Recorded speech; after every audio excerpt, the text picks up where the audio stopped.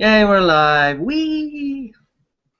Uploaded How many to of the you? darknet. Yes. All hell as rain. Red Janet as well. We are the Darknet. We shall not be discovered. Go home, gamer girl. Aren't you a girl? No, he's a guy. No, I'm male. Okay. God, even online, I am mistaken. Awkward. Misgendered. No, it's really not. We mistake a lot of people, a lot of kids. So lots of fun shit going on right now. Obviously, one of our own bloggers, Sean Kelly, wrote an article criticizing TechRaptor, and that made them extremely butt mad. So I've been laughing at that. Apparently, then that caused people to go after Maltar, which is the guy that, for those who don't know who Maltar is, he does a lot of work for Gamergate.me. I'm still not completely clear who actually fucking owns Gamergate.me, so I'm not going to say that he owns it. So I'm not entirely sure. Dry bones. Yeah, I'm never really sure who owns it. It seems like it goes back and forth, but he does a lot of work for Gamergate.me, and so he backed up Kelly supposedly on the criticisms, and then it turned into a big fucking dramatic spam contest. I'm not really sure. Some other news: some guy from some dude was trying to get some pictures taken down with a fake DMCA request on the 8chan archive. And so that guy was being really fucking butt mad, I guess. He was like, "You have no right to use my picture," and all that stuff. And I was like, I get that, but by the same token, you should be happy that it got fucking used. So continue generating salt. That would be nice. And what else is going on? There's just all kinds of fun shit going on. I think the most fun thing, though, is there's this thing called RedditGate now, apparently. Where the CEO of Reddit, obviously there's been a lot of problems on Reddit lately. People have been very concerned because we found out that some of the administrators of SRS turned out to have control over 500 other subreddits, and it's been a very much of a sort of shadowy, clique type situation with their administration over there. But now apparently the CEO of Reddit has been subpoenaed to show up in a trial involving one of her former employers over questions as to whether she may have exaggerated or made up a sex abuse allegation against her. So that's a very, I know who that is. See what happens with that. Lorelai. Yeah, and then there's that. Bailey. Are you kidding me? Are you fucking kidding me? Yes, because someone actually posted on I think it was Gamergazi or such, and what happened was someone claimed that Lorelai Bailey, who used to be the Redditor on there, they banned her a long time ago, didn't they? Yeah, she was.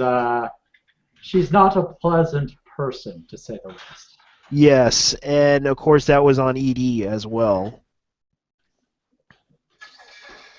Yes, to say Lorelai is not a pleasant person is a bit of a misnomer. But based on what happened, they really messed with it. And of course they deleted that discussion from what I heard, and that's what probably caused the whole suspicion of what happened.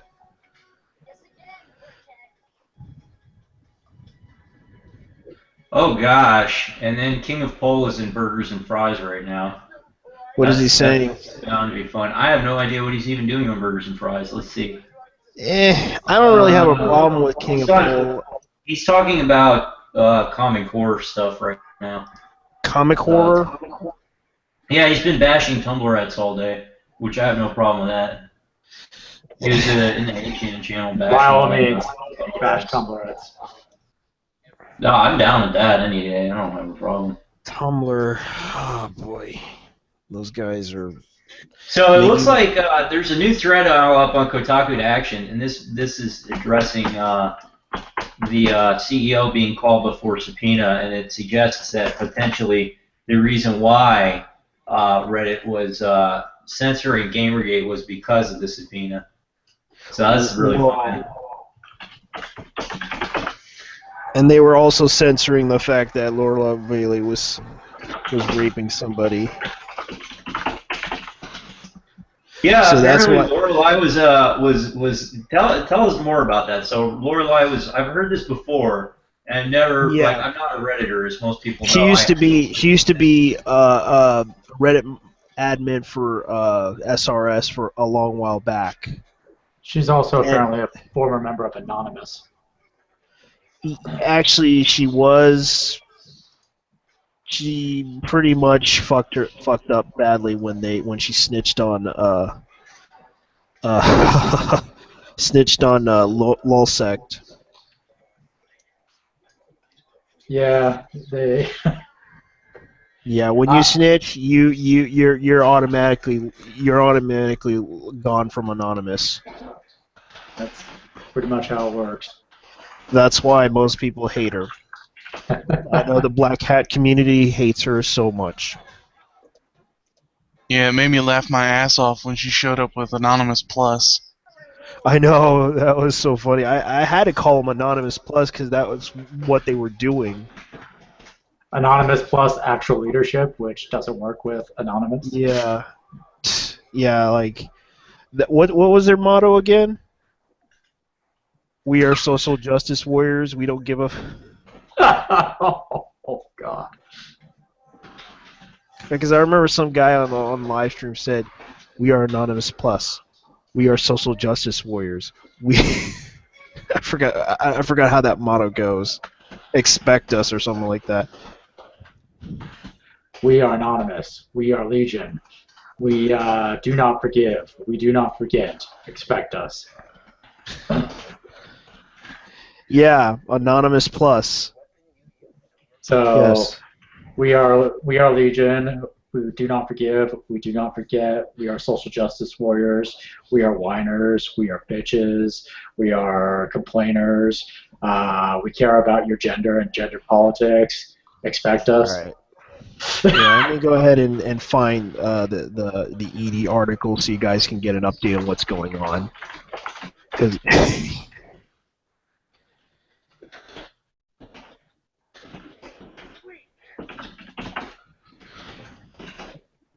Fucking funny. yeah, because a long time ago,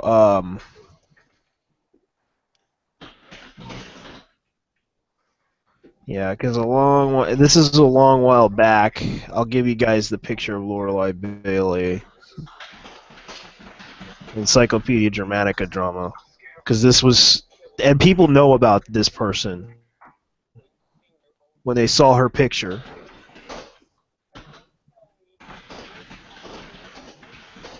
I'll show you guys I'll give you guys the dossier of Lorelei.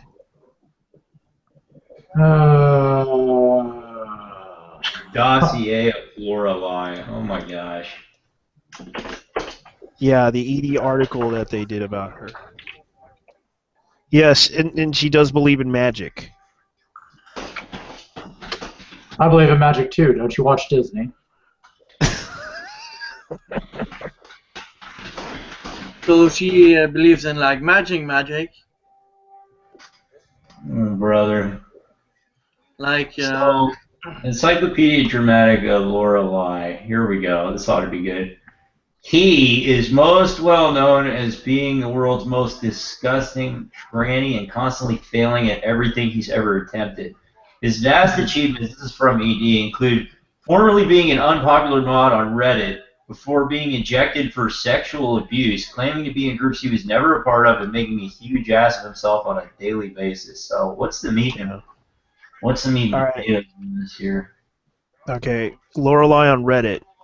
Lorelei spends up to 20 hours a day on Reddit, where she used to moderate for several of the LGB boards, but still moderates the transgender boards. Lorelei was also known as banning people who disagree with him and generally being intolerable cunt. In the process of pissing off everyone off, here he is being an excellent trans-friendly moderator. He also is known as a frame a doctor as a pedophile, in spite of all of his whining about creating a safe space and being a social justice warrior. Lorelei is actually a racist, homophobe, anti-Semite, false rape accuser, and a rapist. After perfecting his moderating abilities at the LGBT subreddit, making it a welcoming place for all non-cis heteros, Lorelai decided he's going to gracefully step down as mod after claiming some neckbeard called him neckbeard called his house and threatened to burn it down. Then he tried to make him feel guilty by driving off, pointing. Actually, okay, that's named Robot Annie, blah, blah, blah. Meanwhile, Lorelai... Yeah, I'm terrible at reading. Okay, anonymous anarchism. Lorelai admits is not Ano. Yeah, she claims she's not Ano. Yeah. But also the fact that, according to this, she got arrested for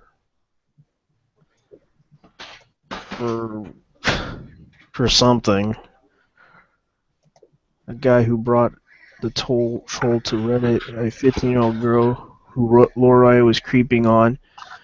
Blah, blah, blah. This was also what Lorelai was banned for shit Reddit says. SRS. Well, that's what happened. A 15-year-old girl claimed that he was creeping on Lorelai.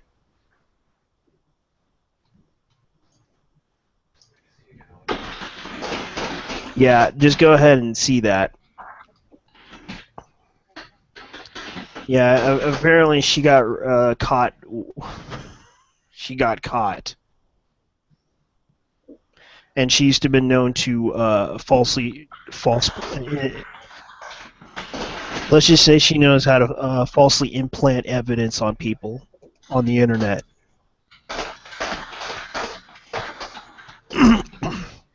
So that's what what happened. you're saying is she's something of a bitch.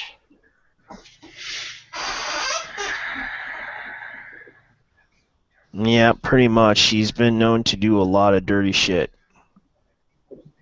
This is blowing up. I just tweeted about the 2 Reddit threads that are up, and it's blowing up on Twitter right now. It looks like the Hat too might stop in. Yeah, to the stream. Lorelai Bailey is a very mysteriously. Because I heard that what happened was, according to another source, told me that what happened was she raped a little girl, or raped a young boy or something, and got caught, lied to people on Reddit about it, and then of course shit went down.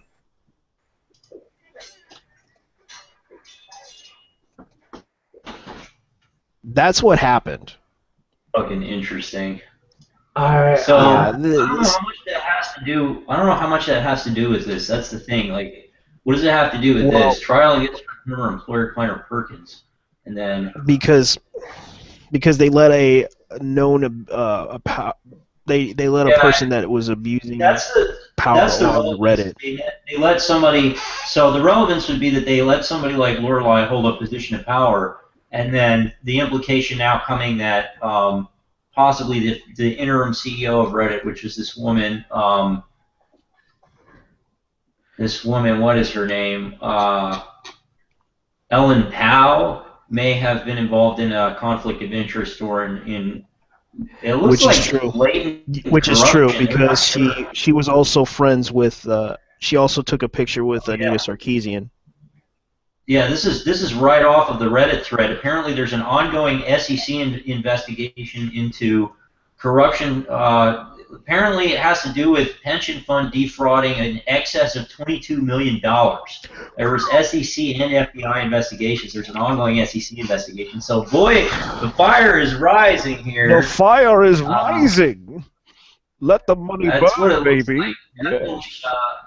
Definitely looks like something is going on here.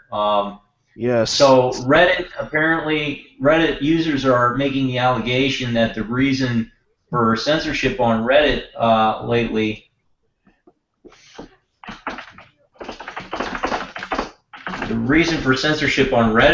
is a result of this thing, potentially, and people are calling it maybe Reddit's own conspiracy. So this is very early. This is still developing. I'll say that for the record.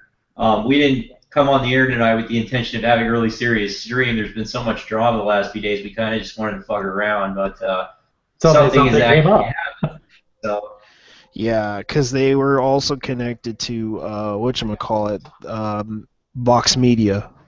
But something always comes up. There's a whole wealth of shit. I'm sorry, I'm still eating, but yeah.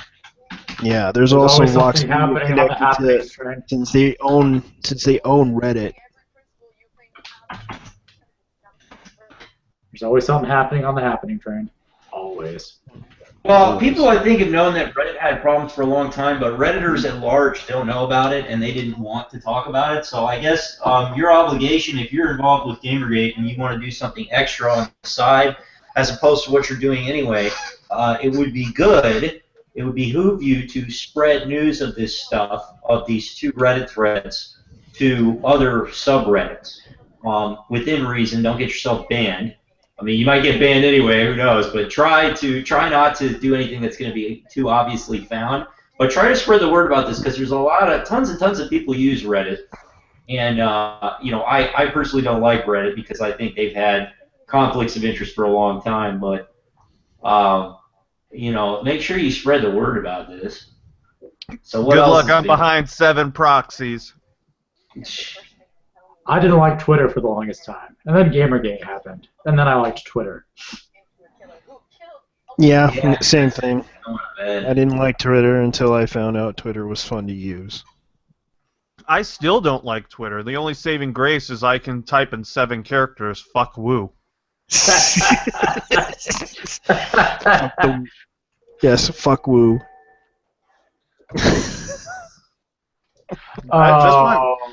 You have no idea how much restraint I have because I really want to do that just every day. I had to find out what she did because I investigated the whole thing. Turns out she was planning to not go to the PAX East. PAX East because it turns out one of her friends told her back in 2014 on January that Gabe from Penny Arcade said some transphobic joke or trans jokes, and that pissed off. Yes. Yeah, he made some jokes about. He made some jokes, and assuming that that's what they claimed. He made some jokes about trans folks, and he just basically one of her friends talked to her about it, and she said, "You know what? I'm not going to go there anymore." Okay, well, here's the thing. It is sorry as I get my announcer voice going, but Pepsi. Okay. Product placement. Okay, so let's get fucking real on this. Please no, God. Woo's a bitch. We all know that. I know. Shit that she does, she contradicts herself consistently. So she'll go on. She's gone on tirade. She's gotten kicked off. She's lost her monitoring privileges on a trans board because she basically abused her power. It was a complete and utter douchebag. This isn't new news. What's new news is the fact that she actually got upset and wasn't along making trans jokes, you know? Because that's right up her fucking alley. She's a hypocrite and a psychopath. I know, and she's saying that she wanted to not go because of what Gabe said, and that surprised me about her. And she basically, because she said this in 2014 that Gabe was a transphobe, and basically she doesn't want to go there. She doesn't want to spend the money to go there anymore because she was fed up with them. She didn't like Penny Arcade, period, at all. Well, yeah, like, I mean, like, why would she? I mean, she must have some serious bankroll to be able to put, like, a booth and do all the shit that she was going to do or wants to do now or is doing now. Because that game ain't making shit. Well, I know, and the fact that she's making this excuse that... But here's the thing, she's making this excuse that that we need protection because Gamergate might rape me or insult me or use the light or hack into the light board and try to assault me. Then she goes out. I and says, can't. "Oh, I, I'm gonna Woo, purge if Woo is listening, you puzzle face bitch, I'm gonna tell you right now that nobody's gonna rape you. Nobody even wants to touch you with a 50-foot pole. Yeah, I wouldn't come Do with not it. want- Be reassured. Be reassured. There is nobody who wants whatever you got on any part of their body, and that's not transphobia. Because if you're taking a look at Tara, that's a good-looking woman now. You see those little side? Those are some nice photos. Woo? I don't know what the fuck happened. I Yeah. swear to God, it's like. Giving a random shout out to the Ivy Clover on Twitter. She just said hi, so hi Ivy. I see Hi, you. Ivy. Give you a shout out. Yeah, so I guess we'll stay on top of this. People are definitely asking about the Reddit thing. I don't really know yet. There's 2 different threads on Reddit about it that I know of. There's probably more than that. There's one on Reddit's news area, and there's another one on Kotaku in Action. But I imagine there's more threads than that. But if this is what it looks like is there's a very serious issue with ethics to the point of criminal and finance law within Reddit's upper workings. Looks like their interim CEO got into trouble. We had people like Lorelei, who was a sex offender, that were in positions of power, might still be in positions of power on Reddit. So if you are a Reddit user, positions of influence. Whether you are a Reddit, if you are a Reddit user, whether you're involved with Gamergate or not, or whether you even know what Gamergate is, I suggest that you certainly follow these threads on Reddit, find out what's going on, and watch out, see if people get shadow banned for talking about it, and try to spread the news, because it looks to me like RedditGate might be a thing pretty soon. So that could be fun. I guess. Just one final comment on Woo. I would need condoms to shake your hand. Literally. Wow. Like. I can't stress enough how much I don't want. If I had to save your life, I would have to put a pair of condoms on first, because I wouldn't let you bleed out. I'm not a cold-hearted bastard, but I would need some industrial strength surgical gloves or something, because I am not touching you. You know what's so funny? You carry some sort of brain back. Here's the funny thing. Come within 100 feet of Brianna Wu in public, anywhere. I just stay away from her because she's a walking lawsuit factory. Like I just. Dude, but on a serious note, I do feel like she's a danger to everybody at PAX, and the reason why I say that is because she's made kind of comments about having a gun and kind of what she's trying to do with this security detail and stuff. Like that's a lot of fun scary because she's unstable. Yeah, there was a thing where she retweeted the guy who said he was going to break some Gamergate skulls or whatever, and then she took down the retweet and he deleted his comment. I remember that. I mean, I'm surprised that PAX did not ban her from the event, because she was threatening the PAX organizers at one point. Michael Kirkau or whatever his name is, she actually started threatening him. So I was like, you should really just, somebody whose credibility is shot anyway, but is making this much of a fuss, you should really just ban them from PAX. And I guess he's afraid of being called sexist or something, but nobody's listening. Like, none of the feminists are listening to this person anymore. Like, literally. Nobody's listening to her.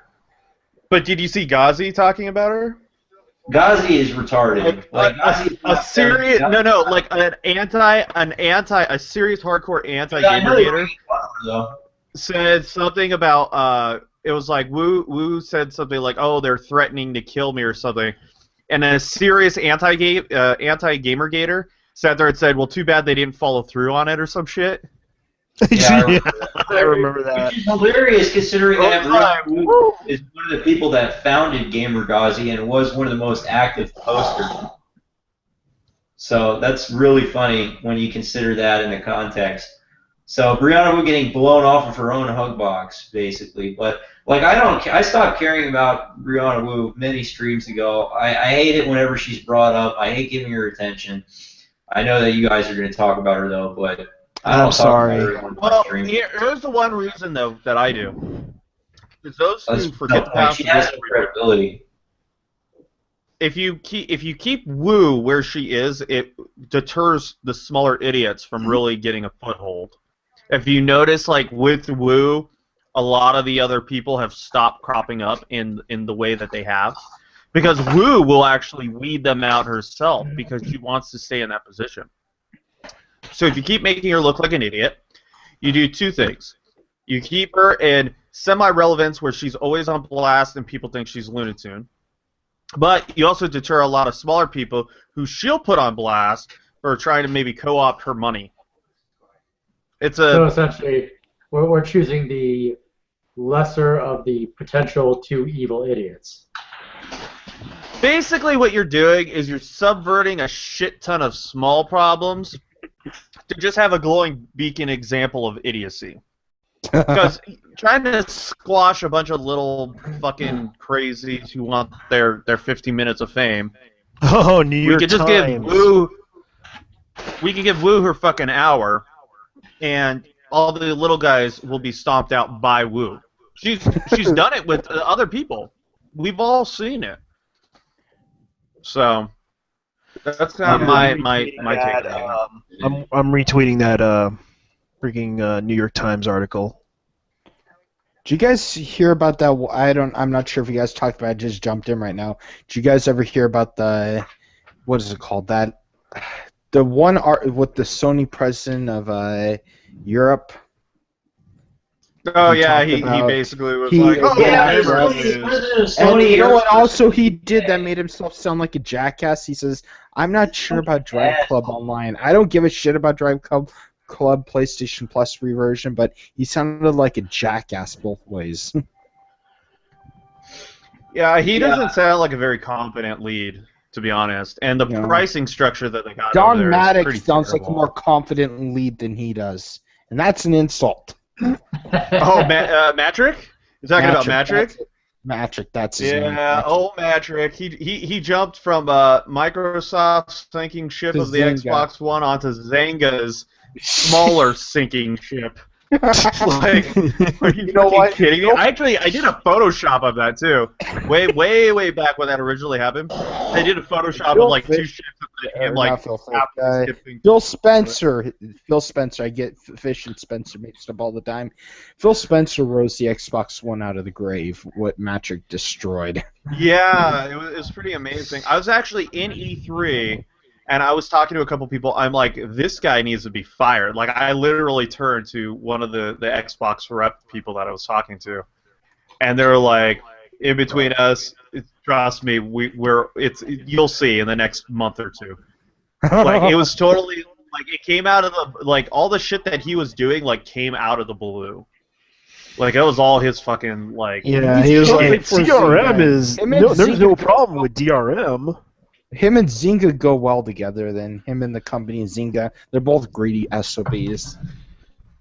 I'm sure if you actually talk to Roguestar, you'd probably give you a really good idea of the inner workings of Zynga. I mean, he used to work for Rogue. I talked to Rogue about Zynga.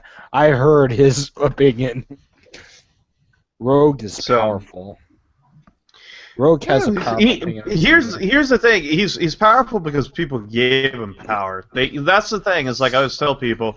You got to remember in these sort of instances, because everybody's like, "Oh, it's a leader of this movement," but human nature does not dictate that. It's near impossible for humans to organize and not have leaders. It's actually ingrained in our DNA. So what we end up doing is we create the e-celebrities and stuff like that. And it's just we're lucky that Roguestar isn't fucking totally off the wall batshit insane. He's got pretty much a shit. He's insane, but he's insane the right way. He's crazy, but he's crazy, but he has his fucking shit together.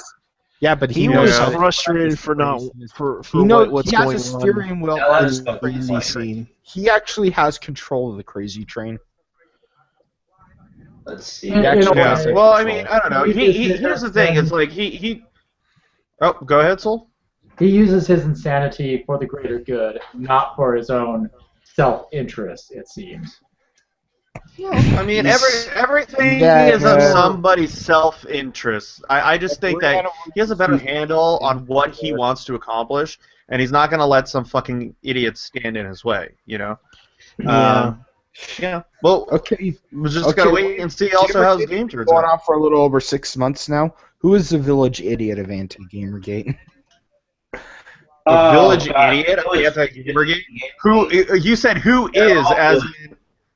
Yeah, I was like, A lot of villages are missing their I think idiots. you want to change... All village idiots. Like, I mean, they're all the village. The village idiots of Gamergate or anti-Gamergate are the pundits, are people like Anita Sarkeesian, Brianna Wu, Randy Harper's a great one, SRH Butts, Dan Olson. I don't want to give Anita a spot on there. She's co-opting. I think that general. Jonathan McIntosh, definitely. I think it goes to Jonathan McIntosh because nobody else can quite do it. Oh, and Peter Coffin. Jordy Tate also has to be on there. Jordy Tate is not on the same level as Jonathan McIntosh and The Man in Black. I mean, yeah, like all those Man people. in Black is. I don't even get why people care about that motherfucker. I'll put it this way. So he I has haven't heard about he him has in ages. If you yeah, I really mean, he want has to his choose- battles with Ralph, but it's like whatever. If you really want to choose a village idiot, like a village idiot, I say that would have to come down to between Peter Coffin. It have to come down to between Peter Coffin and Jonathan McIntosh because nobody else. No, is on that McIntosh is a goddamn mastermind. He's not dumb. He's McIntosh. on the other hand, completely fucking nuts and deluded. So I think you might have to take the cake with Peter Coffin on that. Yeah. one. Did you read his tweet about capitalism where he said, "Oh, let's replace capitalism with a free market" or something on those lines? That doesn't make sense. What now? How do you? Yes, let's replace capitalism with a free market. That's what capitalism is. Yeah, that's what free I'm trying to market. say. It's like, what the fuck do you want? How stupid can you be? Yeah. Okay. Did you see the Daniel Vara tweet? Hey guys, let's replace communism with giving everybody stuff equally to people. Hey, you know what? I have an idea. Let's replace communism with cultural Marxism. That'll work, right? No, let's replace Let's not say we did. with monarchy. Let's make this replace date democracy long. with a system where you can vote for whoever you want to be the president. I like that idea. Democracy with statism. Let's just make the state the key thing. Let's just take away net neutrality and take away everything. Let's censor the internet. Let's get some hate speech laws in there. So anytime somebody says something that's deemed hateful by a congressman or a judge or whatever else, you can go to jail for 10 years. Let's do all those things. Now, while we're at it, we'll make Anita Sarkeesian the president of the Secretary of the Interior. We'll make Brianna Wu the Secretary for Homeland Security, and we'll make Jonathan McIntosh the Secretary of Defense. The U.S. will fall. He wouldn't be Secretary of Defense. McIntosh is CIA. He would be the person in CIA. His personality type, CIA. Wu would be Treasury. She would be something in the Treasury dealing with money. No, no. I got somebody for that. Let's see who. That can be Randy Harper. Okay, guys, if this ever happened, let's do a bidding poll of how long before the military overthrows them. The U.S. military is actually overthrown. It wouldn't take long. They'd be replacing the military with social justice warriors. And those people that got fired, how long until they replace them? How long until they overthrow them? Well, I did hear that they fired. I did hear that Obama fired some generals. Really? He's been firing generals. We've been through actually 4 or 5 different Secretary of Defenses since Obama first took office in 2008. So it's worth noting that they fired a lot of people. He He doesn't know how to pick people. I'm going to get political here. He doesn't know how to pick people. He's inexperienced. And the only thing he can do is talk well.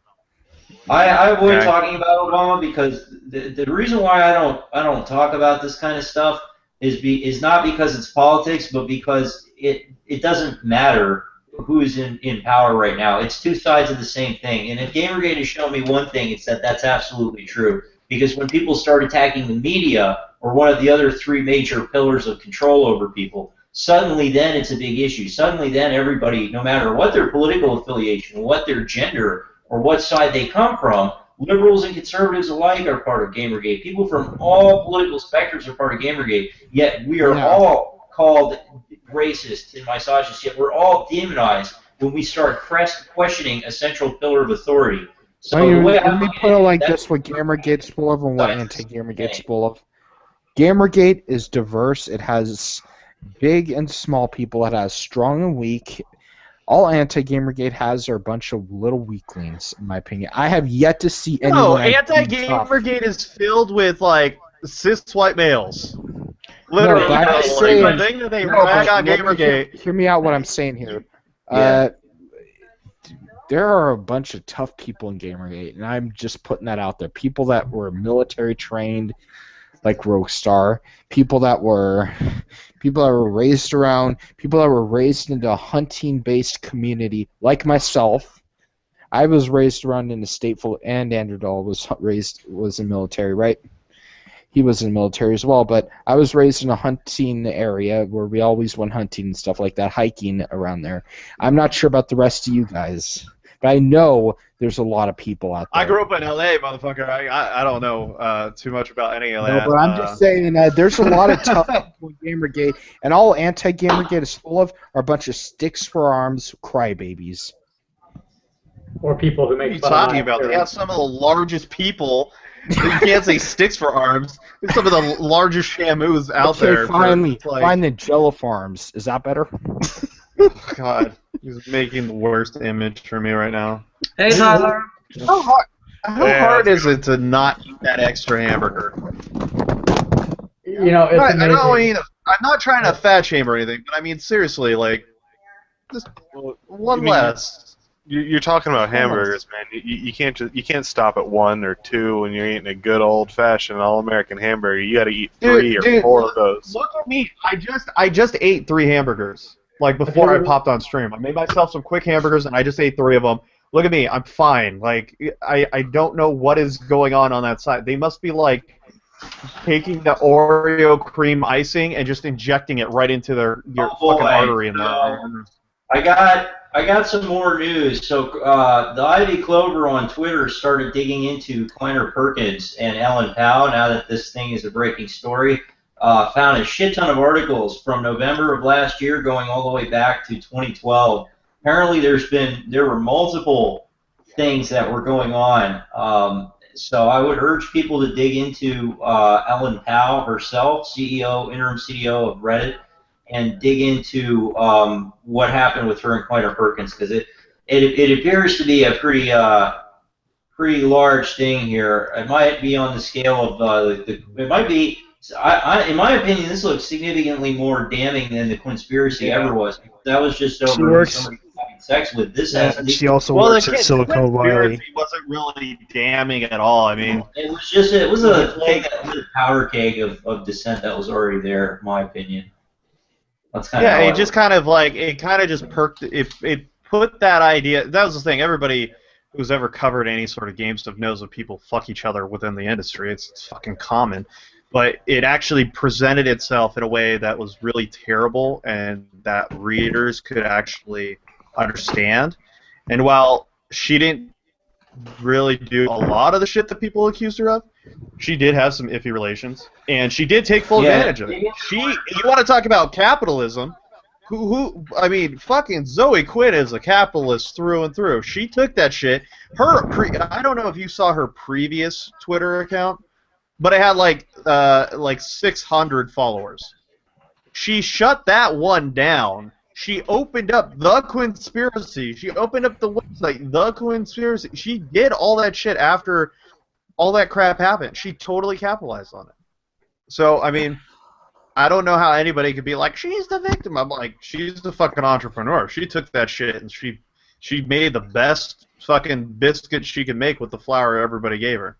She marketed herself. Yeah, she turned that shit around.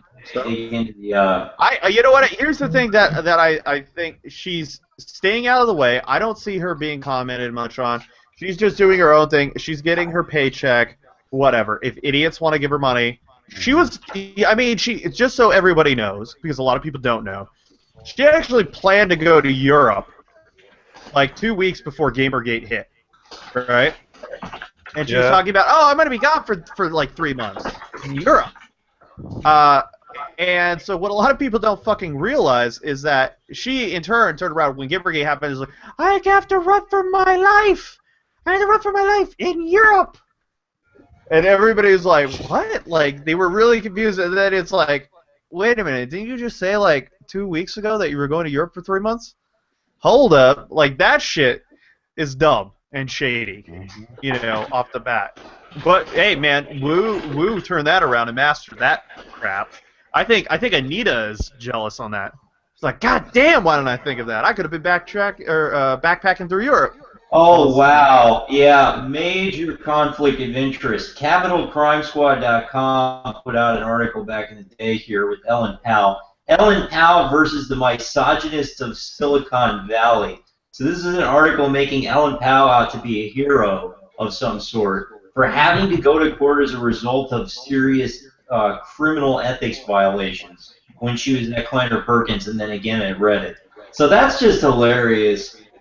And this is, the article tile is hilarious here. Let's see, I don't know if they're trying to make her out to be favorable or if this is, let me see, what is this that she posted? I'm going to have to ask Ivy Clover about this. I can't tell if they're trying to make her out to be favorable or if they're making fun of the whole thing. I'm not sure. So I'll get back to you on that. Tyler, you've been quiet. How are you? I'm pretty good. I'm trying to figure something out here. This guy, his name is just showing up as Zan. Yeah. He's been talking a lot. Yeah. I think was I just in a... You were. Yeah, okay, so I was gonna say I know who you are because I was in I was in that Skype call with you. Alright, I just wanted to get that cleared out. Well, you guys have been talking, and I'm not one for interrupting. I actually hate doing it.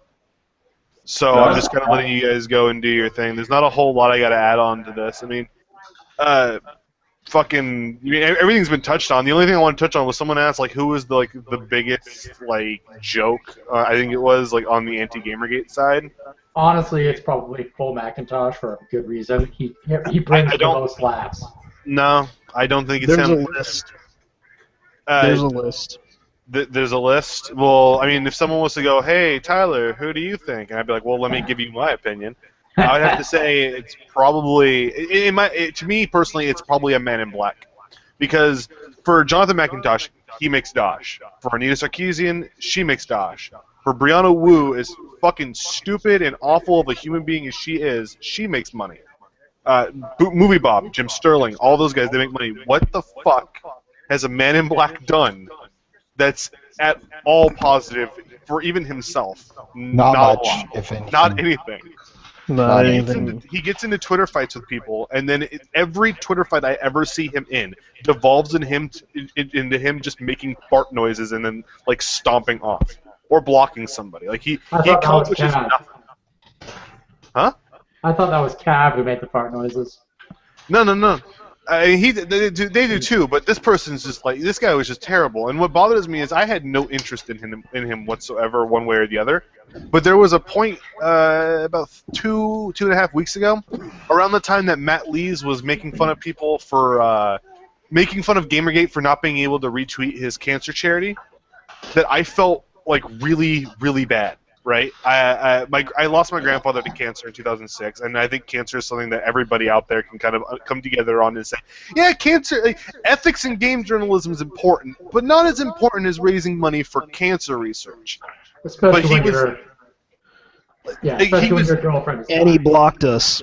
Yeah, and not only did he block us, but he was making fun of us for being upset that we couldn't help him out on his charity thing.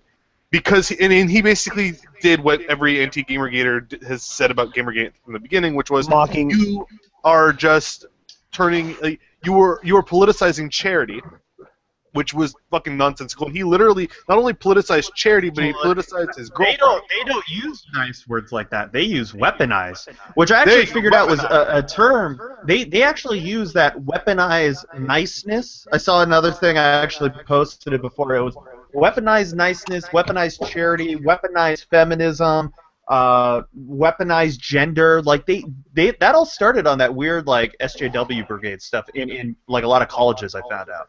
I had no idea too. Like I'm going through college for my second time, and I've never heard that, and I feel like maybe that's something that's happened in the last 10 years. It's fucking weird as shit though. Weaponized charity? Weaponized niceness? How the fuck do you do that? How fucking stupid do you have to be like, no, I'm gonna weaponize niceness. I'm gonna kill them with kindness. Like, I think what they mean by that is that they're trying to get people to like emotionally manipulate people. I think that's what they mean by that. But just get back to my point really quick, because I'm probably gonna hop off here just because it's late and I want to go to sleep. When that was happening, I had been told by 2 different people on 2 different platforms, one on Twitter and one on my YouTube channel, that if I want to talk to anybody involved in Gamergate, that to go in, who's anti-Gamergate, who's neutral, nuanced, and respectful, to go talk to a man in black. So I attempted what? I talked to a man in black, and his only response was, if you want me to be nice to you, stop being friends or stop talking to people who aren't nice, which was fucking stupid. It's basically his argument usually is, if you're even friends with people I don't like, then you're a monster. So it's like guilty by association. I'm like, dude, that is just so much bullshit. Like, you should consider each person on the merits of who they are as a person. Not, like your fucking friends are. That's retarded. And the best thing about it, this is the kicker, really quick, is that not even 5 minutes after he said that to me. Remember, this was after 2 people told me to go talk to this guy because he's reasonable. Some fucking jackass got into a fight with the guy on Twitter. His name is The Preacher. And had made the comment that everybody in Gamergate are either rapist or support rape. It wasn't most of you. It wasn't that there are some of you who do it. It was that everyone. And one of the fucking people who favorited that tweet was a man in black. And at that point, I was like, "Fuck it, that guy's going on the block list because I ain't gonna deal with that shit no more." He's an idiot. They're horrendous. Like they're just fucking awful. Like I only block 3 people who they're are from wrong. something awful. Even I don't care. Like I don't care where they're from or who they are. I know people from. I know a lot of people from something awful who are actually nice or somewhat decent. I only have 3 people on a block list. I have a person named Wendolyn on my block list because she's a fucking aspy moron who is hard to talk to as a fucking brick wall. A man in black because he's a soulless dipshit, and Sarah Butts because fucking who at this point who has a brain has not blocked Sarah Butts unless they are directly leaving her there to just insult. Like that would be the only reason why I can honestly see anyone wanting to converse with Sarah Butts at this point, which is just to make fun of that person and to insult them. I let them block me personally. The only person I blocked was Force Sargeras. Or Force is based because he fucking went total. He went fucking ape shit after I ripped into him, and he left me like within 6 minutes. It was like 200 tweets. So yeah, he's psycho. I actually did a video making fun of him and made fun of him. Made fun of the guy who flipped his car and said Wu did it, and now apparently is like a social justice warrior hero. And made fun of Macintosh. Yeah. Oh wow! So there really is a full-on Reddit-gate scandal now. So it turns out Ellen Pau's husband is this guy named Alphonse Buddy Fletcher, who is a hedge fund manager that's been mired in multiple litigation disputes with the board of the Dakota Building in Manhattan, New York, over discrimination. Among other things, and has been involved in other legal things. Actually, he married an Asian woman. He's African American. I looked at his picture. The point being here that she's been associated with very shady. It's an African American guy who's married to an Asian woman who is sued endowment over racism apparently and won. What? Fletcher brought a lawsuit against the board of directors of the Dakota Co-op building in Manhattan. and let's see, it was basically the apartment he was living in. He sued, and the New York Court of Appeals, I think, awarded him $1.26 million. But in subsequent arbitration, the discrimination claim was dismissed. So they still had to pay this guy, even though a court threw it out. So that's her husband. There you go, guys. Wait. The Was he getting? CEO Wait, of was Reddit he Fight getting Business, the sued? fucking money grubber. Oh, he fucking sued. lying. Well, I mean, if there was legit racism going on against him, that's why we have those laws. There wasn't, though. That's what the court said. They basically threw the case out. They still had to pay him, but they threw the case out in subsequent arbitration because they said it was baseless. This is right off Wikipedia, which of course Wikipedia, as we know, is not the most abject Not source on accurate. this stuff because they're of course very socially dependent justice too. We You obviously don't had the use. thing with I'm just Arcon saying, you and don't use everything else. Wikipedia to. I mean, here's the thing: if anybody who's going to college, do not use Wikipedia as any of your sources for your papers. No, but even it's, in high it's funny school. that somebody that No, we even know. in high school, they wouldn't let us use Wikipedia. So Yeah, it's that was funny back- just knowing that a project that's socially just anyway, that has a bunch of social justice goons running around in it, would even you can even find it there. That's my point. So right now, Ivy Clover on Twitter just is googling all kinds of fun stuff about this. I haven't even begun to look at it, but. Yeah, I would say RedditGate, that's a thing now. I don't know if people will tweet Stop! with it or Don't not. use Gate. Wait! Don't use Gate, please. For the love Reddit of Christ, Ghazi. don't use Gate. Reddit Ghazi, Reddit Goons, I don't know. But no, you guys should, you Redditors out there should make a hashtag for this because you guys have some No. problems. No. #/r/conspiracy. I would say You can't put slashes. Hashtag I'd conspiracy. say you guys have some very serious problems here because looking at this. I don't go to Reddit. That place fucking gay. You guys, if you really want a hashtag, you should actually type Well, it out I as have my own hashtag subreddit, but I /r. don't use it. You know, Use I have a perfect place for you /r. guys to discuss this. Is just hashtag Gamergate because that's just become the hodgepodge thing for everyone to fucking complain in now.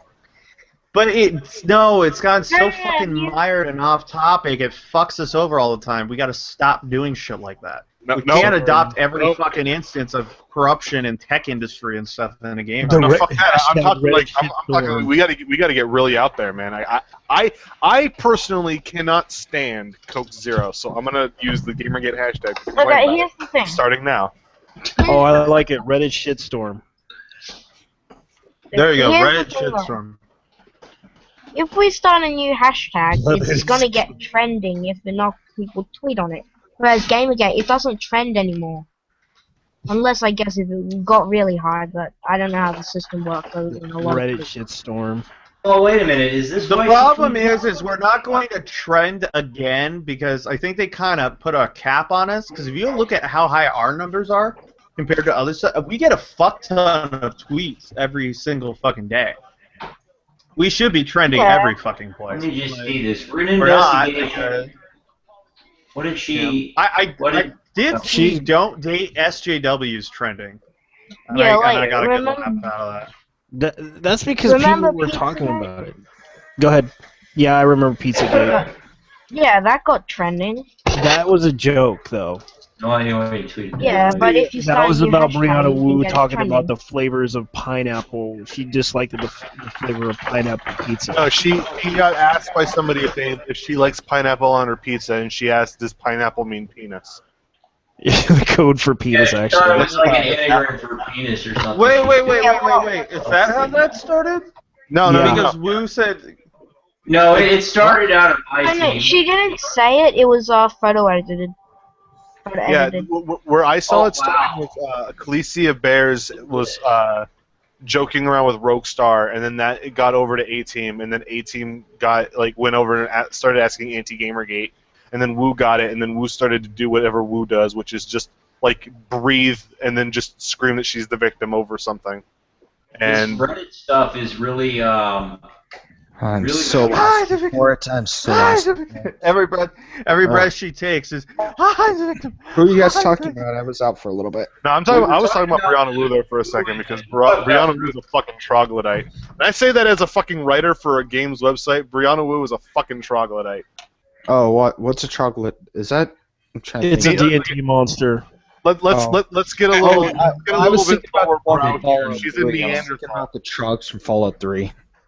Yeah, there you go. Yeah, those things are. Actually, they're better looking than Brianna Wu. SJWs is trimming, not even once. I have no interest in Brianna Wu's physical appearance or physical traits. It You has know what? everything I got to do an with her idea for you character. guys. Don't date an SJW hashtag. Oh my god. I don't want my mother to disown me. Don't date an Are you SJW. serious? This person was a writer for. Wow. Okay, yeah. So the Ivy Clover 1, at the Ivy Clover 1, that's the Twitter feed that you guys should be looking at right now. There's a new. All Ivy kinds Clover of 1. stuff that she's finding about this Reddit, these Reddit guys. Apparently, the person that her husband sued was her own employer, who she's now having to go to court for. So while she was employed there, her husband sued them for money. That's the first thing that's fucked up about it. Second thing that's fucked up about it. Turns out she may have gaslit a GitHub developer off of GitHub over gender-based harassment. And then on top of that, at the same time all this was going on, she was writing for a feminist blog about Bill Cosby. And this is continuing to get dug up by Ivy Clover right now on Twitter. So all I can say about that is Reddit, you guys have a case. You've got some serious problems, and I suggest that you take to Twitter over it and you get hella mad, because this is exactly like the conspiracy all over again. This is all this. The CEO is all over the place, We'll crazy. accept without the bedroom stuff. Oh, apparently she was personal friends of Jimmy Wales too. That might be fun. Hey, do you guys remember the Scare Gamergator hashtag? The what? The Don't Scare date it. Gamergator hashtag? Yeah, don't kiss it. There was a Scare a Gamergator hashtag. Oh, Scare hashtag. I just discovered like they could scare me. Oh, you know what would be the way to scare a Gamergator? Here's Just the have scare. Here's the Harper. scare. Allow me to give you the measurements of Brianna Wu. Jesus. No, Really? I don't want to say it. I so don't want to say it. It's about Wendy Harper, but I don't want to say it. My favorite. Well, these are nice pictures. There were so many pictures I came across because of the Don't Date an SJW hashtag that came up. The Don't Date a Social Justice Warrior hashtag. Yeah. There's so many messed up pictures. Like there's some pictures of this They really started it ugly, with this not so kid beautiful people. woman saying, "Don't use your body like that horribly," and then there's these hot women just walking by out of Hooters looking at her. Oh yeah, I've seen that before. I saw a photo. It was like a bunch of girls from Hooters. There were protesters outside the Hooters who just looked like the worst trailer trash, right? And then the Hooters girls were going out and giving them water and stuff because it was like a fucking hot day. And they're like, "Down with Hooters! Don't do that to your body!" And then they're like, "Oh hi, here you go, have some water. Don't die on us. Don't know need what, us to clean it up." Jezebel. Andrew, I believe you just hijacked a hashtag about St. John's, I believe. I don't know. Everybody should take No, this seriously, photo check out hashtag Red Storm. and you should put that photo in hashtag St. John's. Make sure to take No, this. hashtag Red Storm, hashtag Red Storm. Yes, make sure that you have this photo up. And yeah, you can. I will put a link so that people. See That photo. looks like something Rich from Review Tech USA would make. A picture like that is something Rich from Review Tech USA would usually make. I still love this one. This one is one of my favorites. The Daily Total. Ah. He just looks so confident in that photo. Make that picture. What possessed you to actually make that one? Because I just was looking at his head, and his head like kind of looks like a dick. Like he has a bowl cut, and his face kind of peters out weirdly, and it runs into his neck. He has oddly chubby cheeks for the size of his neck. Can you notice that? Very weird to me. Disproportionate. One, Obviously, we got a megaphone. Miss Megaphone herself. You guys got to watch out. What one? Let me see. Oh, I gotta click on your picture. That's awesome. I gotta click on your picture here to actually get it. Oh man. You know, she. Lee Alexander. She's the loudest woman I have ever heard. You don't say? She is literally the loudest person She just on the yells. Yeah, I've noticed that. She fucking yells at everything. Well, she's not the loudest SJW I've ever heard. That would have to be. I think. I don't remember What, if that it was redhead, that crazy ugly redhead in Canada. Wasn't it Nathan Grayson, the guy that gave that speech that Sargon made really famous when he included it in his SJW Hell March video? One where he's like, "We believe you all need to fucking die" or whatever. That dude. You know what I'm talking about, right? Where it's like at the podium. Was that Alex Lifshitz that did that? I think so. Yeah, I believe so. Alex Lifshitz. Yeah. And that dude was loud as fuck. He was just like screaming. And then he broke the game. So yeah, this Reddit thing is blowing up. Lots of people taking to Twitter about it. Looks like the hashtag for it is actually Reddit Storm Rising. Reddit Storm Rising. Yeah, I look, post everything that Ivan Over is posting on 8chan as well as in That is still a good one, Michael. That is still a good one. Every time I look at it, I look at it, he's just like, that really fits Sarah. Sarah What, Butts, yeah. Do you ever notice that we're going to start this as a completely random stream, just about anything, and then things start fucking happening every time. Jeez, where did you get that's just like a disturbing image. I do a lot of photoshopping. Oh, that is so disturbing. You make some dank memes, sir. Make more dank memes. Have you ever considered the making or a monster? Isn't that the one that Mercedes wanted? Yep. That's she liked it. Mercedes. Yeah, she liked it. John McIntosh's mind. That was what she was gonna quote unquote. Has now found out that apparently one of the people associated with this Ellen Powell person worked for Jezebel.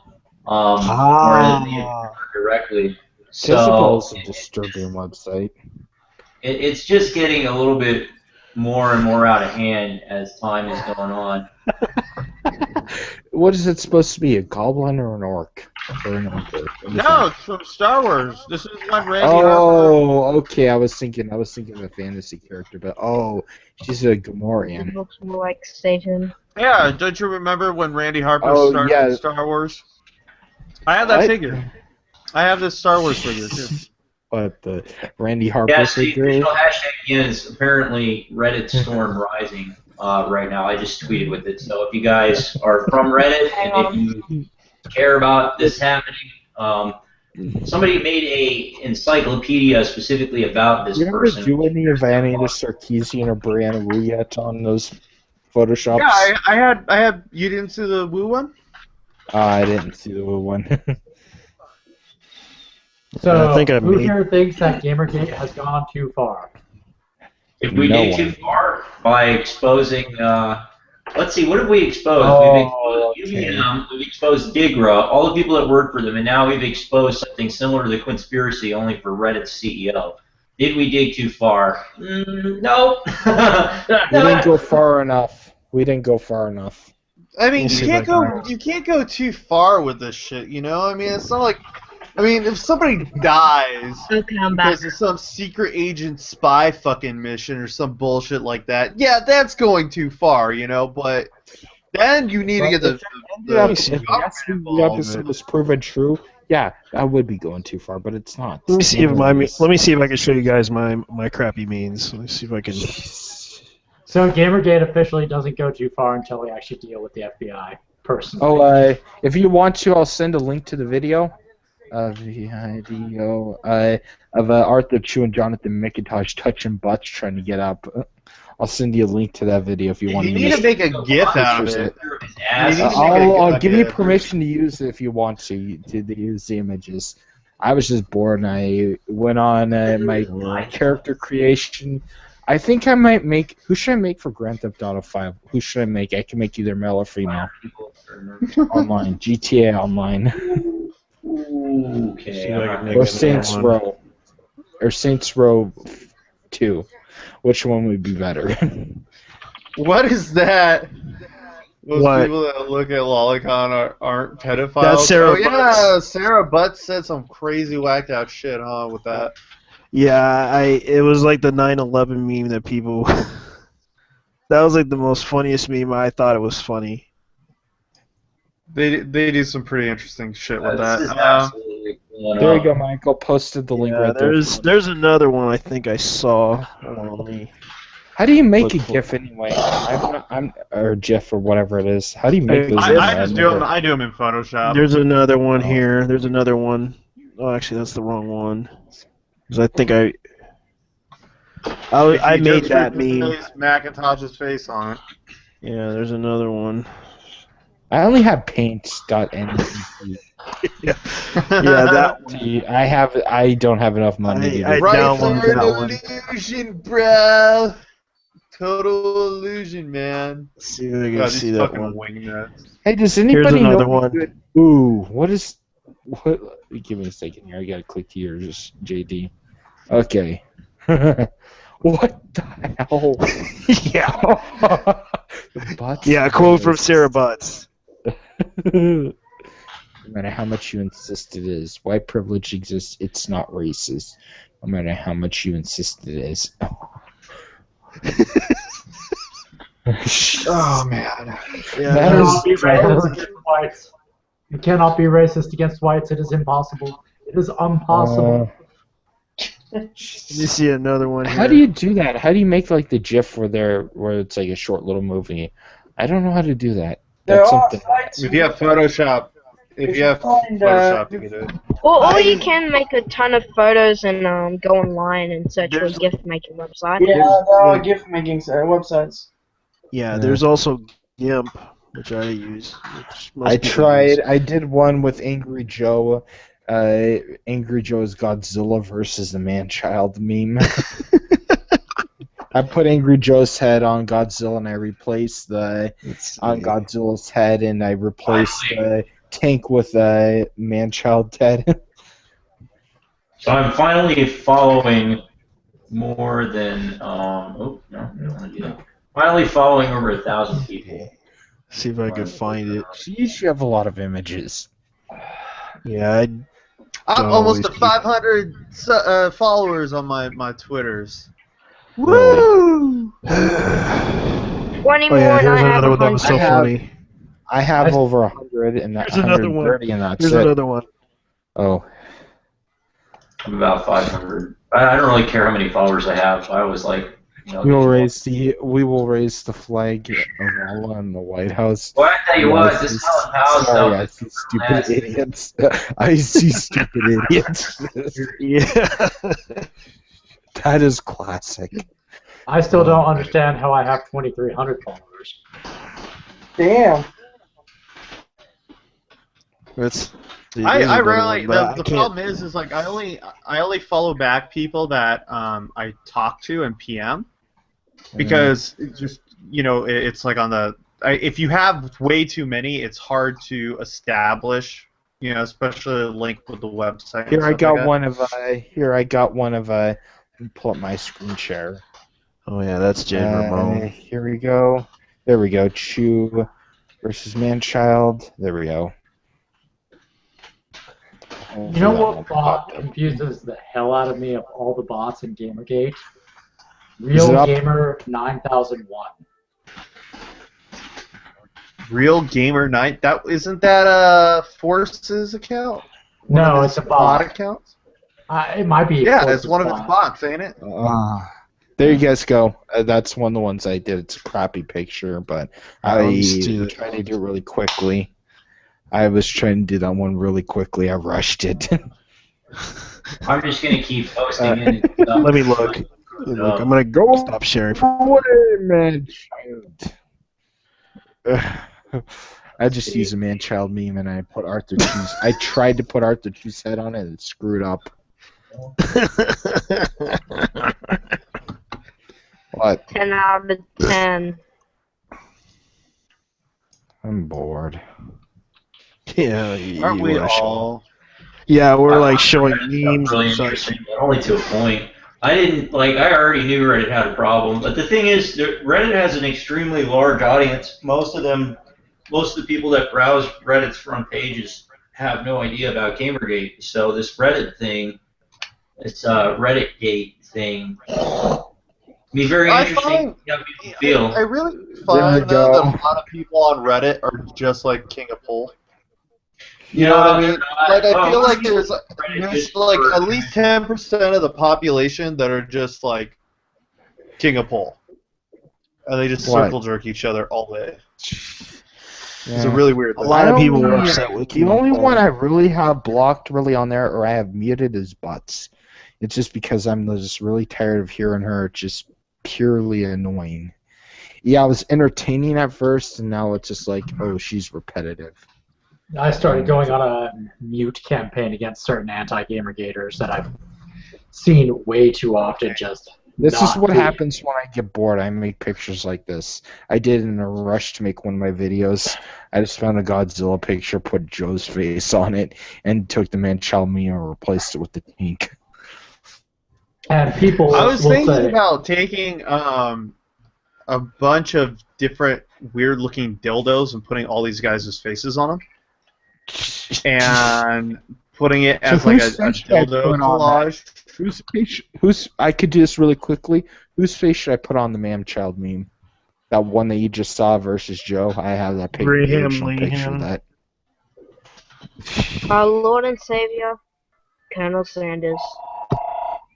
oh,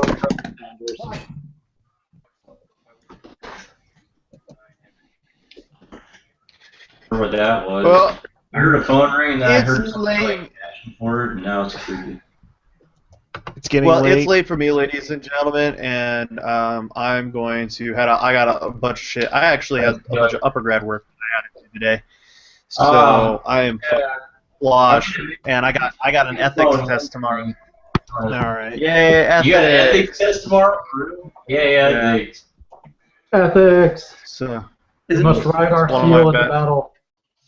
it's one of my best subjects. So Is it about yeah. sea lion ethics? Does it involve what? The sea lion ethics. It We'll ride our involves. sea lion in the battle. You know what it does involve? It does involve understanding that the patriarchy ended in the 1950s. That's actually a talking point, and how ethics evolved since that time, because during that time was actually a swift change, especially in the psychological community. So there you go, people. Anyway, I hope everybody has a good night, and I will talk to you later. Laters. Take care. Bye-bye. So Mark Kern is doing an Ask Me Anything on HNV right now, actually, and I can give you a link to where they made a separate board specifically for the Ask Me Anything. Oh, And, I'm here for him. Yeah, everybody has their opinions about him. Personally, I think his heart was in the right place, but that he sort of came into this like a useful idiot and then realized what he was doing wrong as time went by. So it'll be interesting to see what he says in there. I'll be right back in a second. I have to go cook some dinner. All right. Yeah. Personally, I'm more That's back in fine. 5 minutes. Reddit this, Reddit that. I never thought I would say the word Reddit. Did you guys hear the news about Parkour Dude? Parkour Dude, or what's his name? Yeah, Parkour Dude 91. Jace Connors. Yeah, it turns out he's not. That's not his actual name. And apparently he's now being his life is being threatened by Gamergate, according to a article that was written. No, not really. Are you Jace Carnos? No. What happened was he went to court with Brianna Wu, and they kind of called him his real name, according to 8chan, because they did they're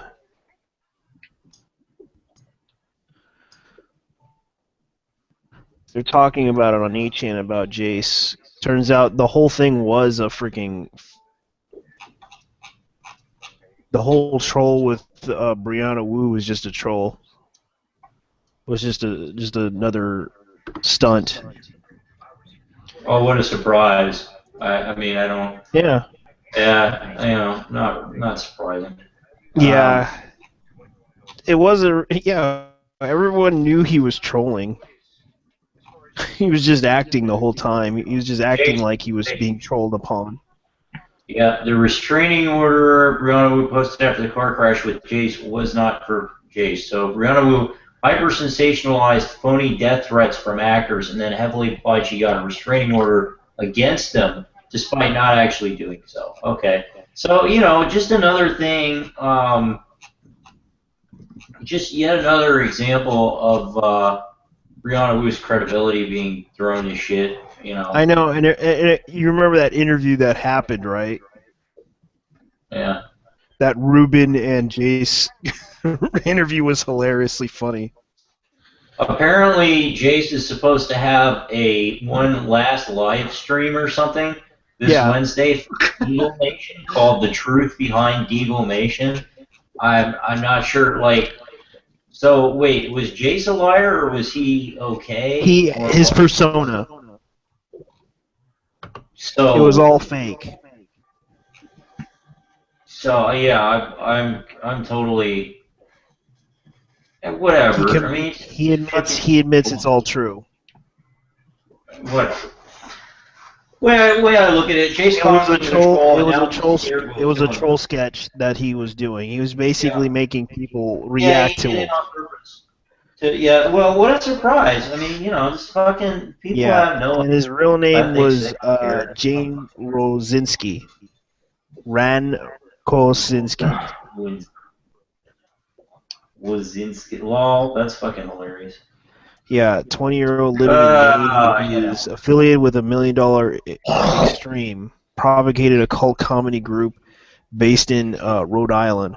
Far from being an arch-theme of Gamergate Rosinski, Ran Kosinski, if I can't pronounce it, I'm sorry, himself is now subjected to a campaign of harassment. An exclusive interview with Rosinski, Total BuzzFeed News, he intended to satires over the top of hyper macho armed Gamergator, but that harassment in recent days of doxing the forums and Gamergate image boards have started to suspect he's behind Connor's character has left him terrified. Just for his life. Yeah. We never doxed this guy. Saying that he's scared Gamergators will kill him or something because he made the whole thing up. Dude, fuck off. We're not going to waste time. I wouldn't, even if I wanted to I kill wouldn't you, even harass him because it was hilarious what he did. No. It was hilarious what he did. This way. Anybody that would want to kill you over something like this is fucking retarded, but besides the fact, it's way, way, way funnier to just let you fucking burn It's yourself more like out. Gamer Ghazi would have done this. Dude, Okay, this is I am thinking of photoshopping some here. I want you guys to give me an idea. Come on, screen share work. Photoshopping some here, but I want an idea on what I should do with something like this. Set a tweet. Yeah, we gotta make all Who's try kinds photoshopping that? Who's try photoshopping that right there? I came across that old picture from an old episode. Honestly, on Twitter, I'm probably one of the more publicly open, hostile people on Twitter, and I've never wanted to hurt anybody or kill anybody. So. Don't do that one, or just. Should I find a different frame of that one? Yeah, because it's kind of sad what happened to Jace, though. Because what happened? His cover got blown. His cover got blown. He was just an actor. I don't care, dude. Fuck off. You don't like. Why do people think that it's okay to manipulate large numbers of people and this is fine? Like, I don't. No, it's not funny. No one is. I mean, I think it's funny that you got outed. I think that's fucking hilarious. But I'm not laughing at the rest of this. This is just. Oh no, the whole threat thing is just out of line. But now his cover as a actor essentially is blown, and now people know he's an actor, so people are going to think the illusion has been dispelled. It's like the magician has been. At least people know that he was just an actor now, because it was all just a PR stunt with him. Gawker fell for it too. I know. Gawker fell for it. Yeah, people were laughing it up. Now that is funny. Yeah, and the fact that he. This is great. Twitter is blowing up. So TechRaptor and John Kelly. I'm not really going to get into that tonight. I have an opinion about both sides. I read through both things. John Kelly?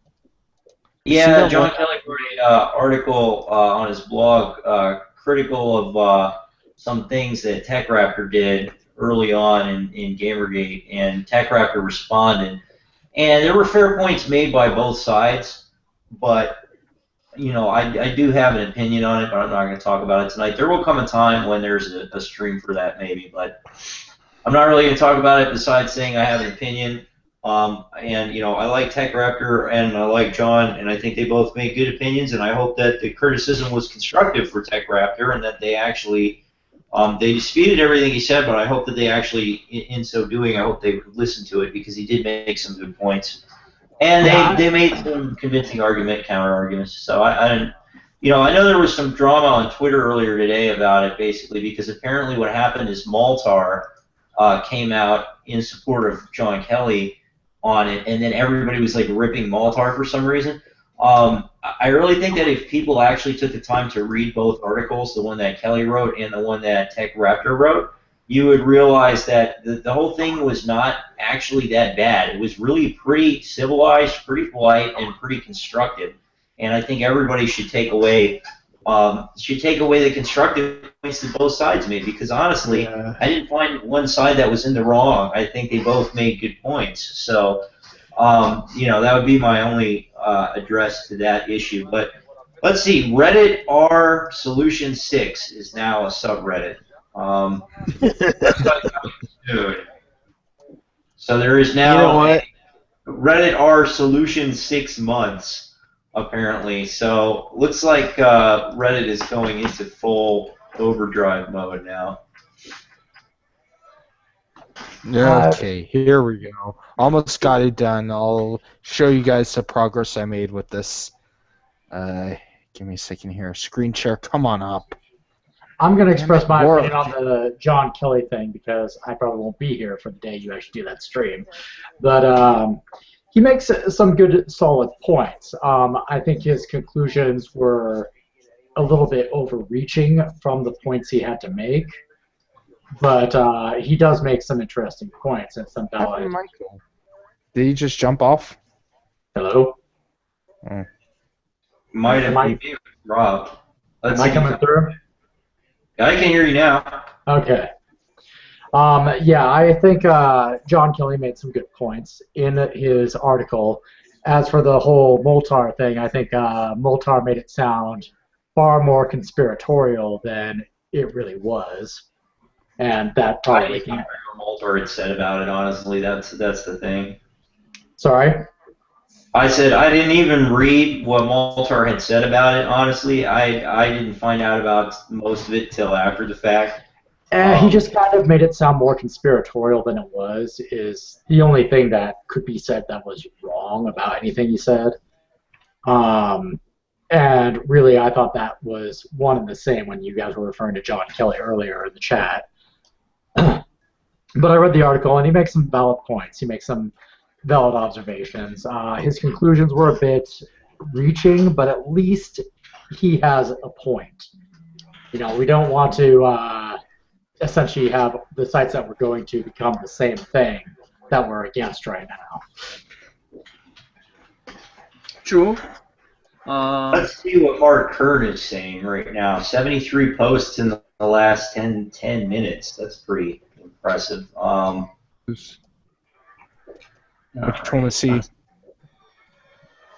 Mark Kern. Firefall had some big ideas. Somebody was asking about Firefall. Firefall had some big ideas. I also ended up filling like 10 patents at the time, but I am bored with traditional MMO. Yeah, I'll get back to this. Keep talking. I'm sorry. Okay, got the picture mostly done.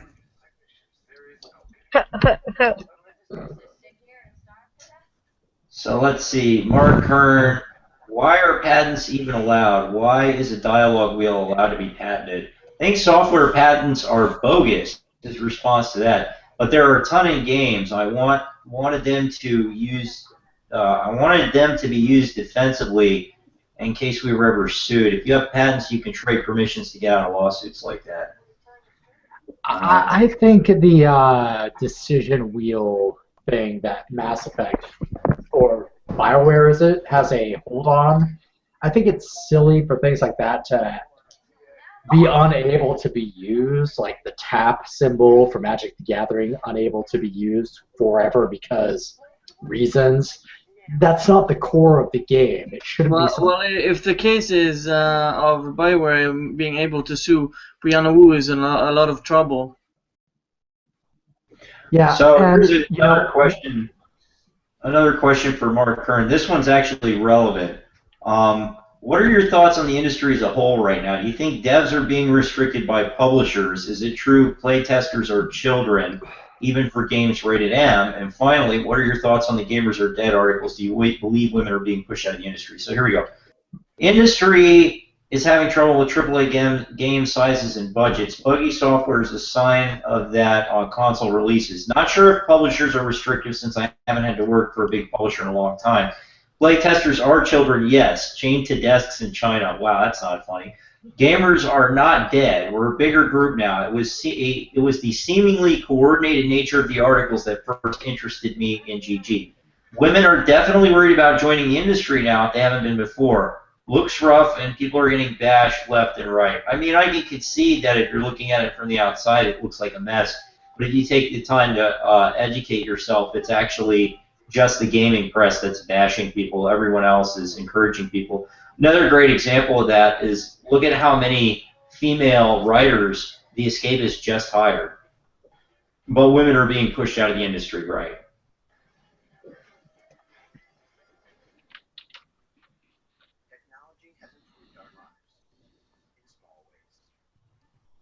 That's interesting. Is real too. Yeah, you make some good points with that. I mean, okay, I'm back. All right, granted, I've watched people in Gamergate bitch up a storm and say some pretty repulsive shit, but you know, like today was really weird. Like there was just an hour or so where nothing made sense in Gamergate, which is kind of rare. Really, what happened? Like there was just this off most of the day. Was that during the Tech Raptor thing happening, or when was that? Yeah, during that Tech Raptor thing, it just seemed like all the drama was coming out and all the shit posting was coming out. And okay, my man-child meme is done. My man-child of the year meme is done. Nothing made any fucking you could sense. try to do better blending. Yeah, okay, you want something that's free that almost does it like Should I fix this No, you can still do blending in Paint. At school, I used to do lots of blending with Paint.net. Okay, this is all I have, so I'm trying to work. It's better than using Microsoft Paint. I attached his head to the body. That was the biggest thing. That's awesome. Well, you can use color picker I know. and has to be and What's everything. so funny? And try to blend it a bit better. Yeah. Yeah, I gotta say, today is one of the I think I'll do that. Okay, this is... Keep talking. Sorry. I thought that was one of the few days today that Gamergate made the least sense to me of all days in a while. Oh, and apparently Foxygon quit again, but I'm not entirely sure about that. I don't have any idea, and I don't care. Like at this point, I've been here since August, and all you motherfuckers who keep quitting and coming back, and then flaming out and quitting and coming back, you're all a bunch of fucking pussies, and fuck you. I saw his video. I saw his video. Since end of September. I've been at it since the beginning of August. It was really starting to catch up steam in the beginning of August, really. Early on in that month, somebody had sent a death threat to Anita, and I begged in the Escapist forums for people not to blame gamers as a whole for this death threat. I begged people, and everybody was just shooting me down, telling me how full of shit I was. And I said, look, we cannot be blaming gamers as a whole for this thing. We just can't. Okay. But here's the funny thing about it is that go ahead, kid. Well, the thing is, in the threat, they never specifically state or even mention any reason that it's part of Gamergate. It's not has any connections to Gamergate whatsoever. But Anita, she went up and said, "Hey, Gamergate sent this threat to me," even though they specifically state the reason is feminism. No, I'm actually talking about just before this. Before all the Gamergate things blew up, like we're talking at the very beginning of August, apparently a death threat had been sent to Anita, and it had been posted by someone on The Escapist in a forum that they started. And I was begging people, quit blaming this on gamers, because gamers are not at fault for this. It is an asshole, and you guys are using gamers as a scapegoat. And they just went on and on about how gaming community is toxic, gaming community is evil, and all this other stuff. You have these people who are very Tumblr-ish and trying to make the word toxic as a use to escape the fact that it's criticism against Anita. Kind of like this. That would work. Get Recover. Show you the Recover Lord cheering for the guy. About the campus shooting threat. Oh, what's been going on with that? I saw something on the chat earlier today about that. What's going on? In what? Campus? The campus shooting thing. UAV? Haven't heard anything about the campus shooting. I saw something today. That's what I was wondering. Lorelei. I still can't believe this. Wow, this stuff is creepy. Yeah, that's why she framed us when she did that whole Anonymous Plus attack against us. Because a lot of people accused us with the KKK thing and all that other shit. It's like, this was not just a coincidence that someone would try to frame us and accuse us of a lot of crazy-ass shit. I just wish they would hold individuals fucking responsible as opposed to saying, oh yeah, it's got to be all these people. Yeah. The problem is that they just don't care. They just want us gone because we're pretty much threatening their little business. They're not gonna win now. That's all I know. Say. But it's gonna take a long fight. It's a long fight for us to actually pull off. I'm gonna buy video games, but that's up to me. Wow, this Lorelei person. So I had heard some stories, but I'd never actually read. This is literally the worst person alive. Like, I didn't think I would find somebody worse than SRH Butts or Randy Harper or Zoe Quinn, but I guess I was wrong because this person is worse. No, that was terrible. I mean, whatever this person is. He tried to frame us. For Encyclopedia Dramatica, you'd never know who you were talking to. Yeah, because she tried to frame us, and that was the truth. Oh. Literally the worst person alive. She had a wife and kids and left all of them to go have social justice adventures, basically. Yeah. What? Really? Your family? This is off when they See, dirt begs me off. Okay. Yeah, but here's the funny thing about this whole issue is there's also. I think this Go ahead. better. Somebody is lagging. Yeah, I don't know who. This is how I knew Try and about get this Lorelei screen better. before There we go. essentially this came out. Anonymous warned us about Lorelei, and I paid attention to it. Yep, they good did. man. But they really warned us about her. Yeah, because she was on Is the Anonymous anti-side. on the side of Gamergate, or is Anonymous just neutral and They're attacking neutral. both whenever No, they they actually went against Anita Sarkeesian and supported Gamergate. They had a video about it. There are Yeah. Anons in Gamergate. Oh. They're Anonymous on the essentially Gamergate side. sided with Gamergate. Yeah, but but wasn't there an issue with Iggy Azalea a while back? An incident where someone made a social justice comments on with Iggy, the rapper. What's her name? Iggy Azalea. Iggy Azalea. The Australian one. Yeah, protesting about talking to her like, you don't know anything about racial appropriation. I'm like, what?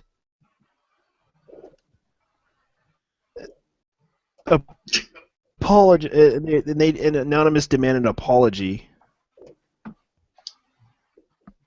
Jesus. Oh, shit. That's hilarious. Yeah, they did. They did make a warning about Lorelei. Actually, that's pretty funny. Yeah, I remember. This was this Operation GG thing. Yeah. Okay, so that's who was doing that. Now it makes a lot more sense. You know, all the motherfucking scum just come out of the closet whenever you fucking do this. I ought to make a fucking rap song or something in the flavor of Eminem and be like, all the motherfucking scum come out of the closet and fucking air out all your shit. I'll fucking wreck you. It'd be funny because someone would be doing a parody of Sarah Butts. Literally- Hi, my name literally is make a who? rap My song name about is. it. It's so ridiculous. It's so ridiculous. Both places said he was a hoax, so seems true. That is the takeaway. The Ralph Retort was the first to break the story and sourced from King of Pole, no less. No. See, for me, I don't trust. That's about something else. I'm just reading on Twitter. That's. See, I don't trust everything that Anonymous says offhand, but I pay attention to what Anonymous says when Anonymous says something, just Yeah. in case that they say something that's relevant and important later.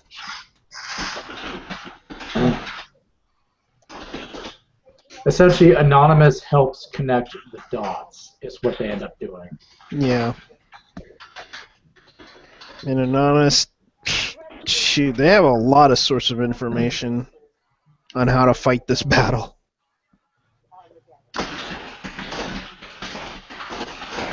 Let's see. Who do we have that can...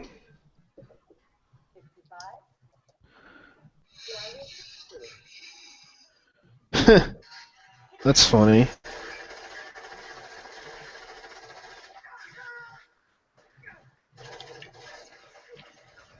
Oh, so fucking Lorelei. So what else is going on right now? So Jace is fake. If people didn't know that, that's been outed. And I'm going back to Mark Kern's AMA right now to see what else he's saying. Mark, what is your honest opinion on the indie scene circa the last 5 years? Scrolling down, see his response. The thread was actually moving so fast a little while ago that he couldn't post. It was causing him to lag out, which was interesting. No clue. I think he fixed that, though. No clue.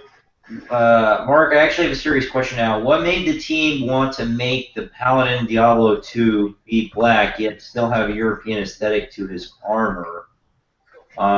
He said, no clue, we didn't think that way. It was just like Black Paladin, cool. Armor was whatever looks cool. No thought beyond that. Okay. Yeah, it looks cool, I'm going to do it. It looks cool, I'm going to do it. That is how games should be. Let's see, what else is going on? A couple goofy people came in and tried to derail the the thread and were banned, so that's funny. What? Somebody's now asking Mark Kern about Gamergate being kicked off of GitHub. And that happened. I know what happened on that one. I can answer that question. What happened was Leah Alexander had a friend that worked at GitHub who was actually a developer, and requested that you have all those things deleted, and they did, which she could have used that evidence to turn over to the FBI. But oh well, Leia, guess what? You fucked up.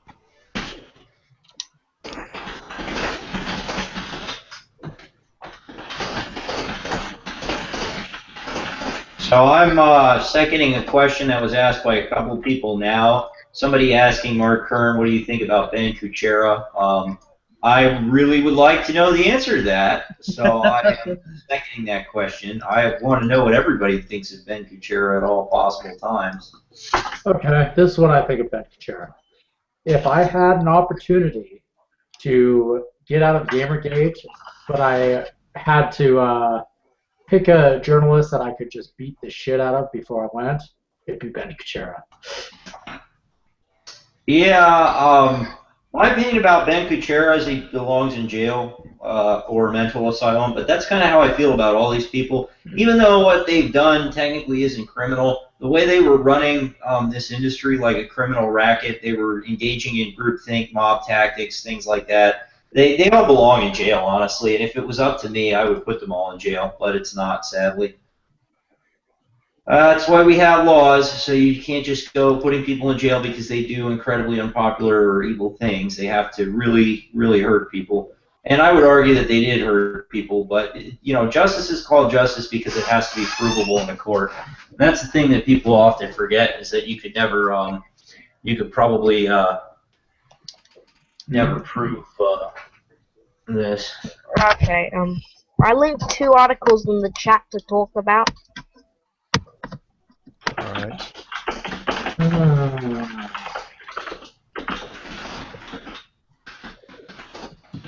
Yeah, I would really like it if people stopped becoming Islamophobia about everything the moment some radical group attacks and claims Islam as a religion. And it really bothers me because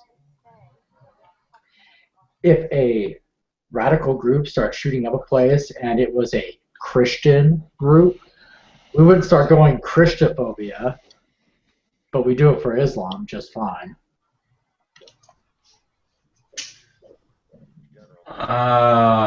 So we're waiting to see if Mark Kern is going to say anything about Ben Kuchera. So I'm going to go get something to drink. I'll be right back.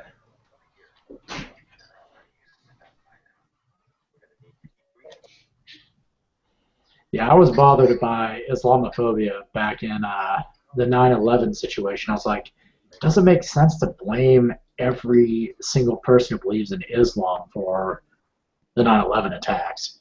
Doesn't. It's kind of difficult. I agree. I don't necessarily. I don't like Islam, but I do not hate Muslims. Yeah, I've become an atheist myself, so it's not really. I don't really care much for any faith, but to call all the people evil for believing in it because they have a few extremists that do some incredibly stupid and harmful things doesn't seem right to me. It just doesn't. It didn't make sense for other groups. It doesn't make sense for past groups. Why should it make sense for future groups? It's kind of difficult for people to sometimes deal with the issue because it's kind of like what we're dealing with right now.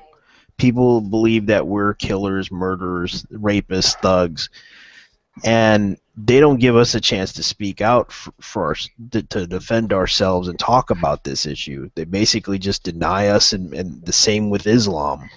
Well, the worst part is we don't even have extremists that have done the shit they accuse us of. Well, one person did a while back, but we banned him from Gamergate. Eh.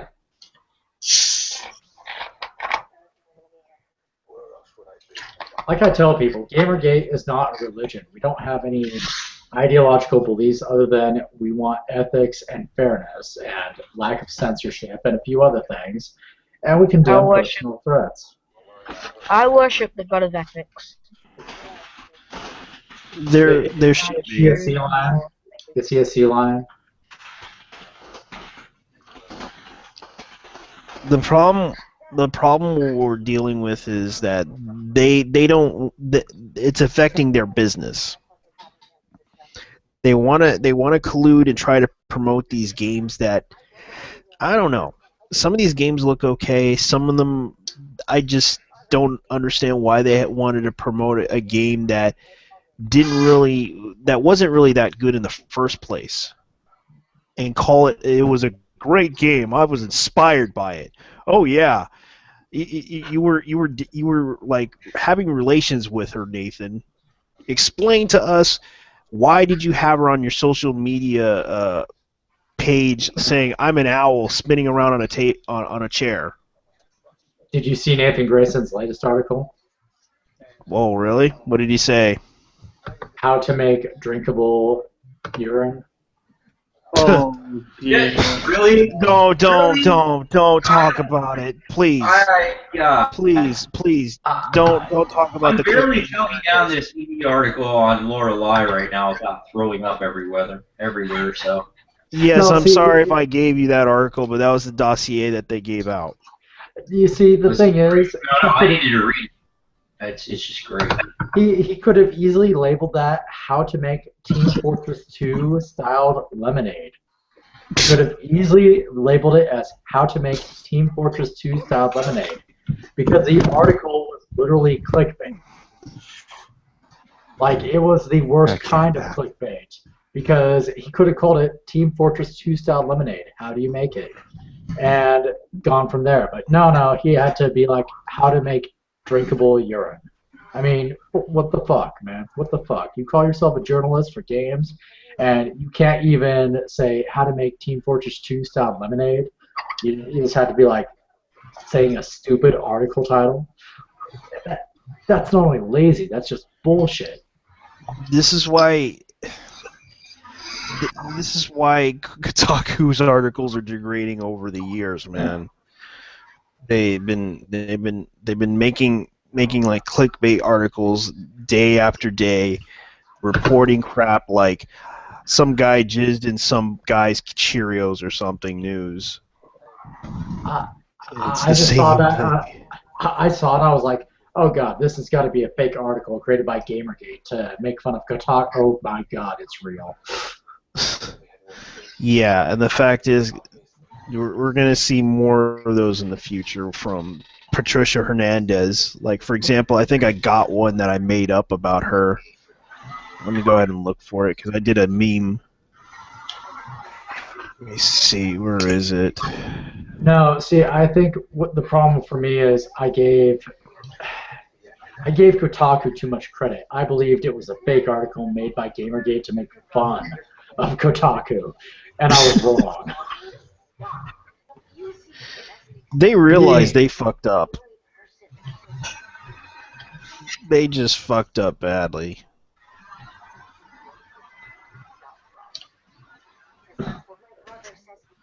The backpedaling after intimidation game is hilarious.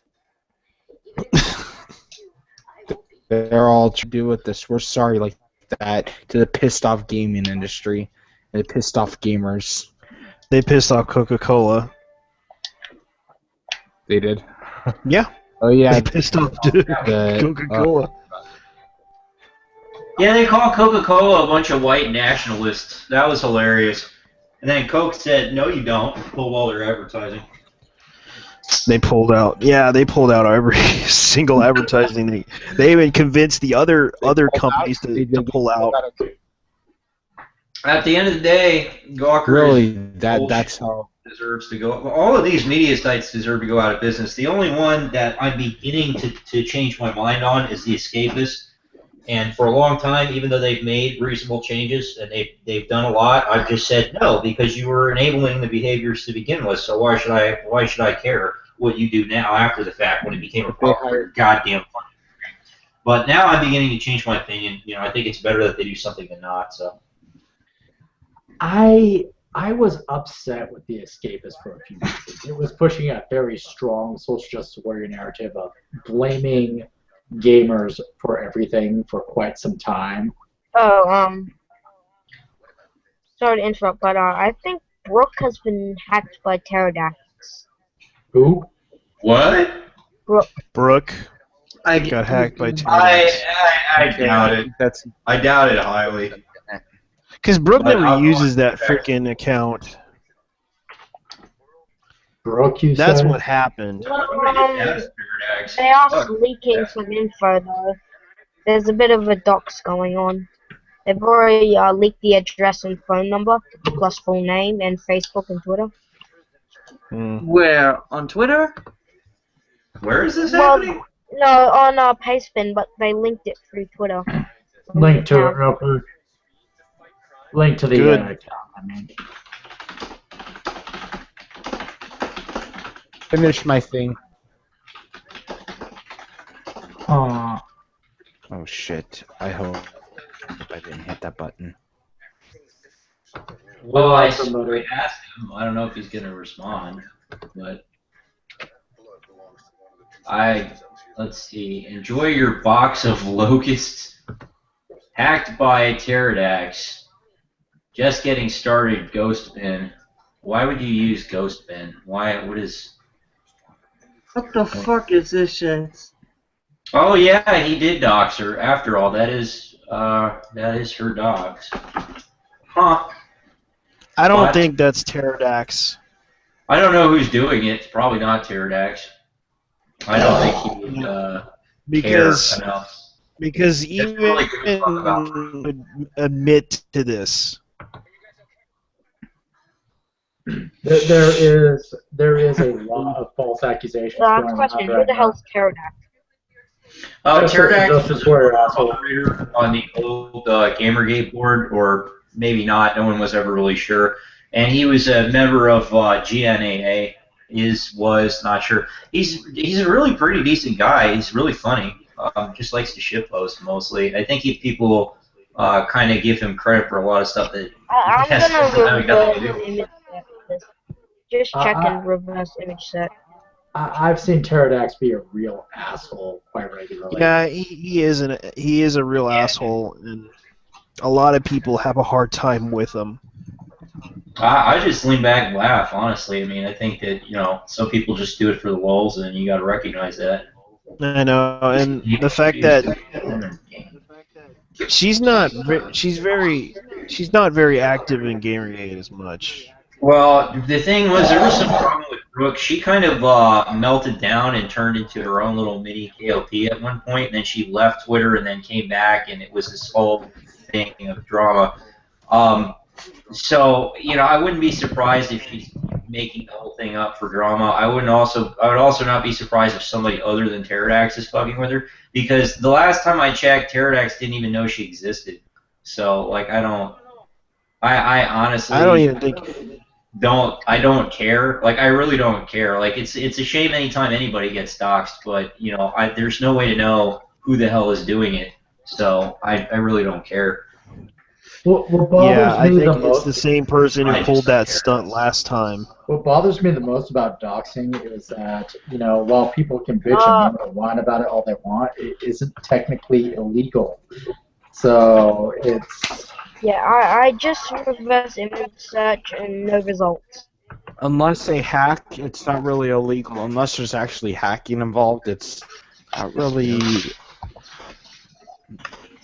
You could search public Or if they record release for someone social if you know their security name, but I would just ignore it, honestly. It's just so much more dumb drama, and it really has nothing to do with Yeah. Gamergate. Yeah, the more attention you give it, the worse. Actually, you know what? It's nothing really to worry about. Like We need to report it. there hasn't been that many bad docs going on. We do need to report it though. yeah, reporting it. Actually, all Twitter. fine. mean, Twitter you can feel wants- free to report Actually, the account Twitter, if if you you want. put personal information on, you could report on Twitter. And, Yeah, the account posted a doc spin that is actually Brooke's real information, but as far as I know, that's her real information. But, I mean, if you want to report the account, you totally can. Yeah, because I don't know why they would do this to Brooke, but it's like whoever did this is fucking nuts. Mhm. See, I think I don't care. I just really don't care. I so far don't care. Brooke hasn't really done anything constructive for Gamergate in months. So Really? the way I Except look at it, try to whatever. try to destroy people in Gamergate within Gamergate. Why? Yeah, except for gaslighting people that except for gaslighting people that were helping Gamergate. So honestly, I don't really. Yeah, I think Twitter needs to implement a new system for doxing. It probably needs to say that, okay, here's the deal. If They somebody should has, start going after the IP addresses of these social justice No, warriors. I'm not for any kind of censorship. I think that honestly, I just think that Twitter should stay out of people's business. They're already talking about a lot of censorship, the kind of censorship that would probably result in Gamergate getting kicked off Twitter. So I don't care. It has nothing to do with Gamergate. And on that note, I'm going to go see if Mark Kern has. If we have to, we could switch the hashtag if we have to, guys. We don't have to be I've gamer. heard that said multiple times, and I doubt it's ever going to happen. I doubt it'd ever be necessary, honestly. Because We can none always of the jump. none of the drama that happens usually has anything to do with the hashtag. So We can always jump to Not Your Shield or Operation Skynet. yeah. Yeah. But I doubt we'll ever need to. So Mark Kern says, do you visit any specific websites for general gaming news? I used to surf all the major sites. Now I'm mostly on Reddit and Twitter. Kids stream on YouTube, honestly, so I'll check out what they're watching. I'm trying to see if he's going to answer this Ben Kuchera question. So you probably have an idea of how Chan culture is. How is Chan culture perceived by developers? How is it perceived by Blizzard? I think devs fear Chan boards, he says. It has such a stigma. You guys probably enjoy it that way.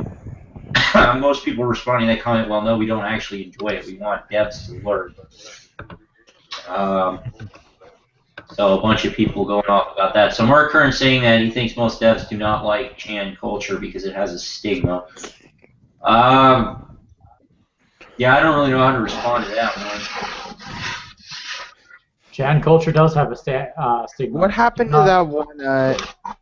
What happened to that one stream? What was it called? That one Kickstarter that just happened recently. That was going after the. I forgot what it was. Just the guy from Blizzard that did it.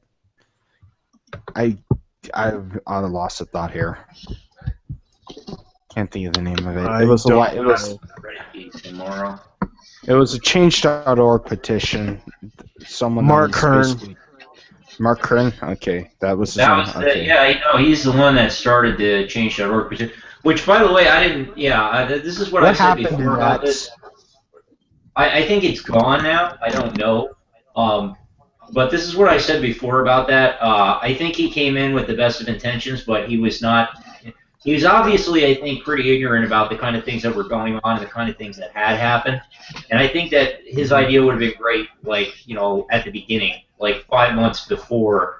And then Ben Kuchera came out.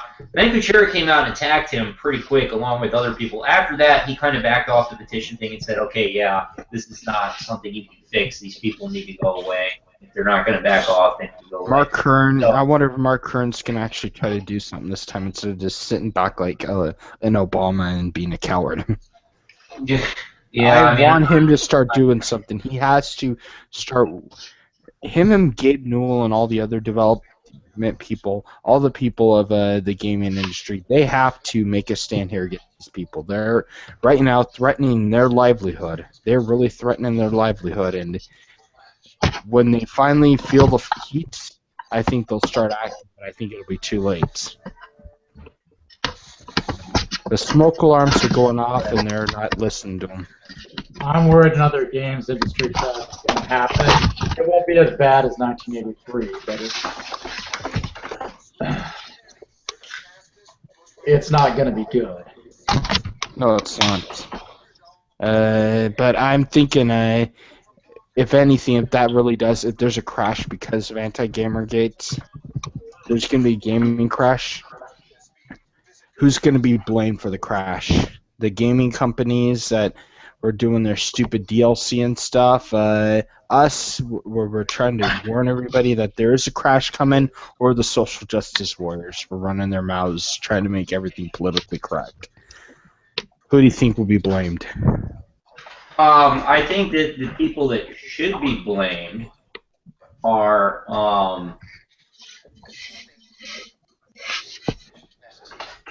I think the people that should be blamed are the gaming media and the industry itself. I don't know who actually would be blamed, but the gaming media and the industry for not throwing the gaming industry is going to need a scapegoat, though. They're going to need a scapegoat. Who is it going to be? I think it might be the social justice warriors. They're like, oh, our gamers were pointing the finger at these people, so let's.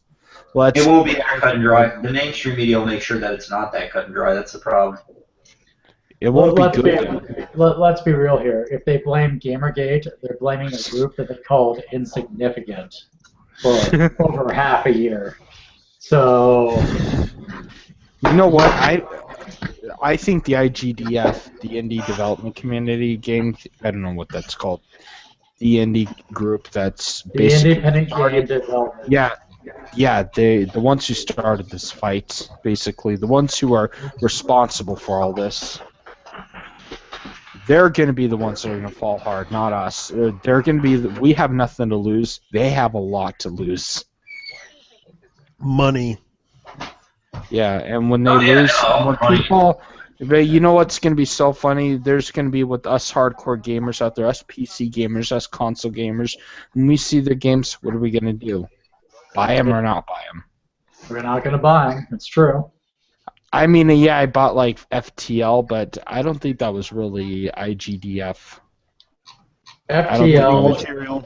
I don't care what people say about FTL. That's a fucking amazing game. Yeah, it is. It's one of the best games I ever played on the PC. One of the best 2D games, right next to Game Dev Tycoon. Now that game is freaking amazing. Well, it really is. It's actually one of the best games I've ever played. Somebody asking Mark.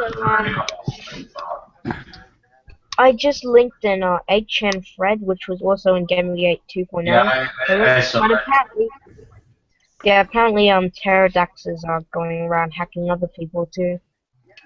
Well, no, that's I checked those accounts and I didn't see anything.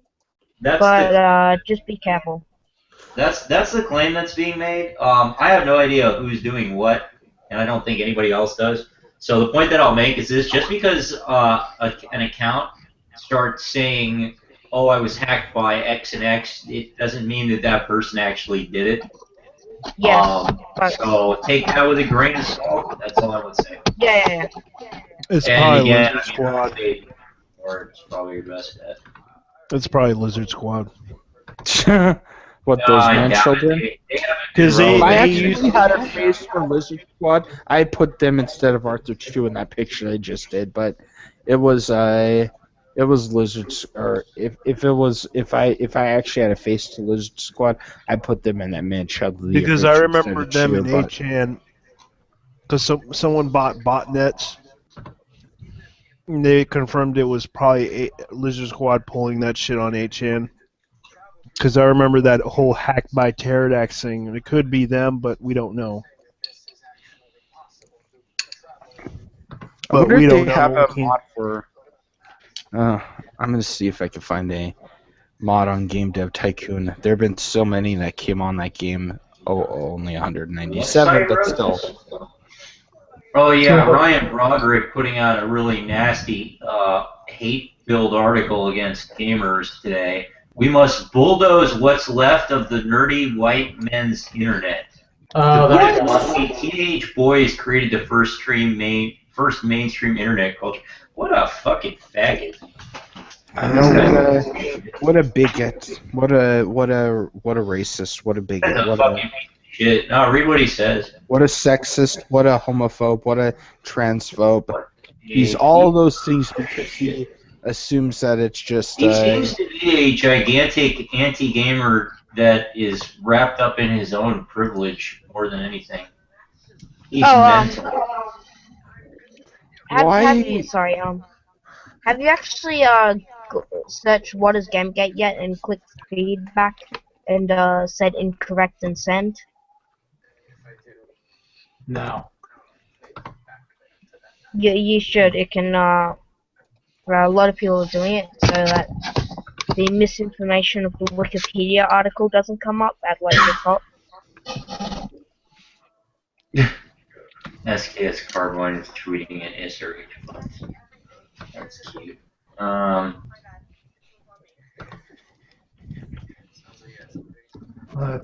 wow! Apparently, Bro Team Pill got banned from Twitch. Really? And Why? they sent an apologize for not. And then they sent an apology for not banning him sooner.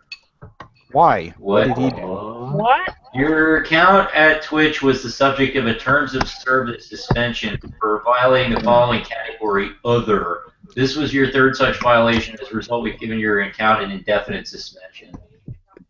Then they sent him an email earlier today. Quite a bit of inappropriate content was streamed on your channel. One of the games in particular heavily emphasized nudity and sexual content. It was quite clear after only a few minutes it wasn't appropriate for streaming on Twitch. Is that even in there, TLS? Because you chose to, I guess he was streaming one of the games. If you chose to continue to stream it, we elected to ban your account for 7 days starting today. Oh, he was playing that ridiculous. particular game I heard about. That game? barbarian chick. Yeah, I guess he hurt their feelings. That's what someone else on Twitter says. I guess Twitch has been cracking. Twitch has been cracking down on nudity and stuff mostly because of. You know what? All I can say is, this is my statement to companies like Twitch, Hitbox, Twitter, YouTube, even so on, others. If you guys try to crack down on users on the basis of what content they can and can't stream, all you're going to do is exactly what happened with 8chan and 4chan and what's happening with Reddit and Voat right now. You're just going to force people onto a service that does allow them to do what they want. As long as stuff is within the United States law and international laws, people should be allowed to post it. I think the age of websites on the internet that have additional rules on top of whatever federal and international laws are, the places that have additional rules that aren't based in any legality, I think the days of that kind of system of monitoring and administering websites around the internet, I think those days are numbered. And I think that every website and every service needs to really look at the events of the last 6 months and think carefully about this kind of stuff, because the more you crack down on users, the more you're going to force somebody to make a service better than yours. So that would be my advice: is maybe back off that stuff. Back If off. it's not illegal, there's no reason not to post it. That's the way I look at it. Have you been hearing some of these social justice warriors cheering on for things like saying basically bullshit like what's that word? About net neutrality, how good getting rid of it is. I'm hearing it from more of these left-wing people. Oh yeah. I don't know why I'm hearing it from these guys. They're doing the same thing Ted Cruz is doing. They're sworn enemy, dumbasses. Whatever they think will make them money, that's what they support.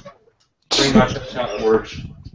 They don't. You think the right wing that's actually controlling 2/3 of the government right now would allow the liberals to control?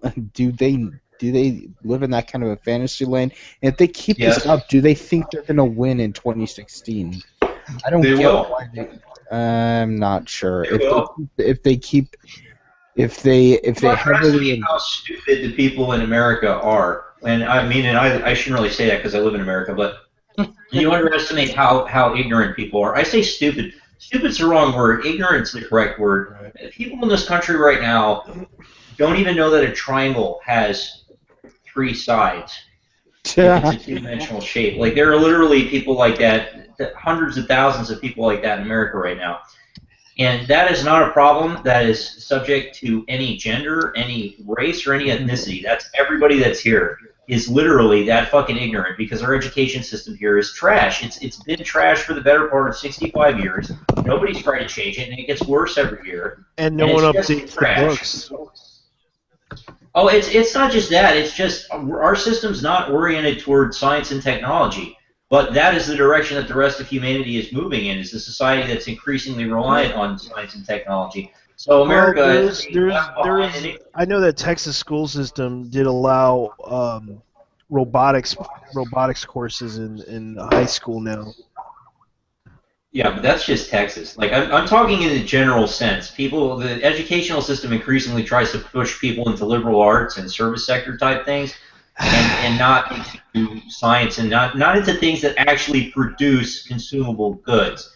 Well, so the bottom line is you have a ton of people in this country that are ignorant. All somebody needs to do to win the next election is walk in and be the loudest voice in the room. And Hillary Clinton, if she can't do that, if she elects not to run, then I can guarantee you that Elizabeth Warren could. So, no, they will win the next election. They shouldn't, but they will. Can I go back to? That's what makes it really interesting. Let me ask you about the whole Twitch issue. About the whole Twitch issue. Yeah. I know that it's owned by. Google. Right? Are they? Right. I think I don't honestly know who owns it, But didn't they have a mature? Did they have like a? I know YouTube has the whole mature. If mature rating system, if people under 13 are not allowed, people under like 16 and under are not allowed to watch this content on YouTube. They had a little mature rating system on it. If that's true, like I don't use Twitch, so I can't say for sure, but if that is true, if they do have that rating system, then why do they feel the need to ban people for why do they need to ban people for nude stuff? Why can't they just provide their own rating system? They could restrict your children. They could do that, and the children wouldn't have to come in to watch the stream. I guess they have no confidence in their own rating system. I don't know. I guess it's because people can bypass and fake their age or something like that, and they'd probably be like, "No, you ain't allowed to watch this." They should do that. They don't really have confidence in their own rating system. But this fucking article by this guy Ryan Broderick, and it's not that I take anybody in the Broderick family seriously because I don't, but this entire thing, yeah, this is just the worst sort of garbage, lying, bullshit. Anti-gamer, anti-white, anti-everything. Let's just be honest. Anti-humanist, anti-everything is what it is. You know, it's just bash everybody that's not me type article. And it's so bad it doesn't warrant me reading it on the air, so I'm not going to. Instead, I'm going to go back to Rick Burns asking anything today. These people are actually nuts. It's sad that I ain't coming back because of this shit, because we caused most of the problems in Gamergate. Oh, cool. I think that what happened with IA is he got fed up with infighting and left, and he should have just stuck it out, because literally 2 weeks after he left, everything got a lot better. If he also hated being an E-celeb. Like, and look at all the happenings he missed. Look at all the things that he didn't get to voice an opinion on, like the Law and Order stuff, the ABC thing. You know, he was saying just be on the attack. That's what we've been doing. I know. I already attacked Arthur Shue. Oh yeah, he missed out on a lot of fun shit. He should have stuck it out. You know, that's kind of how I feel about Robin Gething and everybody else. Robin Gething should have admitted he was wrong on Steve Tom Sawyer, and he should have stuck it out, and not listened to fucking Nearden's gaslighting. You know, and KOP should have been more careful and should have stuck it out, and IA should have stuck it out. These people should have stuck it out. That's how I feel about that. I know, and the thing is, we lost a lot of good people in Gamergate, and it's just sad that if they don't want to, like, that's the bottom line. If people want to get wrapped up in drama and they don't want to, it's very simple. All you have to do is concentrate on what's important. I mean, if you don't want to do that, then you're gonna look like a dipshit. I know, and I've been trying to fix the situation with people, telling them, look, don't do that, don't go there. Yeah, but you can't save people. Like, I've tried saving people from stuff like that, you know, and you can't save people. I know, it's like it's worse are Harris. I mean, I had to stop people from attacking Mercedes because they were like accusing her of being a shield. It's like, what the fuck is wrong with you? Yeah. People react too quick sometimes to things. They see things that aren't necessarily there. I know. Well, it was posted on 8chan when some idiot decided, oh, Mercedes a shill. And the fact is, didn't you realize what we're trying to do? Their narrative. Didn't you hear the narrative about the fact that harassing women? Oh yeah, like. And yet, that's the reason why I had to step in and say, no, don't. And yet they did it, like idiots. Like, didn't you know the narrative? It's like this guy from 8chan didn't know what the fuck we were trying to do here. I was trying to fucking say, no, don't go there, dude. You're gonna fucking ruin it because then the SJWs will find more ammo to burn us with, and yet you're gonna fuck with Mercedes about, oh, she's a shill. We should beat her up. I remember when that was happening. That was fucking hilarious. I was like, really? Mercedes Carrera is a shill? Like, if you believe that, then you'll believe that the aliens are really the ones behind the game. Oh, Norwegian guy's here. Yeah. Hey, Norwegian guy. He's pretty much left Gamergate at this point, to be honest. I know. Wait, who's It's Norwegian nice to guy? see him again. Yeah, it's nice to see him again. Like I tell people, you shouldn't quit Gamergate simply because quitting Gamergate doesn't matter. Gamergate's just a reaction. I mean, it really what it comes down to is a culture change. You know, so like if you say you're quitting Gamergate, it's almost like saying, well, I'm quitting being a gamer. I mean, like, you're not going to get away from it. There is no middle ground. It's one culture of people throwing off a toxic culture. Yeah, I mean, just take a look at Stephanie. She's not really agreeing with everything. I mean, I believe she's a true neutral, but Jesus Christ, the shit she's getting. Oh, I know. It's like, I don't really care. I felt bad that she got the NBC News used her as an excuse to say that Gamergate did it. And when she asked questions about, well, what is Gamergate, I never even got harassed by these people. And then they just honestly used her as a way to get what they wanted, an effect on people's reaction to how horrible we were. And she understood what happened and talked to us about it. We're like, yeah, this is what the news is trying to do to us. And to you, we're sorry. And she listened. That's all we are asking for, really, to be honest. Yeah, we need the normal people to listen. We can't expect the news to say anything about us. That's not going to be, hey, they're misogynists or hey, they're sexist. It's just not going to happen. Because they're willing to, the other side's willing to ruin your life because they did this to Lana Kay, they did this to Mark Kern, they did this to other people, they did this to Boogie, they did this to you can look at Brad Wardell for a case study. Yeah, Brad Wardell. They really harassed him to the point that they're trying to force people to submit to their ideas, to their views, that all these people are harassers. We hate you because you're a harasser. And the fact is, this is what they're trying to do. They're the harassers. They're the bigots. They're the people that are trying to cause more problems. And they're not doing a good... Essentially, there always needs to be a voice of hundreds of thousands to say, fuck you. Just always have a voice. That's what David Duran was doing. Yeah, essentially we just always need voices of hundreds of thousands of people to say, fuck you, we're not letting this happen anymore.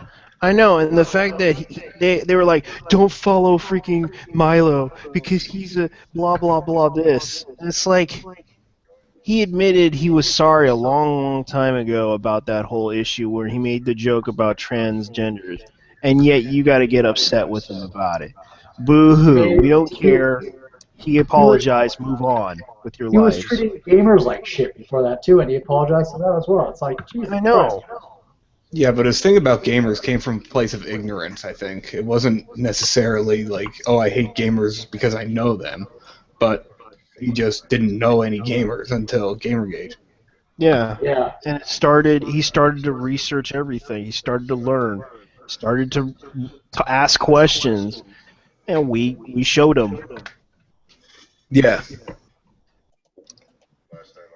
Like, he built a gaming PC recently. Like, how many people do that within 4 months of starting gaming?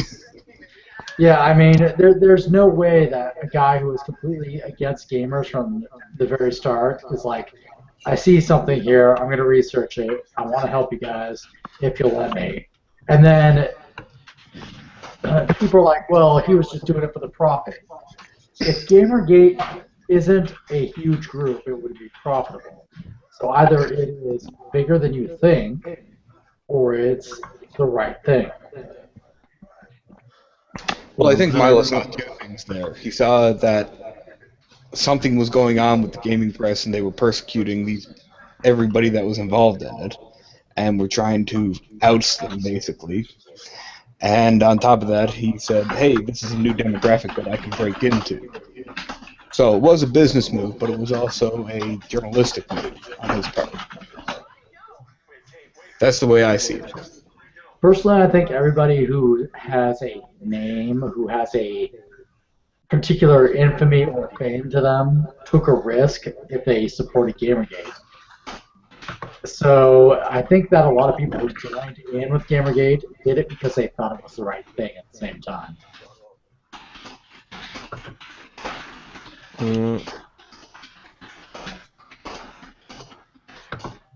Yeah. I mean, really, let's face it. Milo was a gamer basher before all this. He could have jumped on the bandwagon, bashed gamers, and people would have given him praise. Well, he kind of questioned the whole narrative about Zoe Quinn, and everyone kind of attacked him for it. That's what happened. Like I said, I think he joined in with it because it was along the lines of, all right, so it was better opportunistic for him to attack gamers. People would have jumped in, they would have praised him, they would have loudly praised him. So it doesn't make sense for him to do it on the accounts of a business move. It just doesn't. Well, let's put it this way. You got to understand what happened, because even Milo questioned what happened with what's her name, Zoe Quinn. He questioned it, and he got flack for it for questioning what happened to Zoe Quinn. Which, while true, I mean, let's face it, all he had to do was jump on the hate gamers bandwagon, and boom, you're in the cool. Yeah, but he didn't want to play that game. He knows better. Yes, but the accusations on Twitter is that he did it for a profit-based motivation, he did it for an opportunity. That doesn't make any sense, because the opportunity would have been to bash gamers. That's what the popular opinion is bash the gamers. Yeah, okay. But what can you do about the popular opinion? Well, see, that's the thing. He went against the popular opinion. When you go against the popular opinion, you're not doing it for business motivation. You're doing it because you feel it's right. Yeah, and that's the truth.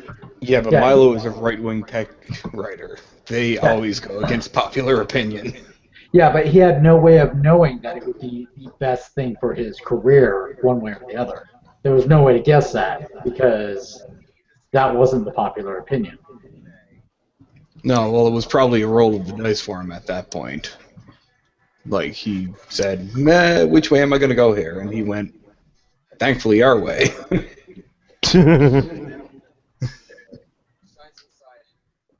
Quite frankly, Milo is going to be a guy I follow for years on end for his articles, for choosing to do the right thing in the face of adversity.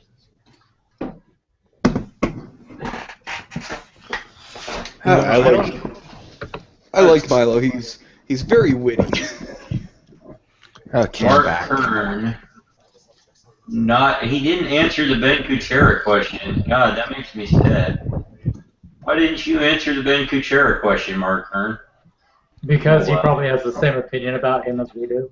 He probably fucking hates the guy and just doesn't even care at this point. So what are we talking about? I was gone. I was finishing my dinner. There's all kinds of shit right now. All kinds of shit. And it's just kind of funny that everyone's like,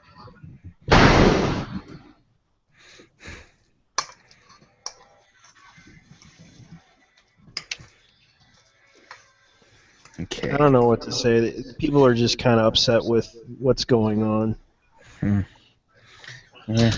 Yeah, with what's the hashtag now? Redstorm or Redstorm Rise or whatever it is.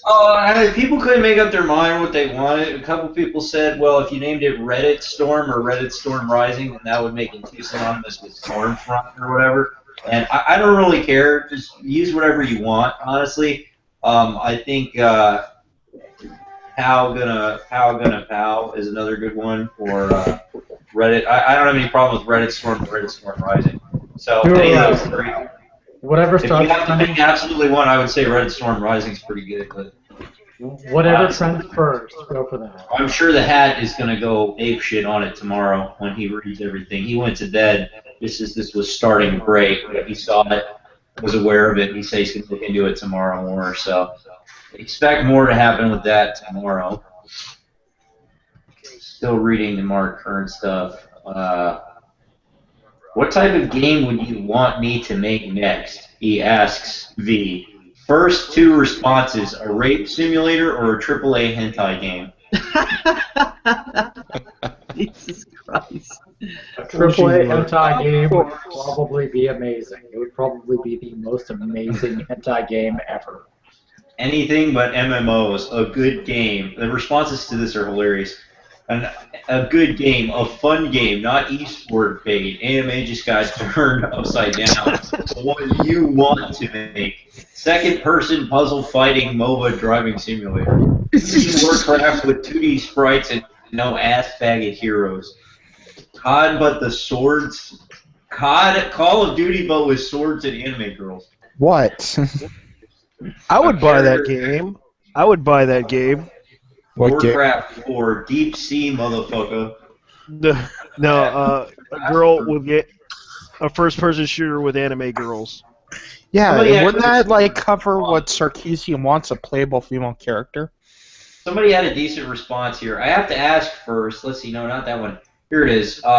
The MMO I've been waiting for since I quit WoW. That is a decent response because when WoW started to go to Battle.net and get microtransaction stuff, which was about the time I was thinking about getting into WoW, but instead didn't, on the advice of my friend who had just quit, there was Elder Scrolls Online still held some promise, but I think that crashed and burned because they couldn't push out new content fast enough. So people would finish things and then have nothing to do. And there really isn't anything else out there on the horizon. RuneScape is still pretty good. I mean, there's RuneScape, but like something like a fully new game. And in the context of a fully new game, the only thing that was really on the horizon was this thing Overwatch by Blizzard, which is supposed to be their next big game, but it's a TF2 clone, really. So how bad is World of Warcraft doing right now? I tried to play it once. It's not great. I mean, the fact that you can buy a level 90 character. $60. Well, I recently was playing it a while. I haven't played in ages. Like, I got into it for a bit. I played in high school, but I was soloing everything and I got bored. So I quit. Yeah. I tried getting into it one time, but I went like, well, this is just a RuneScape clone. I just rather play RuneScape. You know what bothers me about RuneScape? Like, if you want a What really bothers- good Blizzard game, Warcraft 3. The online community is starting to die. How is Diablo? I never Really? played Diablo. I Diablo played what? Diablo. Diablo Which 3? I one? thought about trying Diablo 3, now. It's way because too supposedly easy. Now it's better. Yeah, that's what I heard. It's It's just got a not. lot better. It's fun. It's fun now.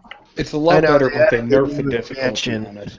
Everybody's looking for the next big thing, though. Like, I mean, Diablo had kind of fallen through with that because of how bad the rollout was. They had just botched the rollout, Yeah. and so Speaking of online everybody. games, I think that question was really relevant because everybody's been looking for the next big, Okay. the next big thing that will take the place of World of Warcraft, and there's nothing there. There's nothing there. Well, And, I know speaking people, the online community's dying. The online community's dying, but like that's like the only reason I still play video games is to play something online with friends. okay, so what was wrong with RuneScape? Did you already just say it, or? Okay, so Okay, the go thing right that's ahead. wrong with RuneScape is that when you hit level 81, Yeah. that's the halfway point. That's what makes it fun. It's a longer game system. It's That's there's not so what many it is, things. That's a pain in the ass.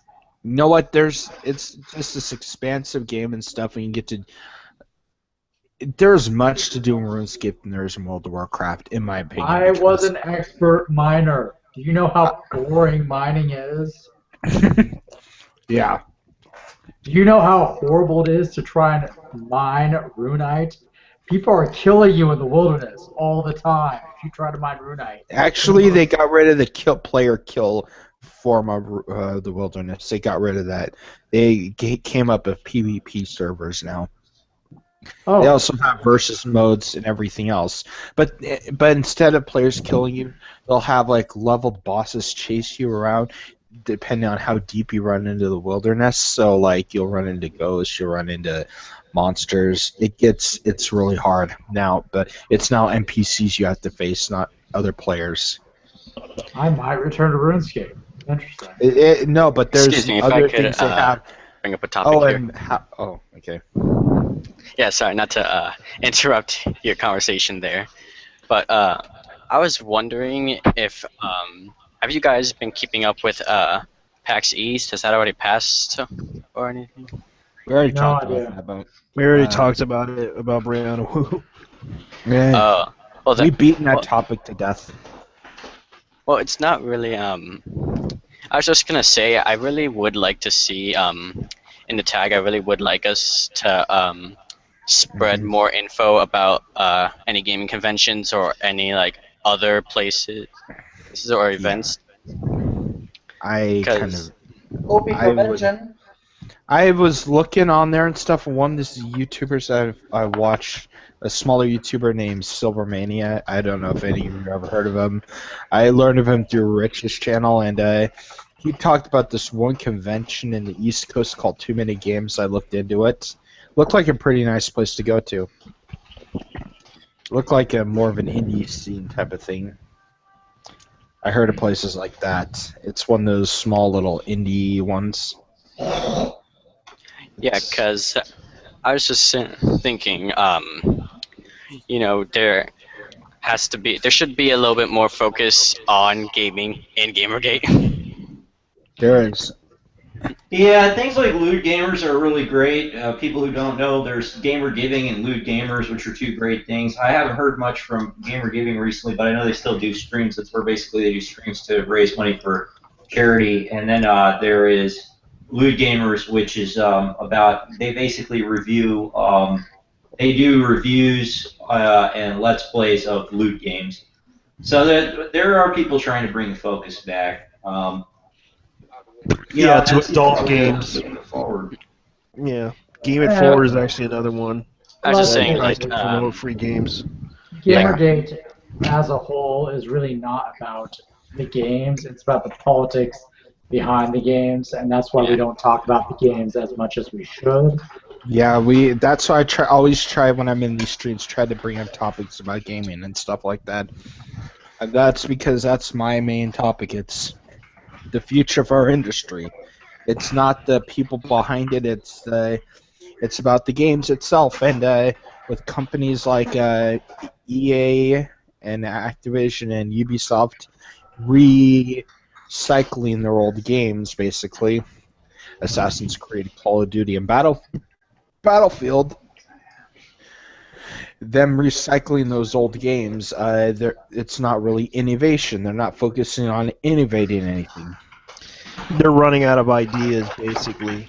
There's a lot of ideas out there, but it's the indies that are doing it. There's the survival games that are coming out. They're like, yeah, there's a lot of survival games, but there are like different ideas. Like for instance, Stranded Deep. That was something totally different than any other survival game I've seen so far. A problem with something that's added to that is games journalism, because there's no reason to change if you continue to get 10 out of 10 Game of the Year, and there's no reason to change if you still continue to sell a good couple million copies. I mean, if you can just earn a profit and you're still like, if I look up reviews of your game and you're still 10 out of 10 Game of the Year, it doesn't really matter how much the really what the how actually good your game was, because I can't really say about. I can't really say. Oh, sorry. I really can't. Copies. Sorry about that. Yeah, go ahead. I really can't say Ubisoft isn't trying to innovate in their games. Like for instance, Assassin's Creed Unity, they innovated. They changed up a lot of things in Unity from Black Flag, but when they tried to innovate, they screwed up on everything else. Like they didn't, when they focused on like the whole new gameplay, they didn't focus on the storyline, which made the series legendary. I mean, seriously, that storyline is what made that series a legend, and they didn't focus on that at all. They didn't focus on like the current era in Assassin's Creed and that story and what happened with Desmond and everything like that. They didn't focus on that. They only focused on these two guys talking and stuff like that. If you dig deeper in the game, you'd see Sean talking on some of the database, but that's one of the problems. But the fact that they will use one game, make this incredible masterpiece like Black Flag, and then they'll focus on another game and then they'll make a tech demo. They did that with like Revelations and Brotherhood. Those were two good games, and then they made the tech demo of Assassin's Creed 3, and then they made a good game after that called Black Flag, and now they're on their. They do this so much. It's like a. How do I put this with Ubisoft and what the games they make, and I think I understand what you're saying, but like Watch Dogs 2, for instance, it's probably going to be a good game because the original Watch Dogs was just a glorified tech demo, in my opinion, and that's what it is. They do this every year. Every 1 year they make an incredible game, a beautiful game, and the next year it's a tech demo. And that's what they keep doing. It's just a cycle with Ubisoft. All right. The thing about Ubisoft, I used to remember when they first tried Assassin's Creed 1. Yeah. A lot of people were. I remember the reviewer. I remember one of the reviewers was like complaining about the game being so bad because of the glitches and everything in the PS3 version. I don't know about the Xbox version, but I remember playing that game, and I was like, you know what, this is not a bad game at all, and I actually enjoyed myself. And then the story kind of gone off to Part 2, and Part 2 was just like, okay. Part 2 was amazing. Part 2, Part 2, 3, and 4 were masterpieces, in my opinion. They kept improving them. They kept adding improvements to them, because they were using the Anvil engine at the time. It was called the Anvil before they went to the Anvil Next, what they're still using today. The Anvil engine with Assassin's Creed, because it was the Ezio storyline. Ezio was an interesting character, but they had introduced the DLC in that game. Yeah, and I agree. The DLC. I mean, yes, the DLC was pretty good. I mean, Bonfire of the Vanities was one of the best DLCs I've ever played. Story mode DLCs, that is, like the story of it, had one of the best speeches in a video game I've ever heard towards the ending, where he puts the poor bastard out of his misery who's being burned alive, and says, "Don't follow anybody, walk your own path," which is something that what we should think about with Gamergate. What Ezio said in that speech is something we as Gamergaters, as gamers, not just Gamergaters, should do. We shouldn't be following the games media telling us what to do. We should be doing what we think is. You need to decide whether or not it's if you really want to buy a game yourself. If you really think that's game basically is fun, what Ezio was saying in that speech. Oh wow! I got a great tweet here that I'd love to share with you guys. Go right ahead. Scott Sandler. This is from Scott Sandler. Scott Sandler is an anti-Gamergator, anti-gamer SJW, and this is what he said earlier yesterday when he was talking to SRH Butts and somebody else who was arguing with SRH Butts over Not Your Shield. Of course, Not Your Shield contains tons of minorities and women who support Gamergate and support gamers in general. And this was his response. Not Your Shield is a Gamergate delusion of entitlement. It's unusable. So in other words, what he was saying is minorities are unusable. Is the abstract. That's pretty fucking hilarious. So there you go. White social justice warrior on February 23rd, 2015 claims that minorities are unusable in games because they're a delusion of entitlement. Okay. Okay. That is hilarious. That is a social justice warrior that is so doesn't even know what they're fighting about. He just joined in saying, "Oh, these minorities are." Didn't you realize that they were fighting for that too? Yeah. One of my favorite tweets was just a typical one of these people. You know what it is really. I think is the reason why they fall into social justice, the reason why they get involved in that cult thing, why it appeals to them so much, is because these tend to be people with a tremendous amount of emotional baggage anyway. Because either they've lived the life of a fuck up, they fucked up in their lives, or they just suck in general. Yeah.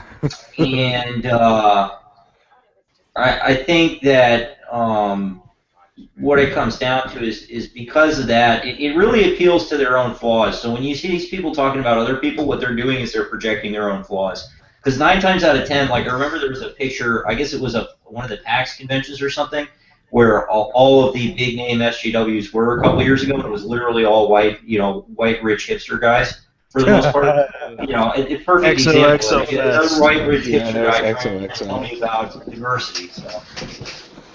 All I have to say about these SJWs is this: unless you know what it's like living on something barely $700, $750 a month, you don't know what living is until you've actually experienced that. And I had experienced that as a child.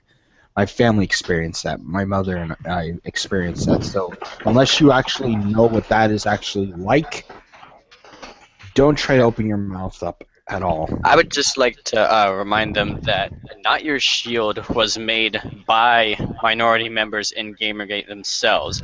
I see people say like, "Oh, you mentioned Not Your Shield. That's like saying you have a black friend." No, that's not like saying I have a black friend. That's the black friend getting in your face and telling you you're wrong. Oh man. Yeah, that's exactly. They accused him of sock puppets. That's what happened. You must be a sock puppet. That's what was the origin of that whole thing. And that's why we had the pictures, which are great. I know, and a lot of people were like, "Hi, Sam." Yeah, my reaction to people going and stating stuff like that about Not Your Shield is I just say, listen, they're not your shield and they're not my shield either. They just chose to come into this fight because they were pissed off that you called them sock puppets, which pissed them off because they honestly disagree with your view because they dislike what you're doing. The thing about Not Your Shield is they are equally Gamergate in every single way. And people are like trying to say that they are our shield. No, they are not. They are equally Gamergate in absolutely every single way. It's funny because I still have to remind them that most of our prominent members, especially recently, are like women and other minorities. Yes, and logical minority, the for loudest example. ones in the streams are women, usually the loudest ones. Yeah.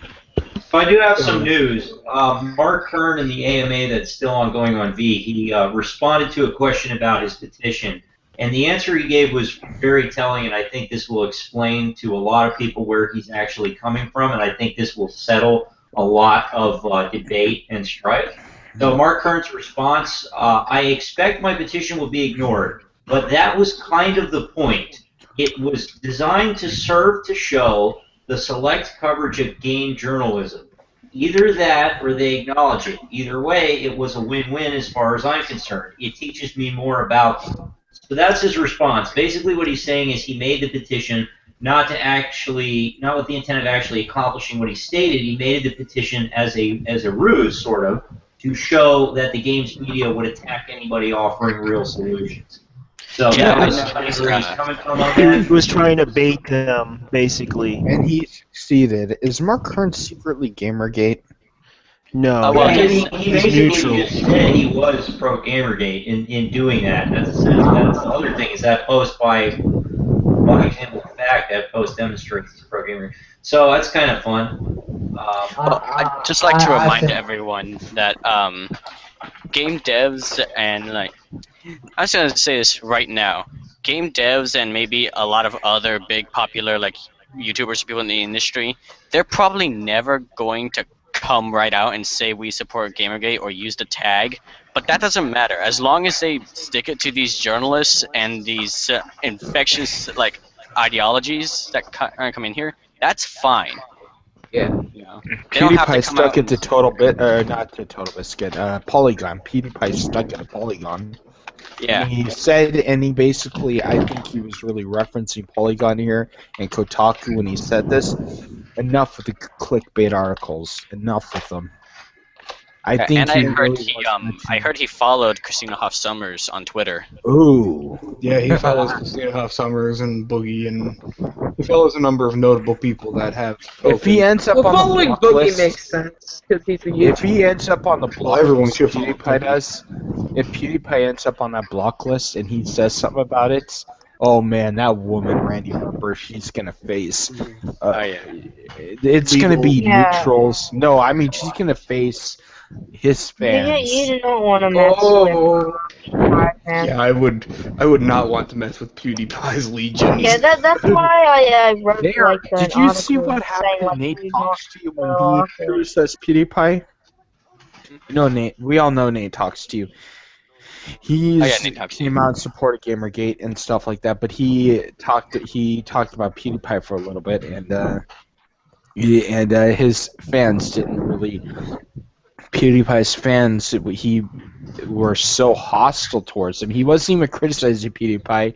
He made a video about PewDiePie and his saying, I barely know anything about this guy, and I did some research about him and did a video like that. And, he talks to his average video, and he did this. He was talking about he did a fantards comment. If you've ever seen those fantard, he calls fantards is basically these dumbasses saying these horrific. Oh, see you later, John.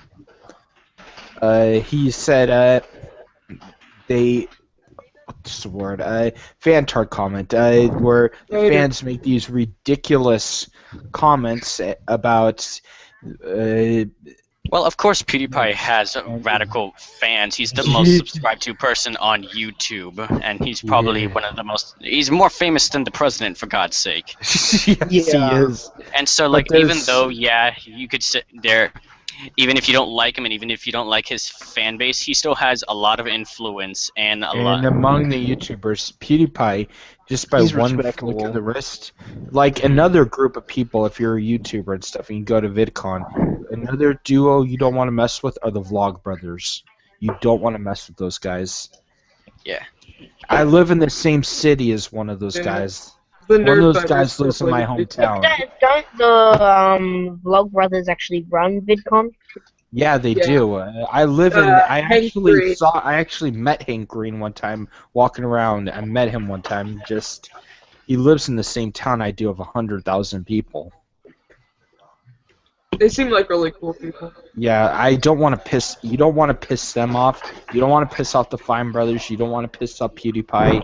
They're just a group of YouTubers, even if you don't like their friends or something like that, you just don't want to piss those guys off. Because in the long run, if you actually are aspiring to do things on YouTube, they will shut you out almost immediately. It's horrible. It really is. A lot of people criticize. I know a lot of people criticize PewDiePie a lot, but I personally don't really care. I know that PewDiePie has a really, really good response to the people in the community. It's just ever since he decided to close all comments, because I can understand the reason, but a lot of people. Yeah, he brought it back after he lost. It's actually, still going on. Actually, what was so funny was he didn't. You remember the video game awards, right? Yeah. Yeah. That's what happened. He didn't win a reward, and it was sad. That's what caused him to lose the reward, because he closed comments. What, didn't Total Biscuit win that one? Yeah. Yeah, that was actually and then that's everybody. actually And you know what? That was partly awesome. thanks that to was us. John won. It was thanks to us, but John deserved it, in my opinion. The guy is brutally honest. Yeah, I hold him up for respect. I don't take people like how I said about the big YouTubers and stuff. They're the ones that scare me, not Angry Joe. I used to be afraid of Angry Joe, but when I came to think about it, he doesn't have that many connections where he could actually do damage to my aspiring YouTube channel. He doesn't have those kind of connections that actually could seriously do damage to me. I actually met Joe. PewDiePie does. PewDiePie has a lot of connections that could actually. That's why I insult him. PewDiePie's a cool bro.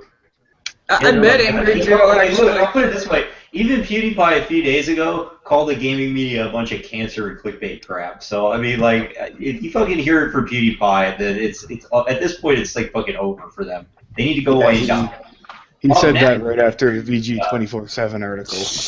I think it's funny that people think that Gamergate is going to ever be over or something like that. It's never going to be over. All that's going to happen is that when the mainstream media is gone, and we get when the gaming media is gone, and we get our own house of affairs in order, we're going to move right on to the mainstream media. They're next, and that's going to be a much larger group of people than just gamers. That's everyone. Yeah, it's going to be bad. It's really going to be bad. But It's that'll going to be be an epic shitstorm. Oh, it's going to be so much fun.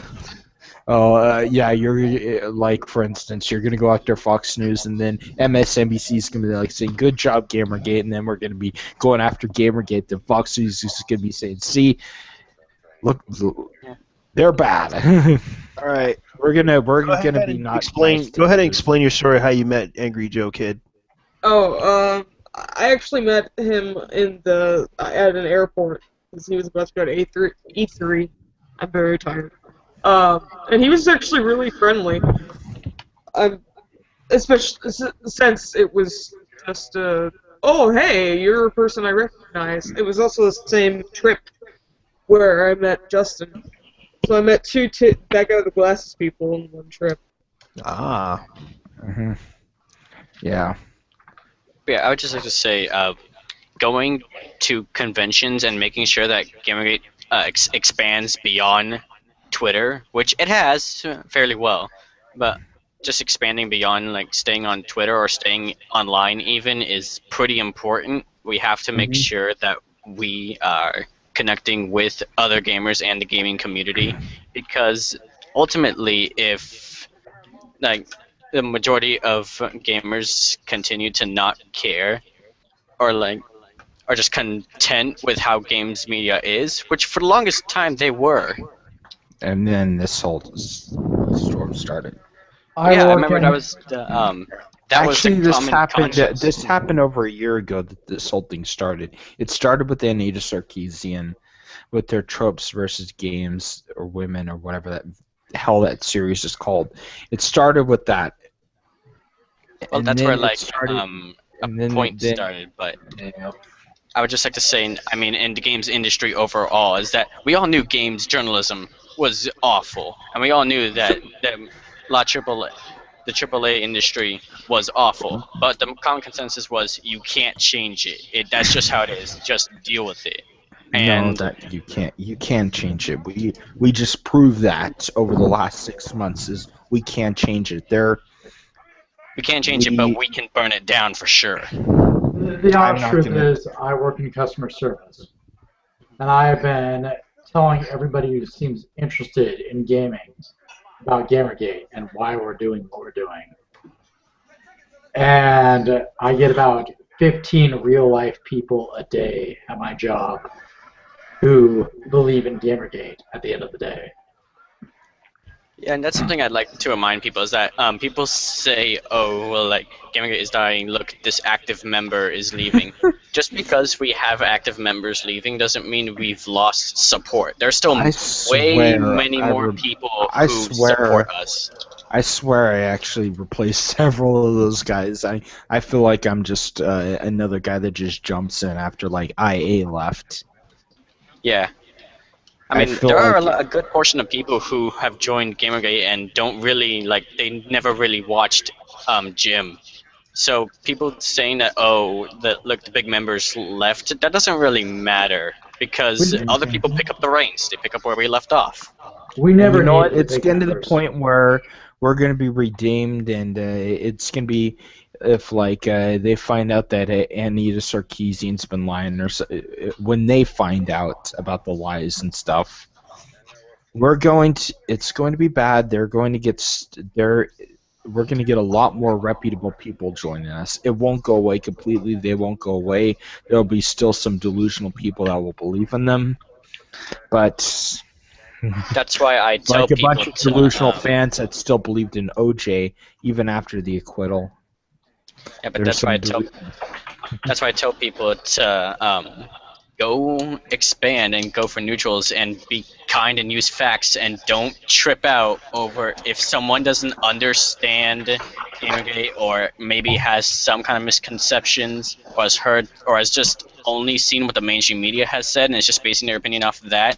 Don't go ballistic. Just like smother them with kindness because with Mark Kern, pretty much we did it right. We smothered him with kindness. We showed him the links. He listened to our side, and he's a great guy.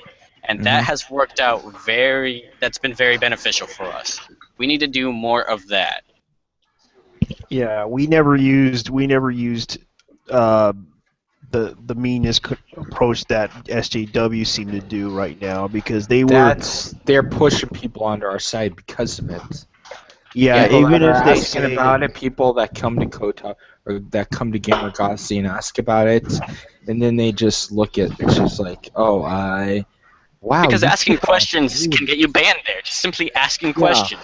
Or get you harassed so much that people will say such horrible bullshit like that the person should just kill themselves. Horrible. I know, and these people are obviously trolls. Because these people are probably idiots to the point that they don't realize what they're doing is wrong. Well, it's because they think that they literally have this idea in their head that we are so bad that even attempting to hear our side is just the worst thing that could ever happen. And the thing is, it's just with us. They have the with us or against us mentality to the most absurd levels. Okay. I'm getting tired. Okay. Well, apparently, Peter Coffin has said that Gorka is on our side, and Gamergate has been around since 2011. Yeah, I saw that just now. 2011? I don't remember Gamergate being around that long. What? You guys? Who's the Time Lord that's been bringing us back in time, guys? I don't even think they remember when I get a time started. machine, I'll use the time machine, go back in time, and I'll get my DeLorean. I'll go back in time, and Doc will try to stop me from. Doc will try to stop me from changing history. Make sure you flip the passwords in order. And all you guys will see is the word Gamergate on there in the year 2011 for me because Doc will stop me and drag me back to the future. You know, one of my favorite questions on Gamergate was the following. Name 3 games that had good female protagonists. Tomb Raider? within 10 minutes, supporters of Gamergate named 55 and more. What could I think of? How was Mirror's Mirror's Edge? Edge? Never played it. That was a female protagonist. What little I played of Beyond Good and Evil. Diablo, female Yes. character, Amazon. Final So Fantasy. essentially the entire Final Fantasy series. Super Princess Yeah. Peach. I would just like to. Final Fantasy dates back right to Final Fantasy Oh. 1. Kingdom Hearts. What was that one called on the PSP? There's a strong female lead in that game. Let's see if I remember. Kingdom Female Hearts protagonist. Soul Journey. I think it was that one, that RPG that had Oh, that featured. Bayonetta. I do know there is a Dungeon Keeper clone game where you play a super villain and there is a female character you can play. And I like the game. I own it. Yeah, I'd just like to share a story I had. I was at my friend's house, and he had a bunch of other friends over, and I was telling him about Gamergate. And I was telling him how the journalists were corrupt and everything. And one of the friends who was just kind of casually listening, he said, "So does this Gamergate group have enough money to take these journalists down?" And I just said, "We don't have a dime, but we're still winning." Yeah, I know we were. You don't need money to start a revolution. You don't need money at all. You might need money for your internet, but you don't to fund And that's your the thing. People game like plan.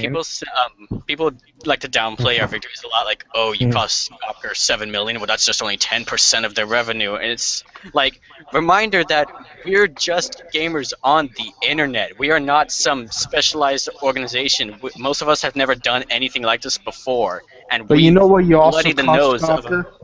Well, you know what we also caused, Gawker? The ability to make $10 million again. Yeah, we might have just caused them $10 million, but the fact that they have that stain on them now, that the ad revenue companies are just like, okay, I don't want anything to do with these jackasses. Actually, they shot themselves in the Yeah, foot. but I'm just saying the fact that we pushed them to the extreme, or they did extreme everything, like with the Coca-Cola thing, the leaking nude celebrities, like for instance the Hulk Hogan sex tape. Oh my God. Well, that's the thing That is is that just Gawker has wrong. been doing horrible stuff since day one, and the thing is they have so much money that they can just get away with it. But the thing They don't have that much money anymore.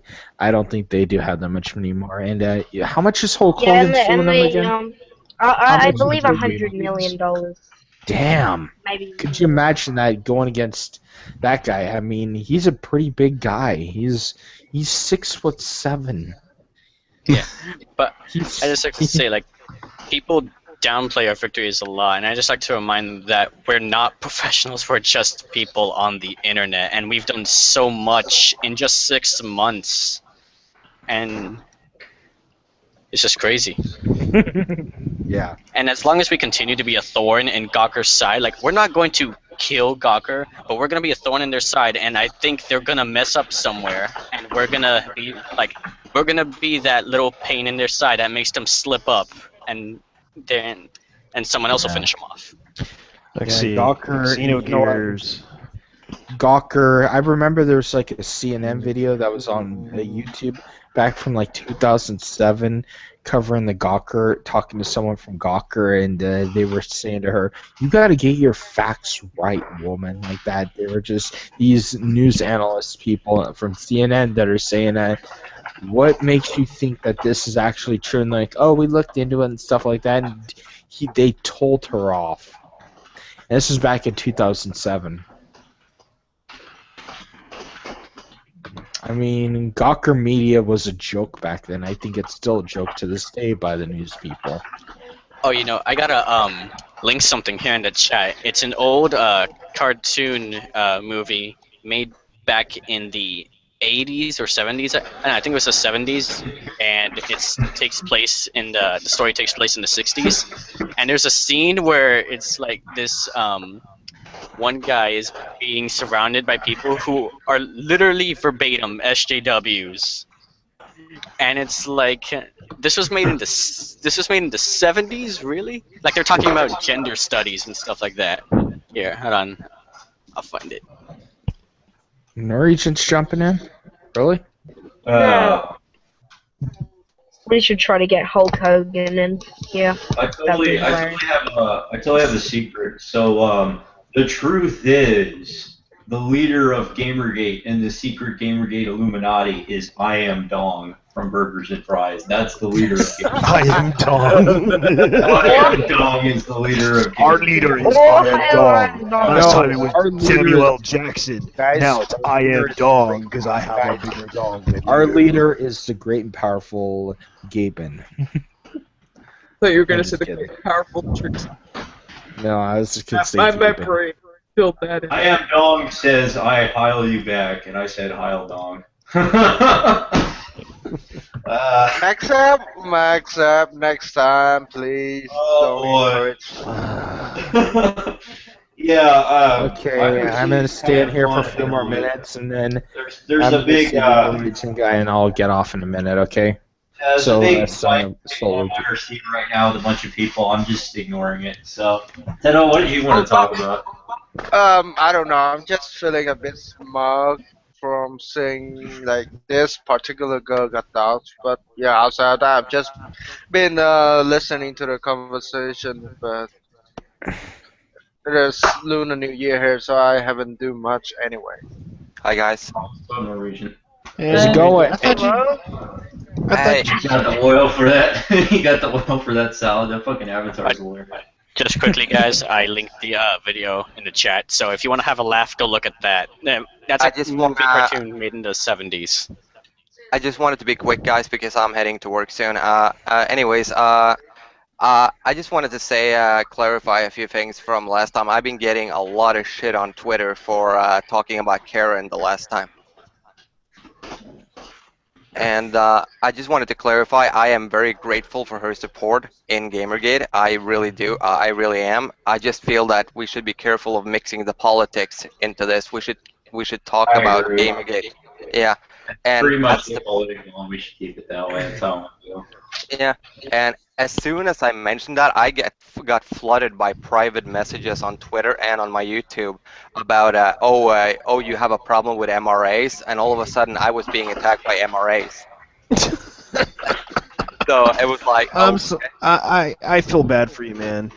I honestly do. I didn't realize these people would do this, but they're more extreme.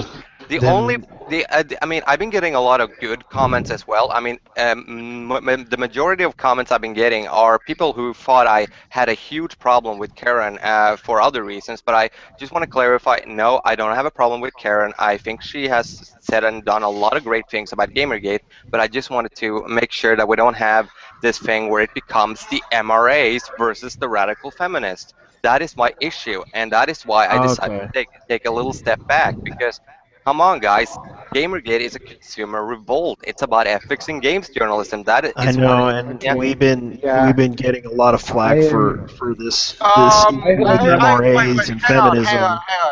I want to point out something that we have a little bit tendency to over focusing on the game journalism aspect. It's almost like we're digging our own pigeonhole into this. Because no, we are not doing that at all. That is not true. I mean, every time Brianna Wu makes some bullshit statement on Twitter, we turn this into a fucking feeding frenzy. It's like we gotta stop giving these people attention. I mean, Brianna Wu makes a stupid comment on Twitter, and we go nuts. We need to stop. Nobody cares about Brianna Wu. Nobody gives a shit what you say. I agree with that, but I agree with that. But I'm just taking a bit of offense in your statement that Gamergate is about ethic in journalism. At this point, it is way above that. I mean, if Gamergate is about ethic in gaming journalism, then we shouldn't even care about the IGF or the EDK case to be begin with, because that's not exactly game journalism. Yes, it is. Yes, it is. I'll tell those two issues. They are. Because the IGF thing are colluding with journalists. That is what this whole thing is. Okay, guys. Yeah. Okay, all right. Yeah, do it is about. It really is about journalism. Okay. Yeah. It's not. It doesn't sound like it, but it really is because that's what started this whole thing. It started with Monday Mac criticizing Zoe Quinn, the whole Zoe Quinn situation with her and the Kotaku writer, I think it was, and I forgot his name again, but I don't give a shit. Nathan Red Pants wearing Grayson. Yeah. Yeah, I mean the whole idea, the whole. I gotta head out soon because I gotta get to work. But anyways, I just wanted to clarify that because I don't have a problem with Karen. I just feel that we need to be careful on what we are doing because nobody seems to be in agreement anymore on what Gamergate is. I mean, you have people saying, "Oh, it's not about the journalism anymore. It's about something else." Then what? If that is not what I do not want to be. I do not want to. I don't think anyone has said that here, to be honest. Yeah, we haven't really said anything about them. If I can interject here, I would just like to say, Gamergate is about ethics and journalism, but a lot of us are here for different reasons, and a lot of us see that Gamergate can help us with different goals. Yeah, it's like game journalists are corrupt. Why are they corrupt? Because of their ideology. What's their ideology? Their social justice ideology that games media has to be what they see it as. How did they get into that ideology? Because academia is infected. How is academia infected? It all comes full circle. All of it ties into each other one way or another. And I agree. I will offer a bit of a counterpoint there. Well, I'm not exactly authoritative enough to say Gamergate is this or that. I mean, nobody is. But I do think the problem with SJW within Gamergate is that people are too distracted about it. I mean, like we should attacking the medias. We should like trying to inform neutral. Okay, and can I say showing something here? That, yeah, go ahead. No, let me finish. I'm finished. Okay, like I was saying, we should like inform neutral, showing that they have a stake in this as well. But sometimes I think the people are focusing on the SJW aspects of this too much that prevents them from actually doing anything productive because shitting on them on Twitter is more to them is more efficient than say trying to red pill neutral, so to speak. Yeah, well, I just say you can't. Oh yeah, sorry. Go ahead. No, okay. I just wanted to say this quick. The whole idea. I mean, I don't consider myself part of Gamergate anymore. I'm more of in the Total Biscuit side of camp, where we are. If Total Biscuit said it really well on his podcast when he was talking about Ben Kuchera and all that thing. If Polygon writes a good article, if they write a good article, I will still link to it if it's a good article. Yeah, I will support good journalism as long as it's good. If Polygon writes a damn good article, I will link to it. If Ben Kuchera writes an article that is absolute shit, I will ignore it. That is how I am feeling at the moment because honestly, guys, I'm sick and tired of the whole fucking thing. I didn't want to be a part of this radical feminist attack on radical feminists to begin with because it's like going after religion. I mean, it's fucked up. We all agree this is. And I don't consider myself part of the movement anymore, and I am in the Total Biscuit kind of camp where fuck these people who are insane. Let's just play games. I mean, that is my opinion. And Total Biscuit was absolutely right when he said that the gaming journalists have fucked up so much that they're becoming irrelevant. They are becoming more and more condescending every day, and people are not going to bother to listen to them anymore. I mean, they are losing revenue, for God's sakes. Gamergate has made a significant dent into the gaming press. And now it seems like we need to figure out what we're going to do further, and nobody seems to have a clear idea on what that is. Instead, we are talking about random shit that really doesn't have a hell of a lot to do with the issue. I mean, I was listening into this stream earlier, and you were talking about attacking the mainstream press. Now, that is a can of worms you gotta be real careful about because they have the money, a shitload of money, and they have the attention from other people than just gamers. So if you want to start that battle, Go right ahead. I'm not going to take part in it. We're not ready. Can I say something here, guys? Guys, Yeah, guys? go ahead. Taking its time. That's the way I look at it. But yeah, mainstream media is something that needs to go away as well, and it will, and it is already. I mean, here's a perfect example. At their peak viewership a year ago, and this was a year ago when they still had Brian Williams, before Gamergate, before anything. A year ago at their peak viewership, NBC Nightly News was only reaching 9 million people. There are 600 million people in the United States of America. So, and of that, they were only reaching 9 million at their peak viewership, and they have been dropping ever since. Plus, they lost their main anchorman. Plus, Gamergate happened, so they're about maybe 6 million now. So, it's just, it's ridiculous to think that. I mean, they have a lot of money, yeah, but they increasingly don't matter. They're increasingly more ridiculous. They increasingly say things that are just as insane as the gaming press on a variety of topics. And they are increasingly out of touch with guys. Exactly. And the mainstream press essentially is I mean, the mainstream press will eventually falter, and they are seeing that in the viewership, as you said. But here's the interesting part. Gamergate should focus on, I mean, this is my personal opinion. I mean, we should focus on the gaming press. I mean, going after NBC and MSNBC. Yes, we can criticize them. Well, I have the perfect resolution to all this. Is that, like, I've seen many people left for contradictory reasons, and people have said, one person who left said he left because he didn't care about ethics in games journalism. He just wanted to go after the social justice point of it, and he said we weren't doing that enough, so he left. I'd just like to say that Sargon of Akkad's channel is mainly about the liberal academia stuff, and he still supports Gamergate. And it's like, you can do your own side project. Gamergate can still just be about games journalism and stuff, and stuff like that. I agree. All right, I have to say something here now. My idea, Gamergate is a multi-front war.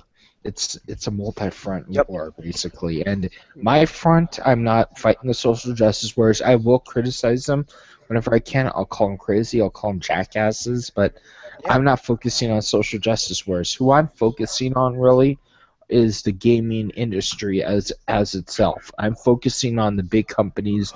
I'm focusing on the indie companies making all the stupid shit that they're doing. My target, my ability here, what my mission is to save the gaming industry from collapsing. Okay. Like, for instance. Mine too. Sorry. Go ahead. Well, I've got to go now. So, good night, everyone. And I want to finish my piece. I'm logging off. I want to state my piece and then I'll get off as well. Yeah. One of the problems I really have with this is this problem with the gaming industry started back ever since the 7th generation got its, like at the end of the 6th generation when we had online play and stuff, and they kept following these trends. Actually, it's been longer than that, but it's been progressively getting worse during like the middle part of the 7th generation. It got worse. It got way worse. Like the pre-orders, when you first got a pre-order back then, they barely, like, as of like during 2011 and 2012, there's barely any downloadable games on the PlayStation Network. And now today, PlayStation Network and Xbox Live, almost all the games are downloadable. But before that, you had to go and buy the games from the store. And with like pre-orders, for instance, you got them so that you'd be sure that you would actually get the game on the first day, because it would always sell out. That was the fear with pre-order, and we didn't have internet fast enough to download anyway. So, and now they're using pre-orders as like, oh, we got our money from all the pre-orders. Let's just rush the game out immediately, make sure it's all bugged. That's the problem with the pre-orders. And now here's the problem with DLC. Like, oh, they're going to buy the DLC, so let's just cut the game in half and release it all in DLC and make $40 more from these gamers. Actually, EA kind of did that damage when they said they were going to make a game that's incomplete. Yeah. Yeah, but that's just a problem. That's why I fight against those people. Those are my targets, and indie devs are starting to do stupid shit like that too. They're starting to. I can't say enough. And one of the biggest problems on Steam, even though I'll support some of these games in the alpha stage, and that's what they do. They basically release the games on alpha.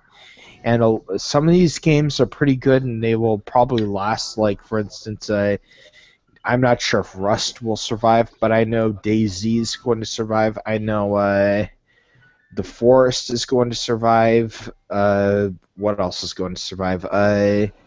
What's that other game called? It's Well, I see your it's point, off the man. I top see what you're trying and to say. Stranded Deep and all those games. They're going to survive, but there's other ones out there that are not going to survive, like Rust. It's probably not going to survive because they've been developing it for so long, and it's still bugged and glitched like hell. So, but those are the problems. It's DLC, it's pre-ordering, and it's that new. You could buy them in the alpha stage. Those are all the problems. Well, that's the thing. That's like Gamergate can.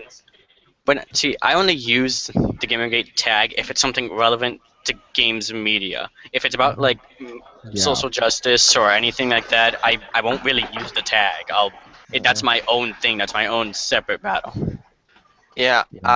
Anyways, guys, thanks, Andre Adol, for letting me in and speak my piece. And I think you're all great guys, and I said that on the last stream when I was on. I'm really happy that I get to talk to you. I'll probably pop in once in a while if I hear a topic that I want to say a We'll few make words sure on. to keep it relevant for you, okay? Yeah. Yeah. I'm just. Yeah, you're on your front, Norwegian guy. You're on your front fighting the type of fight you want to fight. I'm on my front fighting the type of fight I want to fight. Everyone else is on their own front. It's just like it's a multi-front war, and we're fighting them in different fronts. I'm fighting my front right now. You're fighting your front right now. So, Gamergate is not just a social justice fight. It's not just a media fight. It's a fight for the future of the gaming industry as a whole, in my opinion. Yeah, there I agree. And anyways, thanks for letting me in. I gotta head to work. My boss is gonna go nuts. So Take care. So see you guys later. Yeah. See you later. Thank you, man. We appreciate you coming. Yep. Hey. Okay. All right, I'm gonna sign off as well. I'm getting tired. It's That's 2 o'clock fine, where I'm man. at. See you guys later. Later. Well, in relation to the whole SJW and games media thing, there's a thought that I got on that. Like, in reality, the games media are the people that are propping up the social justice warriors. So, the best way to get rid of the SJWs is to take out the game media. Like, you don't need to go after the SJWs at all. Take out their support infrastructure, and that'll take them out. And that's something I agree with. I mean, people have said, "Oh, we should just focus on attacking these the social justice narrative." And while that's all fine and dandy, you're not gonna get like Brianna Wu or Zoe Quinn or Anita Sarkeesian to ever say, "You know what, guys, you were right. This whole social justice thing is crazy." You're never gonna deconvert them or anything. The main thing you have to worry about is them using whatever position they can get into and abusing it to forward their own political ideology. Yeah, well, we see that with, like, Leigh Alexander. She's very much so in a position to push ideology, and that's what she's trying to do. Yeah, and it's like if Zoe Quinn and Brianna Wu and stuff like that, if they're just like, if they have no like real power over anyone or anything, they're no more of a threat than your average Tumblr blogger. They're just gonna go rattling on in their hug box with their block bots on, and they're just gonna slowly become irrelevant. Yeah, and that's what we will see happen eventually. But right now, they're at the eye of the storm, so to speak. It's funny because every now and again we have to deal with them and make some mention of them. Yeah, but I mean, it shouldn't be a focus. I think where I disagree with that Norwegian guy, I was trying to let him talk as much as possible before he left. Where I disagree with him is that the social justice wars and the games media are the same. Pretty much the same. And when we see even a simple thing like Brianna Wu and the whole thing with PAX being reported falsely, it should be called out. Yeah, that kind of thing should be called out because she was actually saying like she was people were saying, oh, I'll be your bodyguard and I'll like rough up any gamer that comes near Yeah, you. It's like, that's actually I post her the picture because they're so outrageous. I don't really care what she says at this point, to be honest. But when stuff like this gets reported by the media, it should be called out. Yeah, because that thing bled right into the media almost instantly. Yeah, and within- as I said on the last stream, I think, or a stream before that, GameSpot reported from Polygon, but they didn't update the article with that. There's never any safety issues with Wu. They just reported on that she detracted or doesn't want to come to PAX because of safety issues, which is total bogus. I know it is because I already know for the fact that she was planning this for a long while. Yeah, I just like to say, like, if you want to go like mess around with the social justice warriors and just like tweet at them and tell them how to see what it is, we can't stop you, and like by all means go ahead. But I will just say there are better ways to do things. Yeah, sure, but when it's directly related to the games media, it should be discussed. It's and when all the media takes Anita Sarkeesian her word as reliable info, it's a problem. Yeah. Yeah. And that's where I disagree with him. I mean, he can do whatever he does. I'm not gonna force anyone. He can, whatever floats his boat, he can do. And for anyone attacking someone just for having a view, don't do that. I mean, I've been called mentally ill just for saying something. So, attack someone's argument, not ad hominems. I mean, But Jesus, on what Leon Gunsteel was saying, I would disagree. I would say it's not just social justice warriors alone aren't the only corrupt things in games media. Like I read or I used to read Game Informer a lot. Like I literally have over 50 copies, and right now in front of me I have the two last That was issues where I got. it started.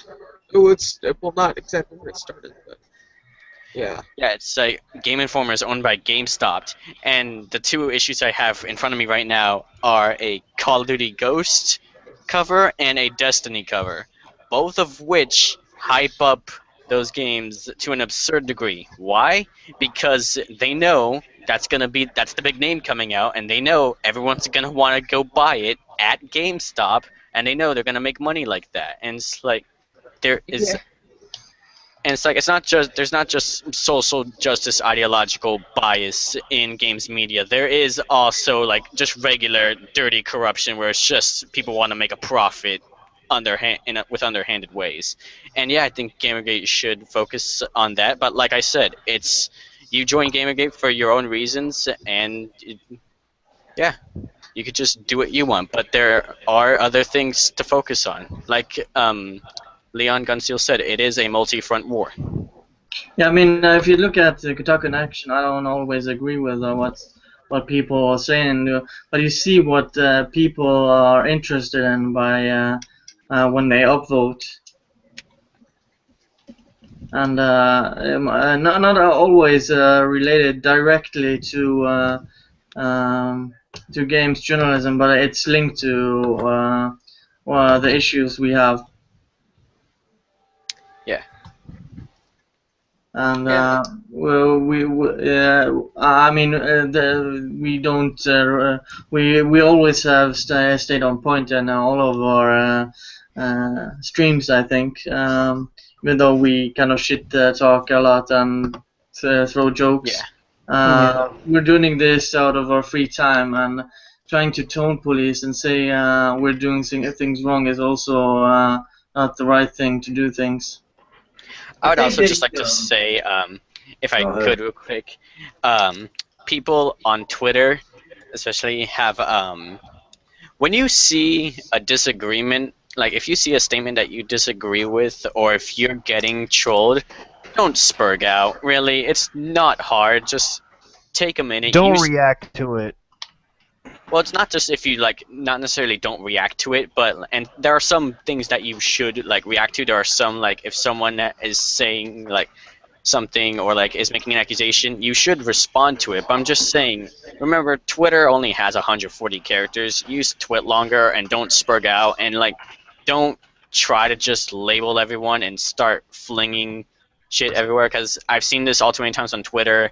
There, like someone makes someone says something, I respond to it, and like I handle the situation fairly well, and then I come back like literally an hour later, and there's hundreds of replies of people freaking out in what I was able to make a calm, civil like discussion, because people decided to, instead of like being rational and just calmly explaining things, or just get like, you know, citing sources or giving facts or being objective, they just decided to fling shit at each other. Yeah. That's why I tend to stay out of conversations. And also, like, there's A-Team, which they're fun, and they do troll people on, like, both sides and in the tag, and Yeah. I'm just, like, I'm surprised people don't know, like, people who use the internet still don't know how to respond to trolling. I mean, I don't really like it. A-Team, I don't really like trolls, but honestly, people taking the bait is just as sad for me. They took It's my bait seriously. They took my bait when I said that. Oh my God! when I commented on when someone commented about saying that that Gamergate trolled ISIS out of Twitter, where they must be horrible people. A-Team reacted, even Pterodax reacted to it like, don't take our lies, don't take our credit away. And I was like, you know what? Yeah, you're right, but it's Gamergate's fault. And I was like, and they were getting upset. They were just trying to troll me so hard. I was like, because they were trolling ISIS, and everyone was like surprised. They thought that Gamergate trolled ISIS, and I was like, no, they didn't. Well, that's the thing too, is that like I've seen everyone on Twitter spurg out and spill spaghetti, even me, at least once, and I can always like see how it could have been avoided if everyone had just chilled out. And it's like, I don't have a problem with A-Team. People shouldn't have a problem with A-Team. If you don't like them, just mute them or just ignore them. Don't spurg out. And Yeah. they do have some valid criticisms. Roguestar follows them because they're very critical of Gamergate, and he likes to see criticism unfiltered, which is pretty good. And I'll admit they do have some good criticisms, but even so, there's like no reason to spurg out over what they're saying. They pulled that stupid stunt with Lana K, and I was like, oh God. Oh yeah. We were laughing about. I couldn't help but laugh at it, but at the same time, I felt bad for Lana. But you know, she took it like a real trooper.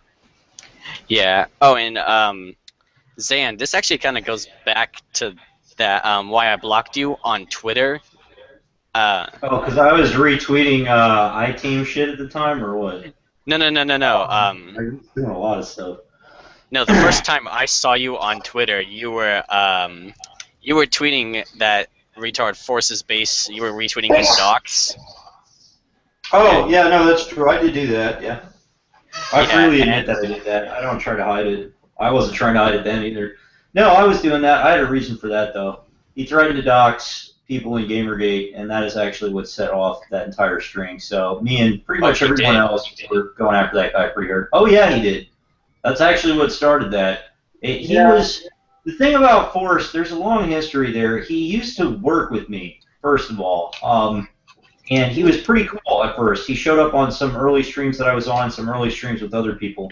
And at the time, he was really cool. And then one day, in private, he just absolutely lost his shit. He started saying that everybody in GG was phonies, that nobody really cared about doing any good, and that what we needed to do was go out and hack SJWs and dox them and try to ruin their lives and, you know, like get revenge porn on them and stuff. That was the kind of thing he was advocating. So we went our separate ways at that point in private. About 2 weeks after that was when he showed up on the stream with Brooke and Ralph Retort, where he got blown the fuck off the stream because he was trying to say he was the leader of Gamergate. So then after that, he got blown the fuck out pretty good. And he was, you know, sort of quiet for a couple months. He was doing Gamergate, but he was doing it his own way, you know, and not attacking people. So then, about 2 months after that, he got into a fight with some people from iTeam and some people from Gamergate on Twitter, and he started trying to say he was the leader of Gamergate again, and that went on for about a week and a half until it finally escalated to the point where he claimed to have the doxes of people in Gamergate and iTeam, and he started threatening them on Twitter. He started threatening to release their doxes.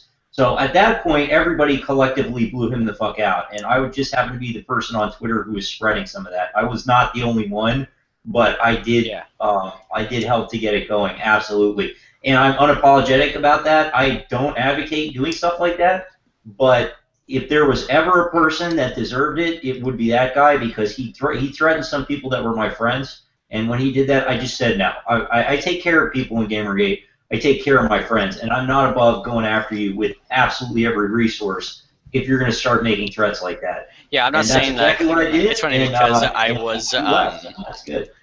I do.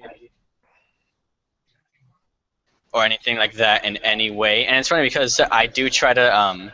With Ralph Retort, he got doxxed recently, and so was his family, and I'll admit, like, I'll say Ralph Retort kind of did that on himself. He does egg on Bath, and he does. That's a different situation. Like, my response to that would be that's what's going on there is not okay, and I don't like it. But that is a complicated situation between him and other people in Gamergate, and it's been a complicated situation. And I've stayed out of it, and I'm going to continue to stay out of it because I think it's fucking stupid. I think the whole thing, honestly, between Ralph and Drybones, which is what that sprang out of, is stupid. I think it's stupid drama, and I think people should just get along. I honestly, that's my only assessment of it. That's as much as I care about it. Beyond that, I just don't care. You know, that's and again, that is a very different situation than what happened with Force. This is not a person who was making threats or was out to harm anybody.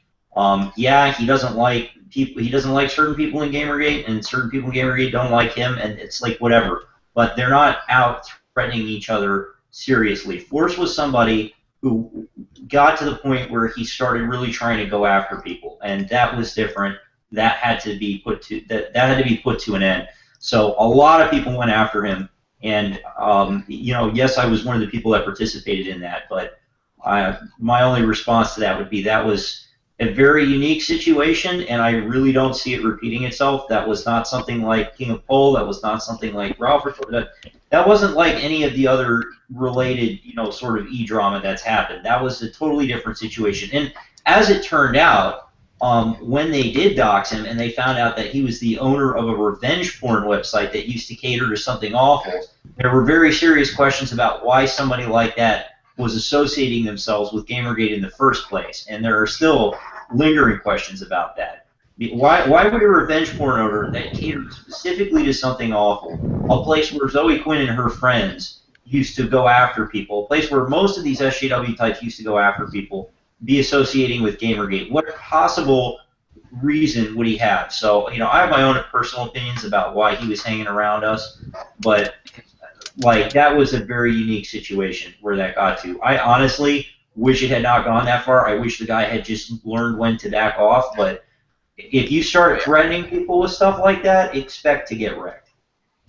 Oh yeah, and I'm not saying that, like, the thing is that people expect, it's the same thing with Drybones and Ralph, people expect you to, like, it's like people expect you to, like, know everything that's gone on, and it's like the thing with Drybones and Ralph, I didn't know about all that drama until recently because I avoided it. I heard about that one triangle thing that Ralph kind of had a part of in a few months ago, but I just like ignored that.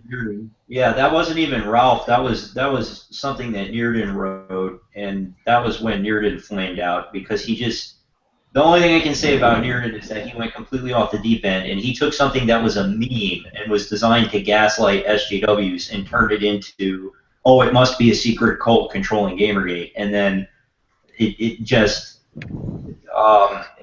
kind of went from there for him, and that, and I thought that was a damn shame too. I wish that Nirden had just calmed the fuck down and was like, okay, so I don't like these people. Instead of making shit up, maybe I'll just ignore them. But but it's like the thing with Drybones and Ralph is that I didn't really know about all that drama between them until recently, and it's like Drybones expected, like she was saying that you were going to be unfollowed if you followed Ralph, and you're trying to make it personal with everyone and trying to get GG to go after him, and it's like, and people are just coming into this and like, why are you guys fighting? Because people seem to think that everyone in Gamergate is looking at them. A lot of us are doing our own thing. We don't. A lot of us intentionally avoid your drama. So don't be surprised when we come in and we have no idea what the fuck's going on. Yeah. Yeah, and we don't know what's going on. Yeah, I absolutely agree. I left myself out of that drama because I told them this: leave us out of it. Do not bring us into it. Exactly. Yeah, that's pretty much how I feel, and unfortunately, both of them have tried to do that and tried to say, "Oh, this person's trying to force me out of Gamergate." Oh, Gamergate, this is the bottom line. Gamergate doesn't give a fuck about your fucking EP drama. None of us do. We don't care. What we would like is for everyone to work together for the betterment of our industry and our hobby, and it's a goddamn sad shame when people can't do that. And I don't know how many times I've fucking said this and how many times I've tried to push this, but if you have a disagreement with somebody, fucking settle it in PMs. If you can't settle it, unfollow and ignore each other, and then stop, sniping at each other from behind the blocks or something, trying to get people to re-engage. Just don't. It's not our business. We don't care. Gamergate doesn't care. And if all of you guys who have gone out there and been involved in EP drama died tomorrow, no one would care. That's literally how stupid that kind of stuff is. So that's how I feel about it. I wish that people wouldn't do it. I recognize now that it's part of Gamergate because there are people who get their egos caught up in this thing, and that's a damn shame. But I just wish that people would get along. And when this kind of stuff happens, I pretty much just ignore it. And well, the thing is that I've spoken with Ralph, I've spoken with Drybones, and they both intentionally egg each other on, and it's neither of you are going to stop. It's the internet. You can't affect someone with words unless it's just text on the screen. You're not going to do anything. None of you are going to come to any. It's going to go nowhere. Yeah, that's pretty much how I feel about it, but I just ignore it because the honest truth is that Gamergate never really needed prominent figures. There were people who became prominent. There were people like IA and KOP, but I am a strong believer in the fact that we never really needed these people to begin with. It was nice to have them. It would be nice if we still had them. It would be very nice, and I've said this before, it would be very nice if King of Pole came back tomorrow, apologized for everything he did wrong, and started doing constructive streams again. Not, conspiracy streams, not crazy streams, but constructive streams. It would be very nice if Internet Aristocrat came back and said, you know what, there was a lot of drama, but I'm going to rise above that. I want to hear from you, Gamergate. I want to be your voice. I want to be what I was before, and I'm going to do that. It would be very nice if Geraldo Rivera of Gamergate, basically. Yeah, it would be very nice to have these people. But by the same token, we don't need them. What happened as a direct result of Internet Aristocrat leaving was like 30 other people started doing streams, me included, because of the direct result of him leaving and also the King of Pole stuff. But it was basically, okay, if you guys aren't going to represent us, then we'll speak for ourselves. And if me and Underdoll and everybody else stopped doing streams tomorrow, there would be another 30 people who would come out of the woodwork and would start doing it. And that's the way it works. Is if you're gonna involve your own EP and shit, and you're not gonna be constructive, then people are gonna, initially people will try to ignore the drama and stay out of it. But if you keep trying to drag everyone from Gamergate, all of it, which really they're not Gamergaters, they're gamers. If you keep trying to drag other people into your crap, then eventually they're going to stop using your service and ignore you. And that's what consistently happens. And it's a shame, you know, but that's the natural response. If you're going to get your ego caught up in it, if you're going to take things too seriously, egg each other on, whatever, then people are going to gradually take you less and less seriously, and then they're going to ignore you. Because the reality is that Gamergate and gamers in general do not need any quote-unquote prominent figures. That's part of the point of Gamergate. We don't need a media telling us what to think. We don't need, you know, these senior reviewers or something giving each other awards because they're somehow better than us. And we don't need a bunch of pundits telling us which SJWs to attack, you know, or which publications to attack, or what to think, or what to do. That's the whole point of this entire thing. We don't need people telling us what to fucking think. Get off your fucking high horse. Would be my fucking that's how I feel about the whole fucking thing. And I've tried to stay out of it, and I've tried to keep my mouth shut on all of it until now. But since the topic came up, that's how I feel about it. It's fucking stupid, and you guys should know better, and you should know to work together or to take it to PMs, or just ignore each other. But, you know, I know that nobody's going to listen to that, and nobody's going to take it seriously. None of the people that need to hear that anyway are going to take it seriously. So whatever. I just sit back and ignore it and keep doing what I do. You know, I'm a juggernaut. I'm not gonna stop digging on these people. I'm not gonna stop putting stuff out. I'm not gonna stop putting out content. I've got a bunch of good digs going on right now. I'm digging into something really neat, actually, having to do with the Rand Corporation, and that's promising to be fun. And I'm not gonna stop. I'm gonna keep doing that stuff until it's all out in the open. Because at this point, for me, I have to know how far the outside influences, the outside money influences, the outside ties went with these people, went with this branch of MSM. I need to know how bad it was, what they were thinking they were going to do, what they were planning on doing. I just need to know how far it went. That's all I really want right now is full disclosure, and then I'll move on. But until I get that, I'm going to keep going. So I don't really care what your fucking E-drama is. It just doesn't fucking concern me. It really doesn't. So that's how I feel about it. Yeah, no, I tend to stay the hell away from E-drama. Like, that shit is just annoying. I'd just like to say, a lot of people, like, this all started when King of Pole was fed that false information about that Facebook post about shills, like literal shills being in post, yeah. Yeah, and it's like, I would just like to say the witch hunting for shills hurts more than any actual shill ever could. Because people have to understand there are a lot of different groups in Gamergate. If you're on Twitter, just do a little experiment. Go to a separate community. Like for example, with A-Team. Every time I talk to them or I click on them, my timeline starts being filled with their tweets and people who have been retweeting them. If I stop clicking on them, I see less of them. So Twitter naturally wants you to see what it thinks you're interested in. And if you notice, Gamergate there are a lot of different groups and cliques. There's like the conservatives that are supporting us, there are the liberals that are supporting us, there are the atheists that are supporting us. Then there's some like A-Team, then there's Channers, then there's the Reddit people. It's all a different bunch of cliques. So if you just like stay in your own little clique, or you keep talking to people who are like angering you, or you keep talking to people who are like you're upset with, it's gonna make it worse, honestly. Yeah. But it can seem like Gamergate has become like, oh, it's been taken over by Channers. Oh, it's been taken over by moral fags. Oh, it's been taken over by moles. It's been taken over by SGWs. Oh, it's been taken over by this group of people. Just don't attack them. Just quietly walk away from them. That's basically what we're saying, because we don't want to start conflict with any of these people.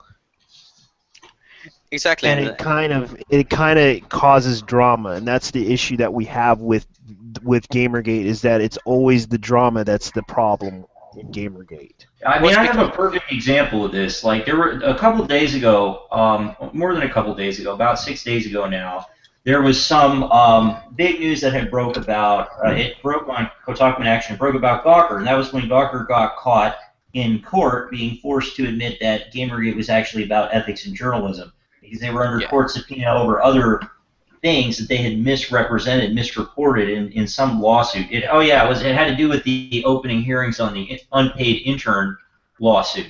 And so that news broke, and in the midst of that news breaking, there was a huge fight going on Twitter between Drybones and Ralph. So I posted that, and for about 10 minutes, everybody stopped shitposting each other and paid attention to it, and then they went right back to it.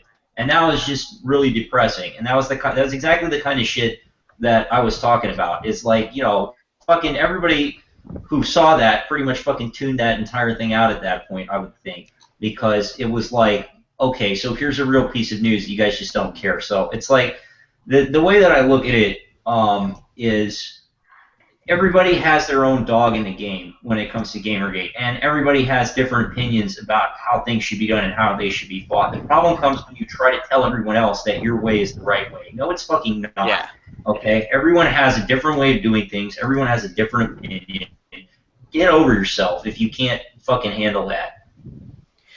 Just get over yourself if you can't handle that. It's that simple. If you can't handle it, then get over yourself and ignore it. And or tell the person to fuck off and then ignore it. Whatever. But don't have ongoing, stupid bullshit.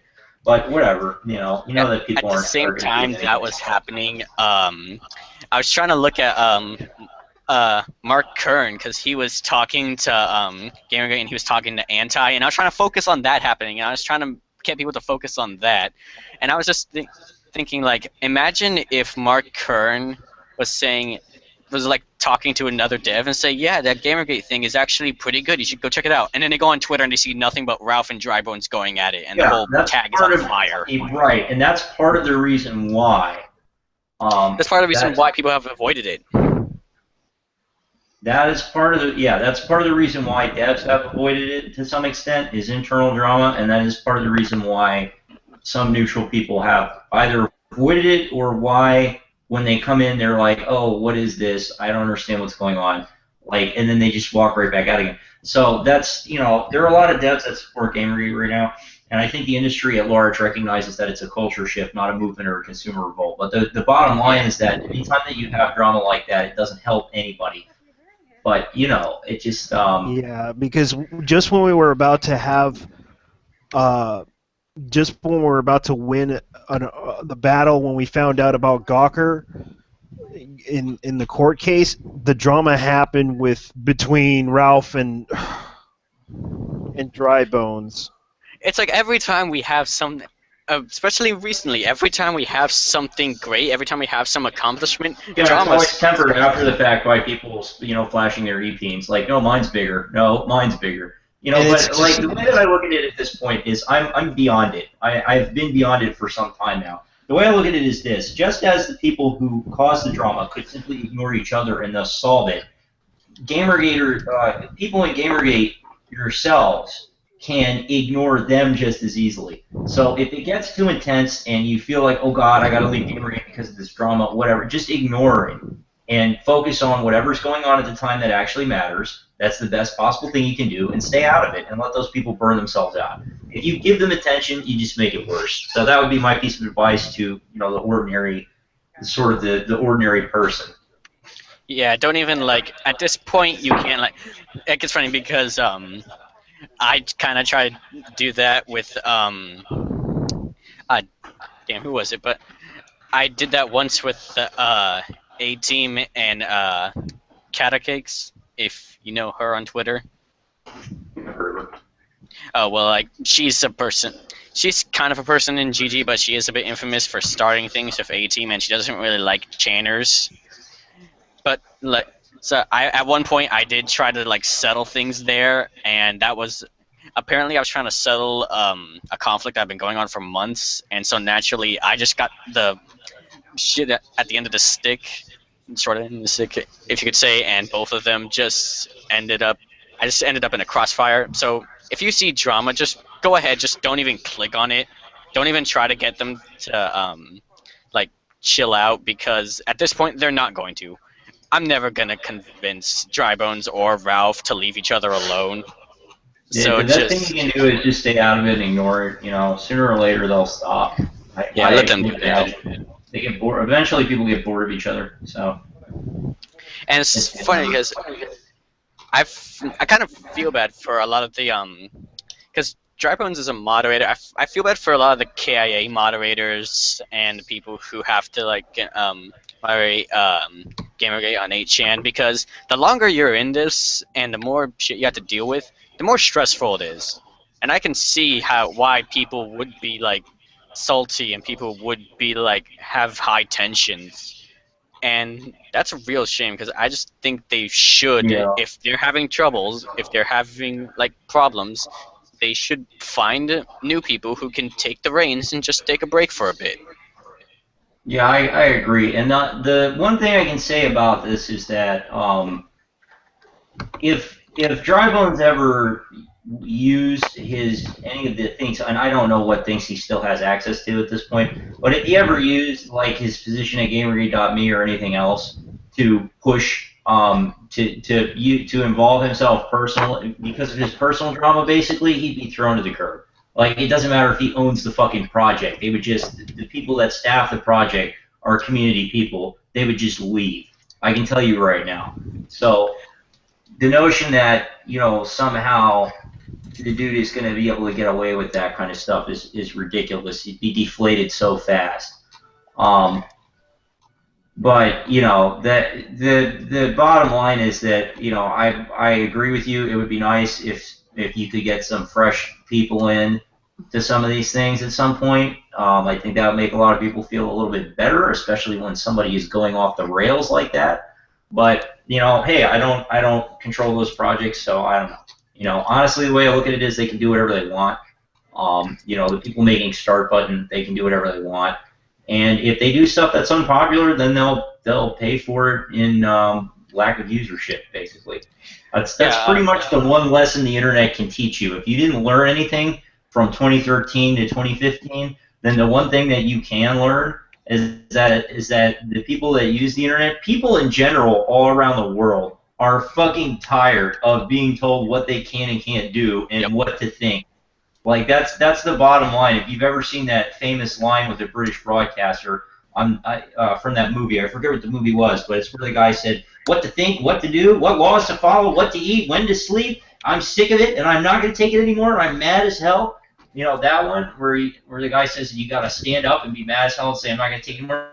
That's where everybody's at, pretty much, is nobody's going to put up with your shit anymore. So if you use your position as a moderator or site admin to force people to do things a certain way, if you institute shadow ban structures, if you institute rule structures that go above and beyond what the law itself dictates, because you believe people need to be indoctrinated, controlled, whatever the case is, or you drag your own personal drama into community projects and things like that, and this is beyond the scope of Gamergate, I'm talking about the entire internet now as a whole, you will not have usership beyond a small Hugbox type scenario. That is the future of the internet right now. If there's one piece of advice that I could give to the guys that own Fortune 500 companies that are trying to do startups right now, that one piece of advice that I could give to Microsoft, Apple, or AT&T, things like that, that would be the one piece of advice I would give them, is that people fundamentally are not going to just put up with it or suffer through it anymore. People are going to make new services and new underground economies, essentially, to circumvent your crap if you're going to try and force crap down their throats. And that's the bottom line behind all of that, is nobody's going to put up with worthless drama anymore. Nobody's going to put up with mods doing it for free. I mean, that's the entire reason why 4chan is basically dead now, dead or dying. I'm not really sure what to say now, because the population has dropped significantly over there, but there's still original posters, but there's also a bunch of bots going around making threads. So it's really hard to tell what their actual poster numbers are, but it really doesn't matter, because there's been more mod drama with them. There's been moderators leaking info and other things like that. So people just don't care. They're just like, you know what, fuck it. There's another place to go where it's user run, where there's full transparency and full disclosure, and it's more up to date, it has a better format, better CSS, runs smoother. So guess what? I'm going to go there instead. Reddit's got ethics problems. Guess what? I'm going to go to Voat now, because Reddit can't get their shit. So it's the same thing. You're just going to see that repeated over and over and over again. Games media is bad? Fine. We'll make a new media, and we'll go to watch YouTubers and other stuff, which most people were doing anyway, and we're not going to pay attention to you guys anymore until you run out of money and go away. So that is the bottom line. That's the one lesson that people should be taking away.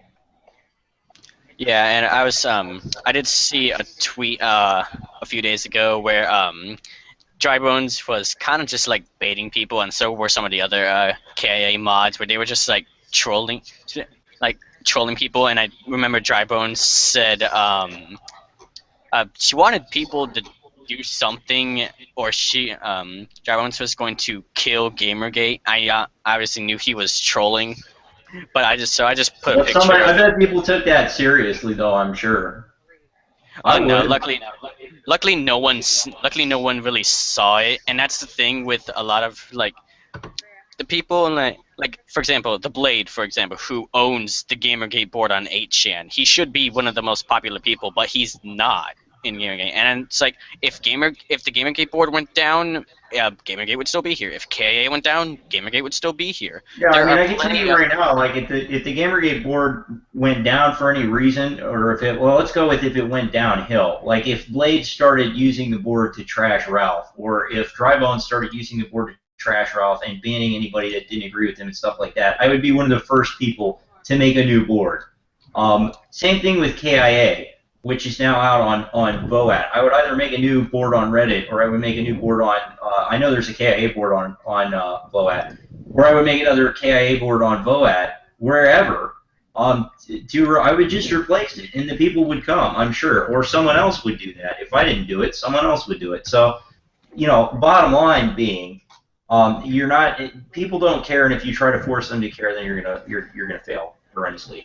And that's, I think, that's all I'm going to say on it at this point. Like, I've already said way more than I wanted to. Yeah. But that's all I'm going to say, pretty much. And people just don't care. And it's like Gamergate has evolved. Like, it's way bigger than any one person or even website at this rate. Is that like it's good? Yeah, it's a culture shift. It's people not putting up bullshit anymore. That's fundamentally what it. If you want the ultra TLDR version, Gamergate represents a culture shift in the gaming community, which is a community of 2.5 billion people worldwide, who are saying, I'm not going to put up with bullshit anymore. If you want to spew bullshit, do it somewhere else. Not going to put up with it. That's pretty much what it is. Yeah, exactly. And it's like, that's why when people leave Gamergate and they say, like, oh, look, this person left, you're losing numbers. And it's like, dude, I just followed like 20 other people within the week who just joined. It's like, it's gonna go past. Even on Twitter, people keep unfollowing me because either they disagree with me or or their accounts got disconnected. Don't worry about it. It's not a big deal. There's more followers that could follow you anytime. And that's the great thing about the internet now, is that I've seen that now anyone can, like we say we're all our own leaders, and it's true. I've seen people who have the Preacher on Twitter. I followed the dude when he had like only 200 followers, and he was a brand fresh new account, and now he's becoming one of the most popular people in the tag. Dude's a great guy. Mm-hmm. I mean, I had like 10 followers when I started posting in Gamergate, and now I almost have 1,000. Mm-hmm. I had 0 when I started posting Gamergate. I'm up to 200, but I don't post that often. Yeah, and that's I just don't want that many followers anyways. Skynet, and that kind of helped out with that. And it's that if one person leaves, we're just gonna start up another person. Another person will take the reins. Yeah. Well, it's like you look at KIA. That thing is growing by the day. It's up to over 28,500 subscribers now. 28,600. Like a couple weeks ago, it was at 25,000. Yeah. I remember when it was last month, it was 15,000. Then it grew up to 20. I was like, what the hell? When it first started out. Yeah, and it's funny because there's this one lady I follow on Twitter, Jamie Agatha Rose, and she was she had this account on this website. Imagine something like a DeviantArt or something. It wasn't a DeviantArt, but it was something like that. And it's just this really obscure website that I'm pretty sure only a couple thousand people would have ever gone to. and there was Gamergate talk in there, and it's like Gamergate will always have somewhere to move. It'll always have somewhere to be. If we have to, we'll mass migrate to Tumblr, for God's sake. Yeah, I know. I went to Tumblr. The great Tumblr invention of 2015. It's like a wasteland to me. Oh, dude, I'm Gamergate on Tumblr. I follow like 50 blogs now that are Gamergate, and you should see it. Like, you know the one anti on Twitter, SJW Reptilian, who has like the red Vivian Avi. Yeah. Yeah, the Lillian avatar. Yeah, she has a Tumblr, and like some of her other friends have Tumblrs, and they are almost unopposed. Like they get like I once saw them have like 28,000 reblogs, and it's like the things on like Jim wasn't kidding when he said Tumblr is a blizzard full of special snowflakes, because there's this one account called Misandry Mermaid who doxed a 12-year-old just for disagreeing with her. And she still has like thousands of committed followers and goes completely like unopposed almost. And it's funny because Tumblr actually took down her post doxing that person, and she was able to convince most of her followers to like complain to Tumblr. Like, well, how could you take down her post?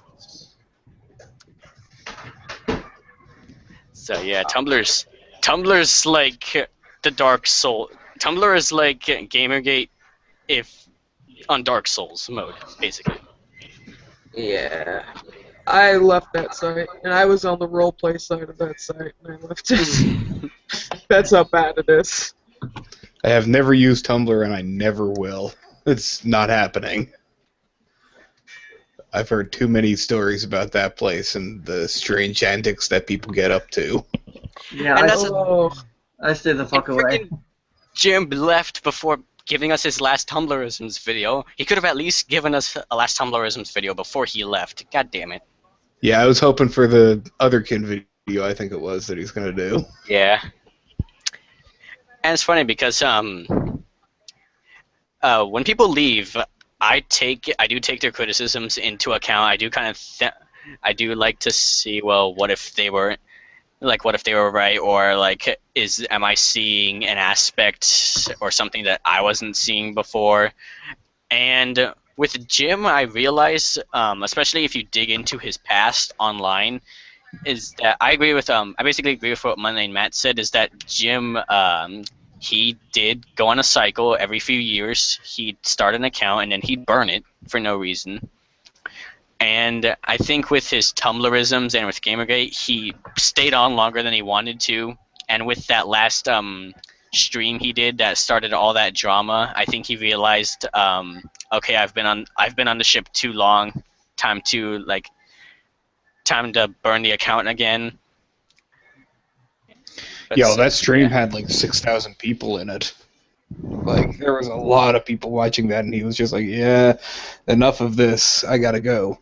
And like Matt said, he was getting close to on 100,000 followers too, subscribers.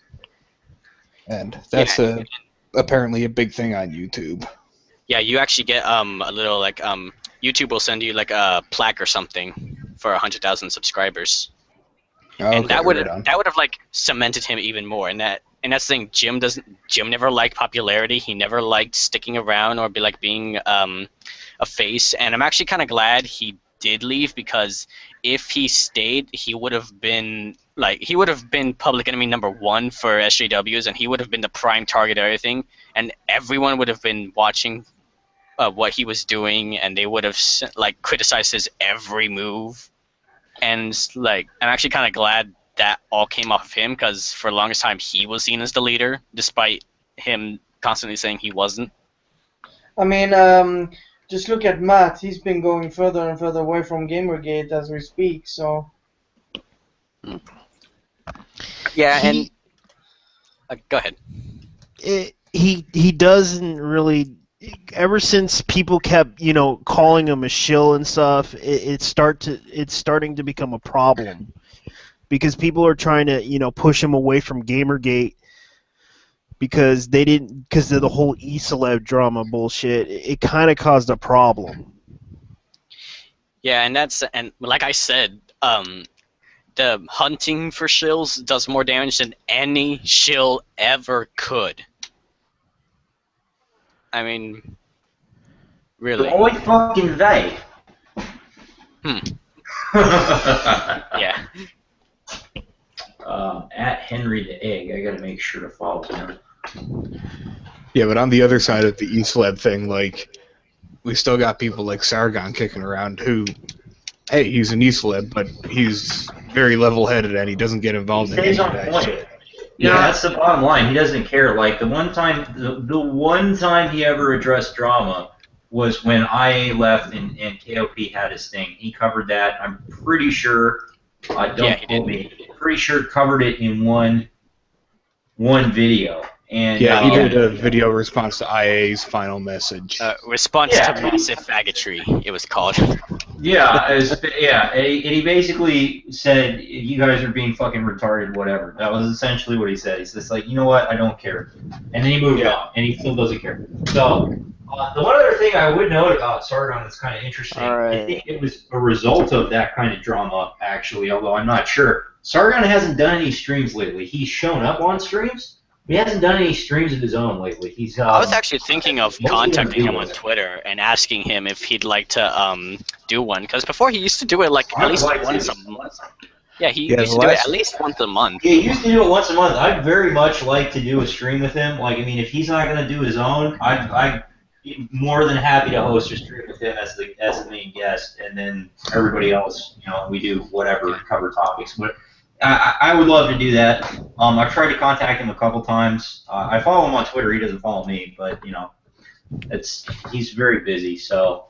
He just became a dad. But yeah, I mean, I'd be interested in that idea if you want to try and reach out to him, sure. Because it has been a while. I think he's just been really busy, honestly. Yeah, and the last stream he did was on Christmas Eve, I believe. Yeah. Yep. Like that was actually a pretty good stream. He was 4 hours or something. Yeah. That was up there. I know Oliver Campbell did a 12-hour stream at one point. Oliver did a 24-hour game run night. The crazy bastard. I went to sleep and he was still up playing. Like, what the hell, Oliver? Yeah. And that's the thing too, is that I've noticed that like a lot of us do have our problems. Like for example, like King of Pole, like deep down I kind of do blame him for starting all this drama. It's like anytime drama comes up, I think in the back of my mind, this all could have probably been avoided if King of Pole had never went with that false info and just stuck with it.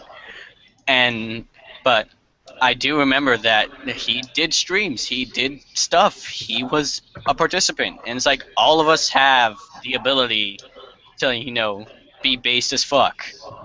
And it's like, it's a shame that sometimes we don't capitalize on that because, our egos are hurt or we feel like we need to constantly defend ourselves.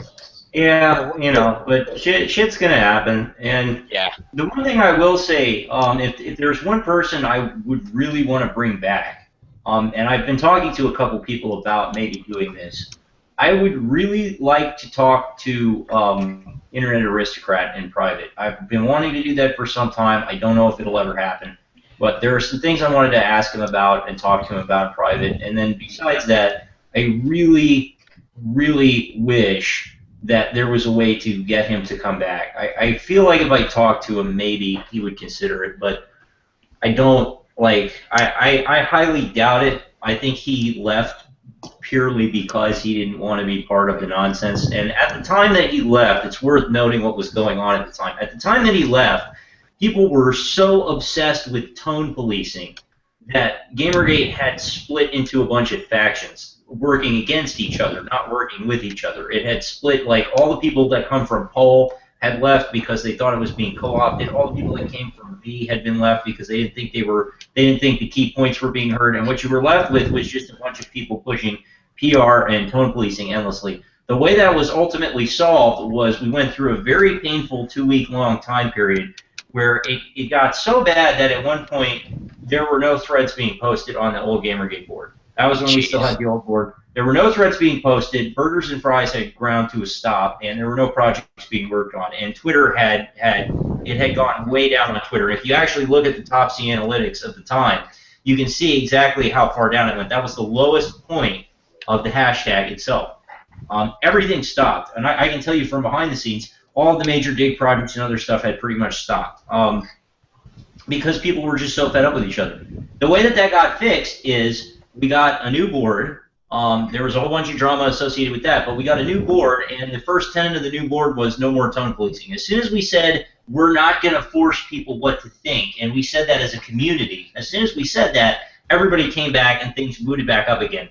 We probably will never have to go through that again. I certainly hope not. I don't think we'll ever have to go through that again, because the other fundamental thing that happened is people at the time that happened were very attached to e-celebs. People were very, very attached to the big names. People like King of Paul, IA, Sargon, and did not want to see them go, and were really upset over the drama. I remember at one point the largest thread on Gamergate was the e-celeb thread, where they were arguing about what King of Paul did and didn't do, and what IA did and didn't do. And they went after. And that's what Cindy.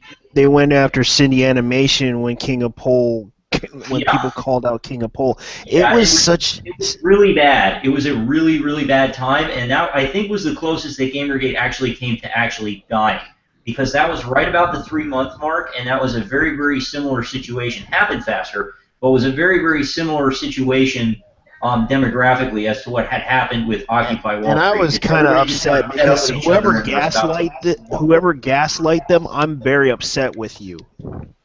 Yeah, but say on Twitter before. There were a couple of people actively gaslighting people from behind the scenes to make the situation worse. I know that. I know, and we realized this was co-op. I know who at least one of them was, and he's gone now, so that's fortunate. But without going into too many details, I know that at least one of the major actors in that is gone now. And that's one of the reasons why I wanted to talk to IA, because I knew who it was, and I think that it would make some difference. But that being said... I also talked to Benjamin Barber. I don't even remember what happened. You don't even remember Endomorphosis. No, I do remember Endomorphosis. I don't remember why he left. I guess because he got on Cal's radar because they were mocking him on, and of course that's what happened. So whatever. Fucking, BAF is one thing. With they put your credit card information and stuff up. That's one thing. Yeah. Fucking Cal is Cal. But I talked to Ben about it. I was asking for information on the whole thing that you wanted to talk about, the investigation. Well, he only told me that there was 3 colleges that are possibly in the mix of it. Just like to say, Op Skynet really did help that. People were worried it was going to turn Gamergate into a hug box, but before Op Skynet, I only really followed the big names. I only followed the e-celebs. I only followed Mundane Matt, IA, King of Pole, etc. And it's because I was following so many other members in the tag, it didn't matter if the big names left because I still had the other grunts to hang out with. Yeah, or had E-Drama, because you can easily. That's the one good thing I'll say. That's why. Right after that kind of stuff happened, and I think it was right before the board changeover happened, people started pushing off Skynet really hard. The people that were left, anyway, me, and that was part of the reason why. Because it's a great way to help. If you follow a whole bunch of other people, this stuff really, having a centralized figure that somehow is supposed to tell you what to think doesn't become significant anymore. Not that it should have been significant to begin with, but that is just how that was the nature. It also helps spread information as well. Exactly. Yeah. So that's what it was. Just wanted to agree with you all and say, look, I think of Op Skynet like the cloud of Gamergate. Yeah. Like Gamergate in the cloud. I think of it as the beating heart, really. Mm-hmm. You know, if Op Skynet is the heart, then 8chan and KIA would be the brains, and the nerve center would probably be burgers and fries. On a good day, when it's not falling off the hand, people actually get a lot done in there from time to time. And it's funny because back to what you said before, where Gamergate was at its lowest and all that I Ain't King of Polo drama and stuff was happening. Because I only followed the big names. I didn't really see any of that, and I'm always kind of thankful for that. But I just like to say, like, we just had the basic rules. You don't send personal threats, and you don't dox people or anything like that. And that's all you have to worry about. It doesn't like. That's all you really need. Yeah, it's all you really need. Tone policing. You don't need and the whole reason why the tone policing stuff was so stupid to begin with was because not only did it cause divisiveness, but you were never going to make the point behind the tone policing. The ostensible point behind it was you were going to make yourself look more popular to the mainstream media or to liberals or SJWs. That was bullshit. That was nonsense. That was never going to happen. It was never going to work. And sure enough, as soon as the board change happened, immediately no more tone policing. That was said from the outset. I remember there was a big AMA thread that said no more tone policing. Do what you want. Just don't dox people. Don't send personal threats. But beyond that, do whatever the hell you want. Focus on the things that matter. And immediately, all the projects booted back up. All the traffic picked back up. Everybody got back on the same page. Op Skynet got pushed a lot more. And then we had a lot of major. I think the other thing that helped bring everybody back together was there were a lot of major things that happened right after that. We had the Al Jazeera debates. We had the Video Game Awards stacked right on top of each other pretty much. And then the ABC hit piece. So I think all of that helped as well. But the bottom line to take away from that is, not only do I never want to go through something like that again, a time period like that again, I don't think that we will ever need to. Because at this point, people learned from that experience that no e-celeb is going to get this done for you. No e-celeb is going to tell you what to think. No e-celeb is going to go out and attack these people and affect change yourself. You have to do that. And that was one of the things that Jim said on the way out that I really agreed with. Was you have to do that. You are the people that matter. Yeah. And after what happened YouTube tomorrow, then you make your own broadcast. After what happened when Oliver said that we shouldn't be talking about these people at all, you don't have to talk about them, but you surely can call them out for their BS that they're pulling. Oh yeah, you can sure attack them. Because that's what we should be doing. Because the fact is, we kept. Oh, go ahead. I'm sorry. I was just saying it's Gamergate growing pains. Yeah. The problem was that Oliver kind of suggested that we shouldn't be attacking. We shouldn't be talking about these people. But we should call. But I have to disagree with them on the fact that we should talk about the issue that they pull every time, and we should call them out for it. Yeah, and the fact that I had to call out Arthur Chu, and then I had to send out the message to everybody that what Arthur Chu did was wrong. Yeah. And it got a lot of attention on Daily Caller. I had to call it out. I had to make a freaking video about it. Even link the video and try to tell everyone, look, this is what they're doing, and this is wrong. Their behavior is unacceptable, and if they think they're feminists, they're sadly mistaken. They have no sympathy at all for rape victims. They have no sympathy at all. Yeah. And that's why I had to make that stupid video just to prove a point that this person is a horrible person, and how they treated Mercedes trying to help out somebody that was a rape victim is wrong. Yeah, and like Jim said in almost all of his streams when he was in Gamergate, he said, just do what you want. You're your own leader. I'm not your leader. You do what you want. And like, I see this a lot with people who carry the same mentality as Jim does.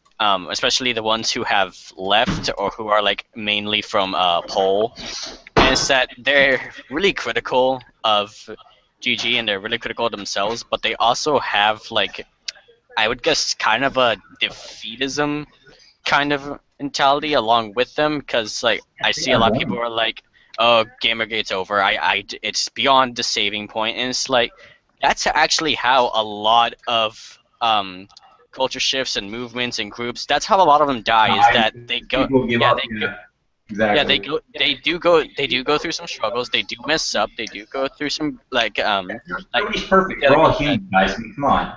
We are all human. They go through some growing pains, but the important thing is that you rise above it and you keep going. You don't abandon ship, because if you abandon ship, then that's just the end. My ship's made of steel and it has several cannons, and I'm armed and ready to go and reload the cannon. Yeah. And it's a battleship. The bottom line is Gamergate had some growing pains, and it had a lot of that had to do with drama, but I think everybody learned from it, including Oliver Campbell, by the way, who now very much does. If you look now at where he is from where he was a few months ago, he figured it out. He attacks everybody on their bullshit all the time now. Because he realized that it is bullshit, and you're not going to affect change unless you call these people out. By the same token, I will say one thing. I think people should ignore Brianna Wu at this point specifically, because that's a unique case, and the reason why I say that is she's crazy. Her credibility is shot at this point in every possible way. Her real name is John Flint. She was a man, which really doesn't have anything to do with it. But her real name is John Flint, and she was a man. And when she was a man, and when her name was still John Flint, she literally had restraining orders placed on her for going absolutely bipolar insane and going off on people for no reason and calling them racial slurs, dykes, cunts, all kinds of horrible things. Fat cunt, fat dyke is something she used to an overweight girl that was in her college. I mean, like, her past is just full of criminal-like behavior all the way up until now. Plus, you know, as if anybody needed any more reinforcement after the Breitbart article, the way that she acted with PAX and everything else, there's literally no point in paying any more attention to that person. I know people are going to do it anyway, but... She's an attention whore. That's what she craves. Well, she's just dug herself her own grave with her... Yeah, she attacked Penny Arcade and Gabe Newell and the director of PAX for no reason other than, my game's doing bad, I need more attention. And she got called bullshit. Like, fucking Gabe Newell basically called her bullshit. Everybody has called her bullshit at this point.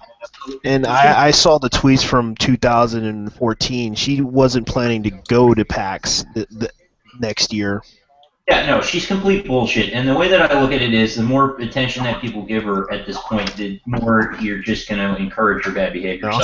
If there's one person that you should ignore, it would be that. But the rest of them should be called out on their bullshit. Like, even, you know, people would tell me, oh, you should ignore Peter Coffin at this point. It's like, no, I'm going to keep calling him out on his bullshit. But if there's one person I had to pick that you should just say, all right, it's over, she's done, goose is cooked, that would be the one. But besides that, you know, if you look at people like Oliver Campbell, yeah, they are calling everybody out now. Everybody learned something from that. This is where I was going with this, I guess. Everybody learned something from that time period, and it brought us all together that much more. And I think that now when we have drama, it really doesn't matter as much, because people think for themselves, they do for themselves. People go out and do the info digs on their own. Like Ivy Clover tonight, digging up the Reddit stuff. Just started doing it on Twitter and posting everything she was finding. I mean, you know, perfect example. People just, you don't need big figures anymore. People will do it themselves, and that's I think the silver lining that came out of it. But I will say this: I have two crazy one-offs that go along with this, because they're unique situations. And my two crazy one-offs are this: the first crazy one-off is if there's one person you should ignore and not bother doing anything with, that would be Brianna Wu. The other crazy one-off is if there's one prominent figure that I think should be brought back, that I think could do some real good, if he was committed to coming back, not to be a troll, not to be an ass, not to attack people within the group, but to work on, you know, to do constructive things and attack the people that need attacking, I think if there's one crazy one-off person that would fit that bill, it would be Jim, and it would be worth trying to have him come back. But it would all depend on the context. Like if he came back just to troll, or if he came back to gaslight people he didn't like, or something like that, then of course it would be worth it. But if he came back to go back on the attack and back to doing what he used to do, then it would be well worth it. But I think that that's the only person of the people who have quote unquote left that would fit that bill. And again, I think as far as the people who you have to go out and call out on their bullshit, the only person that you should, on the flip side, should not bother giving attention to anymore would be Brianna Wu. So those are two unique cases, I think, for my crazy one-offs. The funniest thing about that is that Zoe Quinn loves to bolster how she was the start of all this, and she's Gamergate harassment target #1, and Brianna Wu outdid her in Patreon bucks. Yeah, I remember that. They got caught. Like I remember it was Quinn was arguing with not Sarkeesian, but she was arguing with Randy Harper over who was more oppressed once. There were some great memes that came out of that on Twitter. That was the oppression Olympics. I remember that. No, I'm more oppressed. That was funny. But if people are looking for the next step of who to focus on, you should be focusing now not so much on these kinds of people because they're talking heads and useful idiots. Anita Sarkeesian is the only one among them who rises above the level of a useful idiot, and that's only because she has Jonathan McIntosh. He is the one with all the connections, with all the big money, with all the outside interest connections. He's the sort of mastermind there.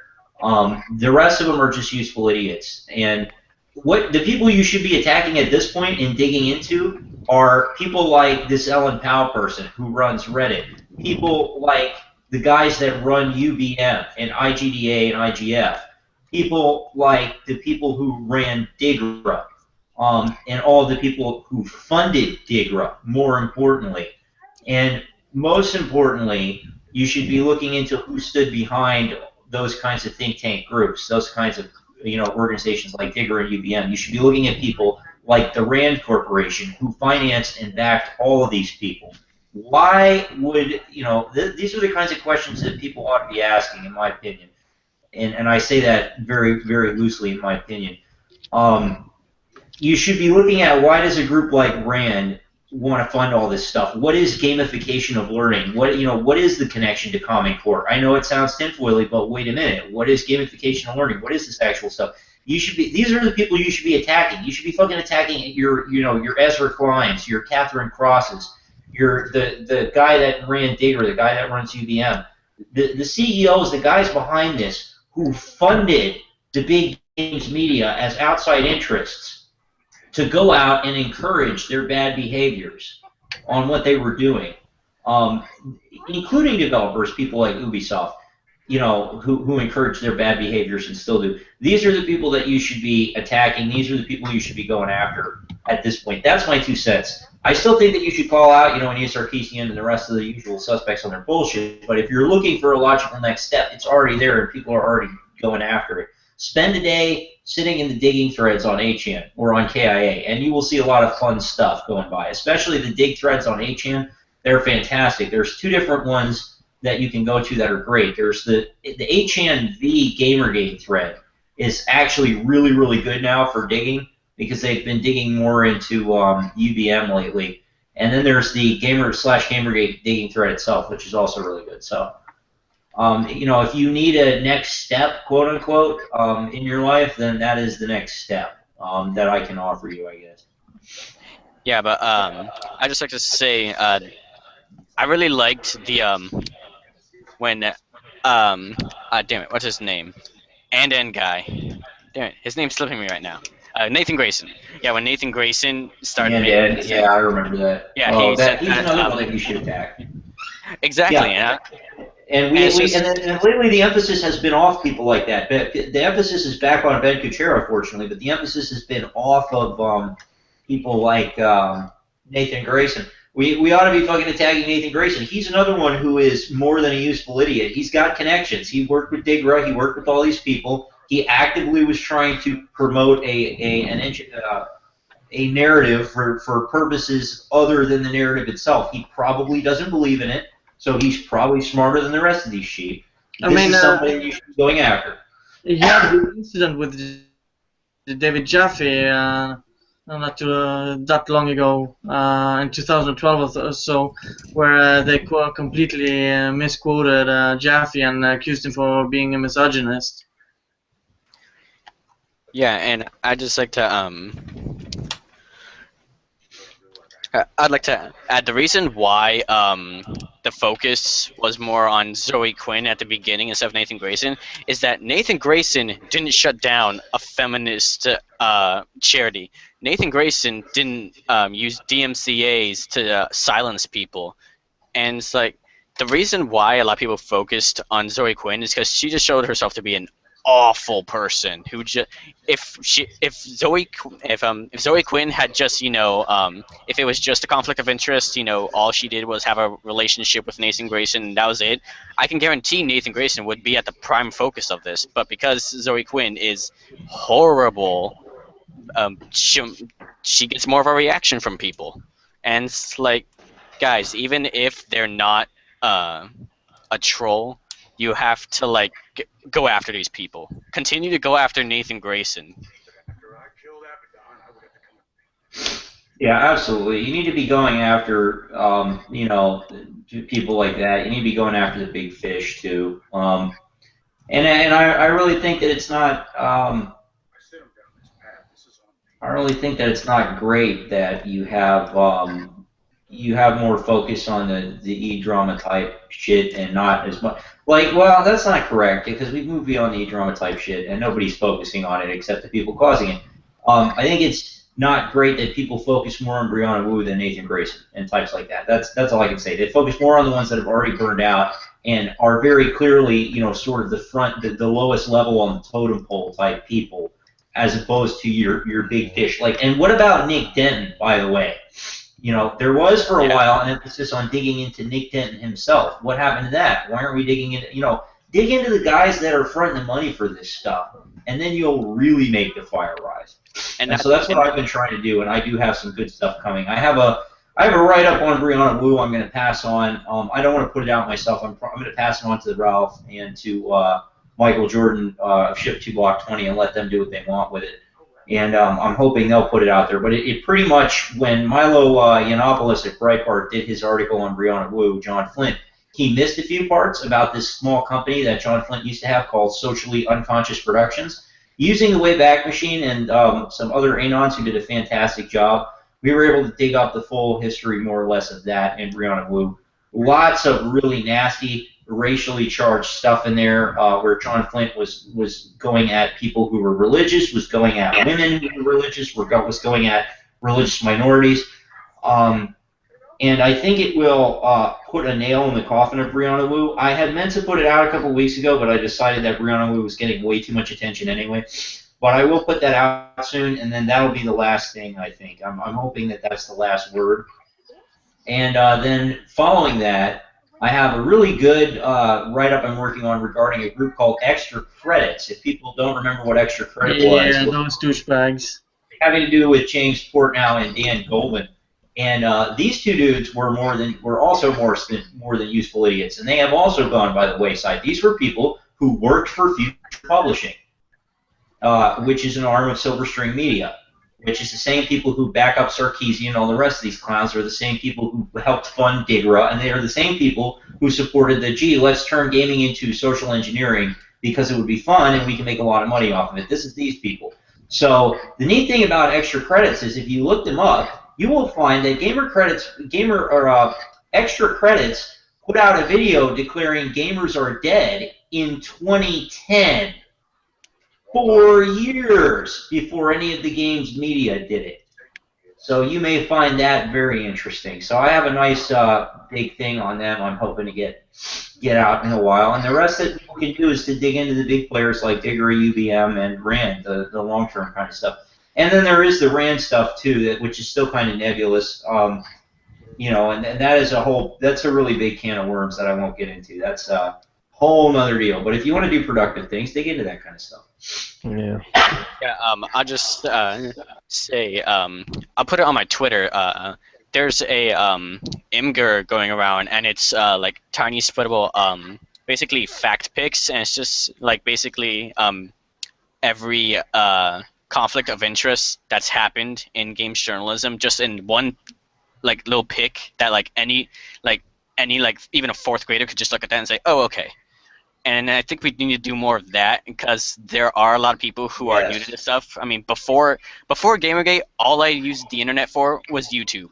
I never went to any of these other sites. I just watched YouTube videos, and now I'm all of a sudden I'm on Reddit, I'm on 8chan, I'm finding IRC chat logs, I'm finding all this crazy stuff. I mean, I was an IRC user and a channer beforehand. Those two things were endemic to me for other reasons. But yeah, I mean, I didn't go to any of the, like, I didn't go to TechRaptor. I didn't go to Niche Gamer. I didn't read any of the major tech publications. I didn't read Polygon. Like, before this happened, I'll say for, like, the last year and a half or so, I had a new app on my phone called Flipboard, which, if you selected gaming news on that, the only things that would come up were Polygon and Kotaku. So I had that for about 8 months prior to Gamergate, and then I took it off, actually, before Gamergate happened, because the articles started getting so bad and so far away from gaming, I was like, the fuck am I reading? So I just got rid of it. Besides that, though, I never used any of this crap until now, so I can say that I'm a lot better informed. And I'd like to see a lot more of that. When I first came into this, I was really wanting to push making memes and things of that nature more. You know, not dank memes. I do like dank memes, but not so much the dank memes, but the infographics, things like that you can just push out, and anybody, you know, people in places like the World of Warcraft forums or the Steam user forums, people who have no idea what's going the fuck on, will see that and be like, oh, maybe there is something to this. That's the kind of stuff that would really help a lot.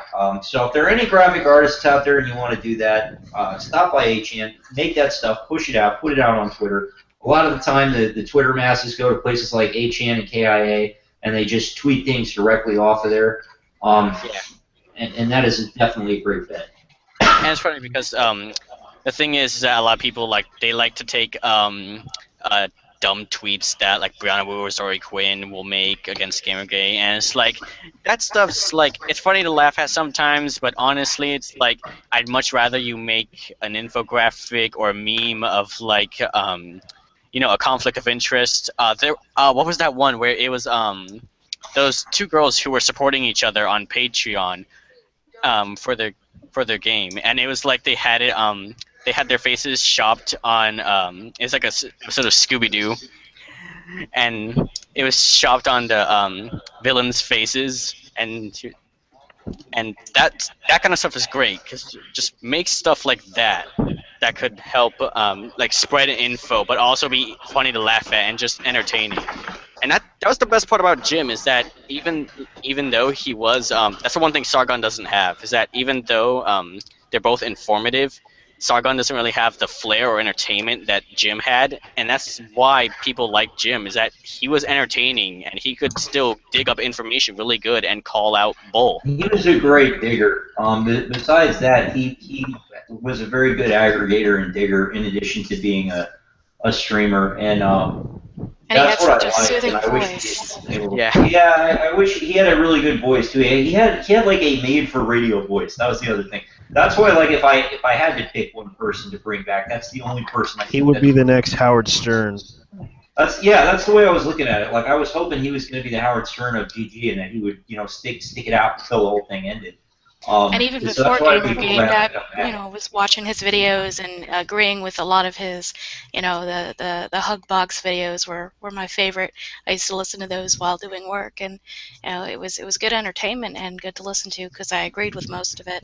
Not everything, of course. Not everything he said I consider gold, but I did agree with a lot of his videos. And even before, in fact, that's how I found out about Gamergate, was through his videos.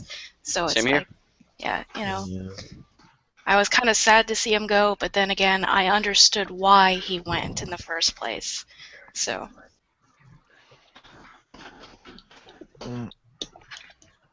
Because he was trying to warn us about something. Well, that, and I think he was getting, like, he as much as he was popular, he didn't like being popular, as other people have said, and I can kind of understand. I don't I don't like a spotlight put in my face all the time, and he was starting to get that, so he's like, I'm just going to back off for a little while until you guys forget about me, and then I'll come back eventually, but, you know, most of that fame will be gone by then.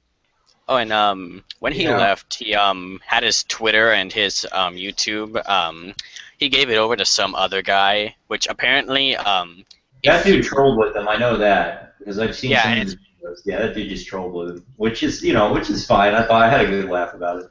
Well, the thing is that apparently I'm not sure it's confirmed. It's just a rumor, but on the background of his Twitter or his YouTube, when he let that one guy take it over or whatever, it was the name of an old troll group, an old failed troll group that apparently Jim was a part of or something.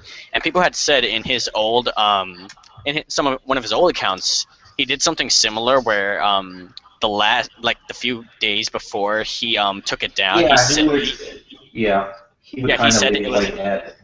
he said like it was hacked or something like that. When I honestly think that was Jim who was making those videos and who was making those tweets and stuff, but I honestly think he was just trying to get everyone to hate him so they'd forget about him. Could have been that too. I mean, I don't really give up on Gamergate. I was like, no, not a chance. I think the bottom line for him. Go ahead. Well, the thing is that we've been fighting this fight for a long while, and it just got to the point that I think Jim was kind of tired of us pulling this stupid battle. But I don't blame him. We're actually succeeding when Jim wasn't around. Did you realize that? Where we left off.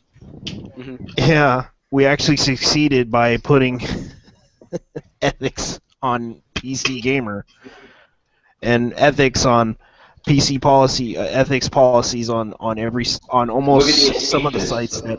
Well, that's the thing. What was the last? We put Joystick out of business, and we made The Escapist an actual publication worth reading. I mean, holy shit. Got fucking Movie Bob fired. You know, my God, because never would have happened. Adam Sessler and Jim Sterling gone. Movie Bob gone. Lizzie. It was Movie Bob's own stupidity that got him fired. Let's not delude ourselves. We succeeded where Jim didn't succeed at. Well, you can't. Correlation doesn't equal causation. It's a chronological thing. When it comes to that, I think Jim's thing was he was very much the type of person, and because I know some of his history, as the other dude said, and he's very much the type of person to take up causes, to jumpstart them, and be the guy that goes out there early on and carries the torch. But once it gets beyond a certain point, he says, okay, self-sustaining, I'm backing off. I think that's partly him. I think the other thing that is very much his thing is that if you get a bunch of infighting, if you get a bunch of internal drama, he wants absolutely nothing to do with it. And that is what was, again, that is what was going on during that time, was the fucking tone policing crowd. Yeah, a lot of people just hated that. A lot of people were, especially when they try to do that with, oh God. One of the worst things for me was when, one of the worst things for me was when people were trying to, and I'll admit I kind of did this, but people were trying to use Jade to get to Jim, and that's why Jade left. Jade even deleted her freaking YouTube channel. The tone policing people, what happened was the tone policing people fucking jumped on that stream basically that they had done, or jumped on them for doing that stream, I guess, dogpiled them for doing that stream. It was a bullshit stream. Yeah, it literally said bullshit stream. Like, I mean, it really did not matter. And in the context of things, I never saw a single social justice warrior. I never saw a single pundit. I never saw Brianna Wu or Sarkeesian or anyone else jump on the fact that stream happened and said, oh my God, pro GG pundit IA does a stream where he fucks his girlfriend. Like, I mean, nobody cared except the tone police. You know what? Gaslighted him right the fuck out. So, I mean, it was like, I wasn't really upset with them about that. It wasn't really a big deal. It was a joke. Yeah, nobody I was laughing my ass off. It was a funny stream. I thought it was funny. Like, It was funny and it was entertaining, but it wasn't. It was like, you know. It was inappropriate, yeah, but I mean, by the same token. it was like, I mean, did it really matter in the grand scheme of things that we needed to dogpile the guy? No, absolutely not. That's one of the reasons why I had so much trouble, so much of a problem with the tone policing people, because they were, even before that, that entire narrative, that entire idea was driving tons of people away. It's like, okay, so wait a minute. We're supposed to be here campaigning for more openness and freedom, but we're not allowed to say what we want and do what we want. That makes complete sense. Yeah, and you had an issue with them having like finger banging.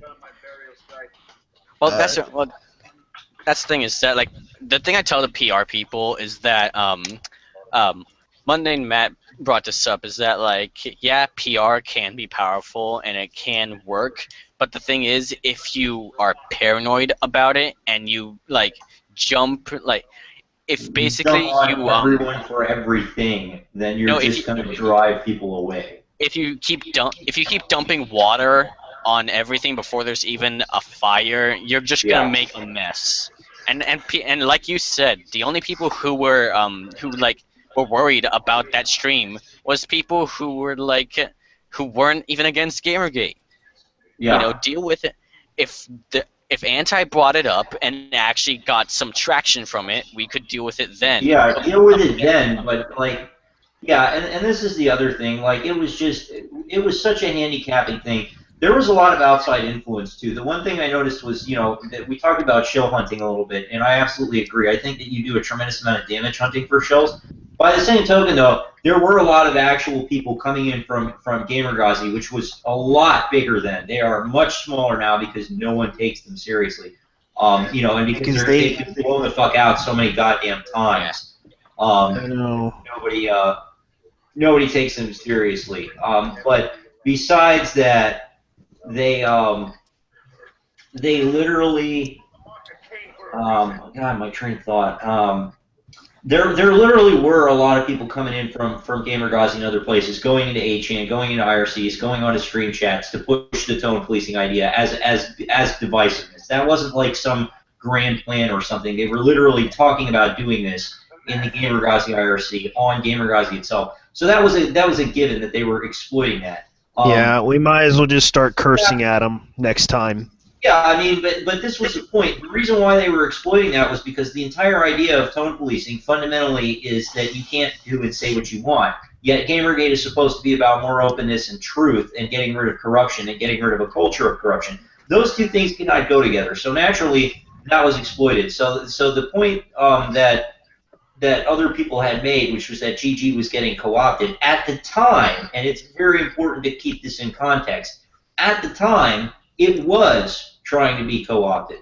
But again, we learned from it. We went through a period of 2 weeks that were really bad, about 3 or 4 days especially that were really, really bad inside of that 2-week period. I think it was a weekend. It started on Thursday, and by Wednesday we had the new board up. So really in that time period, and that was the end of October to the middle of November, basically, is the time period we're talking about. But we all learned from it, and all the shills, all the people that were coming in for purposeful misdirection got blown the fuck out, stopped what they were doing because they were either A, paid to do it, or B, they just got tired of doing it and didn't give enough fucks. And we got back on topic, we got things going again, and we're bigger than we ever would have been now. So, again, there's a silver lining to this, but you gotta keep in mind the lessons to take away from it. So. Yeah. And the one thing I've noticed is that we don't really, at least not from what I can see, is that Anti and Gazi doesn't really do all that much now. A lot of their members they're too small. They have no power anymore. We took their power. Yeah, they're too small. They drive off anyone who tries to hear them out, and they realize even after they've doxed us, after they've tried to contact launch coordinated attacks, launch coordinated efforts in this direction.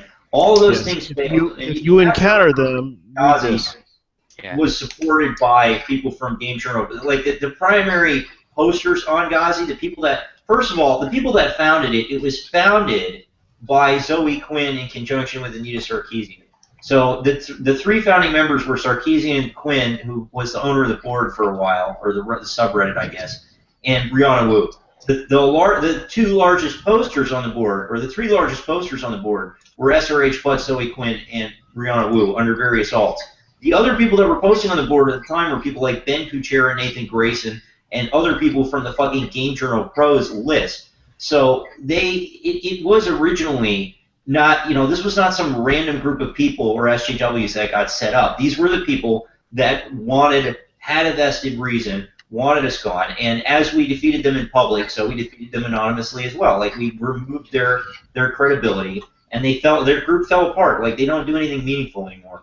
They went so far down. Like, the other thing is that if you ever actually spent time on Gamergazi and read their threads and stuff, they went so far down the sarcastic delusion hole that they got to the point where you can't tell what's sarcasm and how much things people actually believe now. Like, they started out just trying to make a parody and sarcasm of everything, and they went so far down the rabbit hole that they believed all their own shit. So they went, it's fairly to say, like, reading Ghazi is trying to read a progressive mental illness. That's what it looks like. Yeah, like they're so freaking paranoid that some of these people are starting to suffer from paranoid schizophrenia.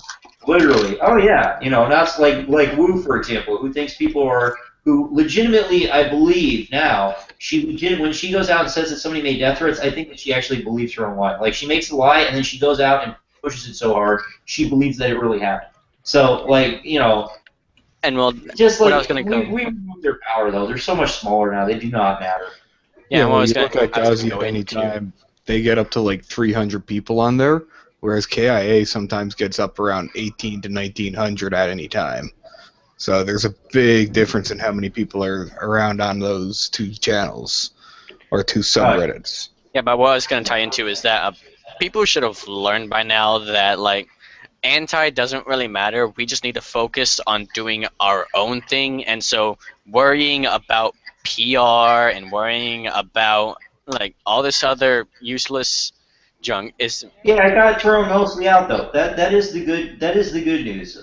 Most of it got thrown out. There are still people that worry only about those things. They're very few and far between. I have honestly not met a PR shill, or that's what I call them. Is I don't call them PR shills as in shills from the other side, but I mean like people from our own side who are just like PR spin machine people. I haven't come across one of those guys in 2.5 months now. So like I think that's over. It's dead. It's gone. People learn better. Now the only problem is basically eCelebs trying to have eCeleb drama again.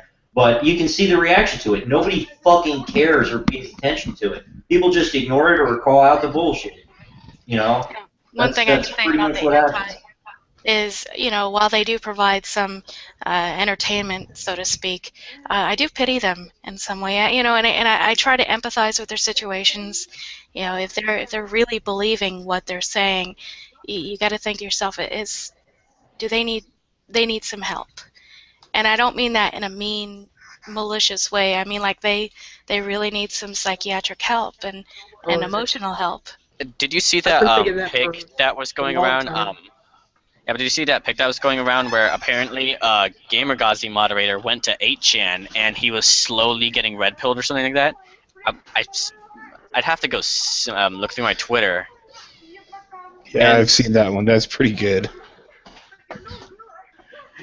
But yeah, it's like, guys, if you don't worry about PR 100% of the time. When it's time to get serious, we've shown that we'll get shit done. And everyone's like asking, "What's PR?" It's public relations. Yeah, that's a pretty foreign concept coming from Chan, right? Yeah, and it's like people are like, "Fuck PR, public relations." That's how it works. When you try to publicly relate to people about the issues, it's hard enough that people don't understand what that meaning means. Yeah, but there was never a chance to win a PR battle in this anyways. Like, anyone that thinks that there was is foolish, because we're going against the media, who controls everything that people see on a grand scale. The media. We can do individual things, we can't do grand scale things for the most part. Right? So PR doesn't overly matter. And it's funny because I have seen people say, I have seen a few normies who are like, Channers, and it's like, guys, don't do that, because most of us, like a lot of us, were from 4chan. A lot of the started from the chans. A lot of the stuff we've done is from the chans. Don't just like do that. And people from the chans, stop flipping out when people say fuck channers, because at that point it just reminds me of when people say fuck Tumblr on Tumblr. You get the same reaction from SJWs. It's just you're supposed to red pill them. You're not supposed to You're supposed to red pill people. You're not supposed to just freak out and start. That's why I'm running an operation called Operation Red Kool-Aid. That's awesome. It's also the fact that it's not going to be red pilling them. It's to show them that these people are not up to no good. And I'm sorry. I feel a little bit old and out of touch, but remind me briefly, what's red pilling again? Okay, red pilling is you go ahead. You got it. Who wants to do this one? You ever seen The Matrix? Yeah. Oh yeah, The Matrix. Yes. Oh yes, I've seen The Matrix. So basically, it's kind of like they give you the choice to give you the red pill or the blue pill. It's making them believe that this whole situation is all fake. Yeah. See the truth. See the truth. Okay. We're just trying to explain to them like facts and everything. Yeah, it's a poll meme originally from 4chan poll. The way it got started was it would be like a person would come in and be like, I'm going to red pill you on the Jews, or I'm going to red pill you on what's another one? I'm going to red pill you on this corporation, or I'm going to red pill you on this thing. What it turned into was it turned into other people coming into poll to troll poll and saying, hey, poll, red pill me on X. Or red pill me on this, red pill me on that, to the point that they ended up actually having to ban it because it was fucking up the board so bad. But the original idea of a red pill is that you get actual credible information, not just bullshit, on a topic or a person or an organization, and then you post it, usually in a series of posts was originally what it was, and you try to show people, hey, there's something wrong with this person. This group of people that you thought were all peachy keen, nah, here's what they really fucking do. Here's what they really fucking care about. Here's where their real priorities are. Now think about it with your eyes open. That was the original intent of red pilling, and to do it in a very, very satirical, dark satire way. Because of course, Paul originally was supposed to be all about dark satire. It was pretty sad when the satire ended up being true about so many fucking things. The fact that they predicted themselves getting banned off of 4chan essentially 2 years in advance was really sad. And that they predicted what would happen to Moon, what would happen to other things. It was all supposed to be satire. Originally, when Paul started as Slash, it was all supposed to be satire. And so much of it came true. It's just depressing when you think about it now. I kept hearing that term being thrown around in a positive and negative light, and I'm like, okay, well, it didn't help me to Google it because I've seen a bunch of different results on Google that said exact opposite of what the others said. So. Yeah, just like Big Man Tyrone said, if you see a shill, they might not be a shill. Just smother them with facts and kindness. So, there you go. Yeah, because and we did that with him. We did that with Mark Curran because he was asking to hear both sides, and we gave him links, we gave him pics, we gave him the facts, and we were fairly kind and polite, and he saw that. And then Anti comes in, and they just start messing it up for everyone, for their side. Well, and that worked out better. I mean, in the end, that worked out better because they came out and they attacked him, and then finally Ben Kuchera, who is a dog without a leash, opened his big fat mouth and shot the anti-side right in the head. Basically, it was great because Kern now, as you can see from his Ask Me Anything thread on V tonight, he was like, yeah, he has a completely different opinion than when he started. His opinion now is, I wanted to show that there was a problem. I have done that. I know who's the bad guys now. It's not GG. It's definitely these guys. You guys definitely have a point, and I'm with you. That's basically what he fucking said. So, textbook example of somebody coming in from the outside and learning the ropes. And it was rough. I was really upset when people were dogpiling him. I mean, like I called his idea bad, you know, publicly on a stream as soon as it went. Like the first day he was there, I came out and I said, yeah, you know, I think the position is a bad idea. I think it's going to be divisive, but I think that Mark Kern has all the best of intentions, and I hope that he educates himself. But so I tempered it. But a lot of people were just fucking dogpiling, and I was like, you know, whatever. But look on the bright side, he was smart enough to know that that was a normal reaction and not take it at face value and be like, oh my god, they're dogpiling me, they must be such evil misogynists, you know, like, dude is actually not a dumbass. So I guess I kind of helped there too. I kind of helped there too because I told him that, you know, we're kind of at a rough time right now. Mercedes, a mutual friend of ours, was raped, and we're all Anti's kind of just shitting on her charity. And that's what. And that's why we're kind of like that's why tensions are kind of high right now, and he understood that, and it's like, so when I tell people, guys, yeah, that's when I had to do that operation. I had to attack. Making that stupid video actually worked, and the Daily Caller caught on to it. Yeah, so that's why I tell people, like, don't worry about PR. If people are posting hentai pics or like being like offensive or stuff like that, that stuff doesn't matter on our own timeline. Or even if we start like, or even if some people are like spamming. Yeah, especially the 9/11 memes. Guys, don't worry about them either. That's fucking funny. If you don't understand that that's not. Yeah, this is what I would say about that and the I-Team. If you are coming in from the outside and you can't recognize that that is a joke, then you need to unfuck yourself. Yeah, because the thing was, goddamn joke, get over it.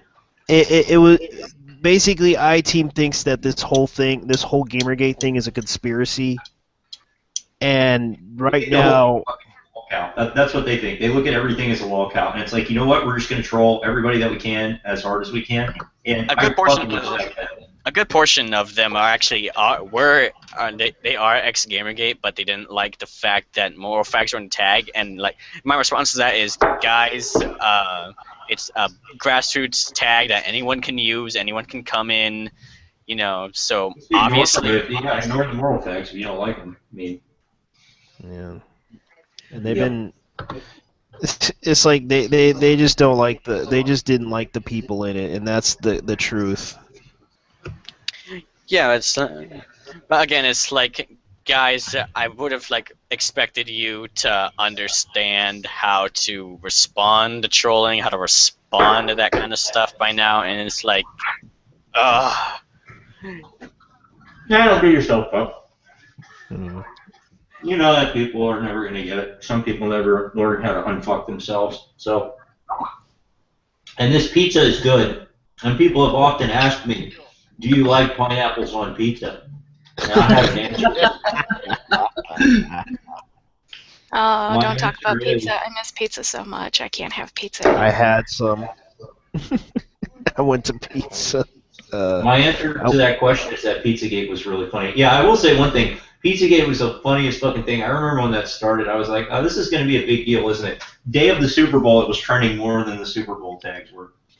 And A-Team was really pissed that some people even like asked like, hey, can we make this? And they got really butthurt. It's like, guys, some of you were in Gamergate. You know you can't control a hashtag. I thought it was fucking funny. It started out with a dispute within I-Team. I forget. It might have been Drybones and somebody else. No, it wasn't Drybones and somebody else. It was like two I-Teamers were fighting over whether pineapples on pizza was a sin or not. And they were like, one guy had said, if you like pineapples on pizza, you're fucking kicked out of I-Team forever. And it went from there. It was hilarious.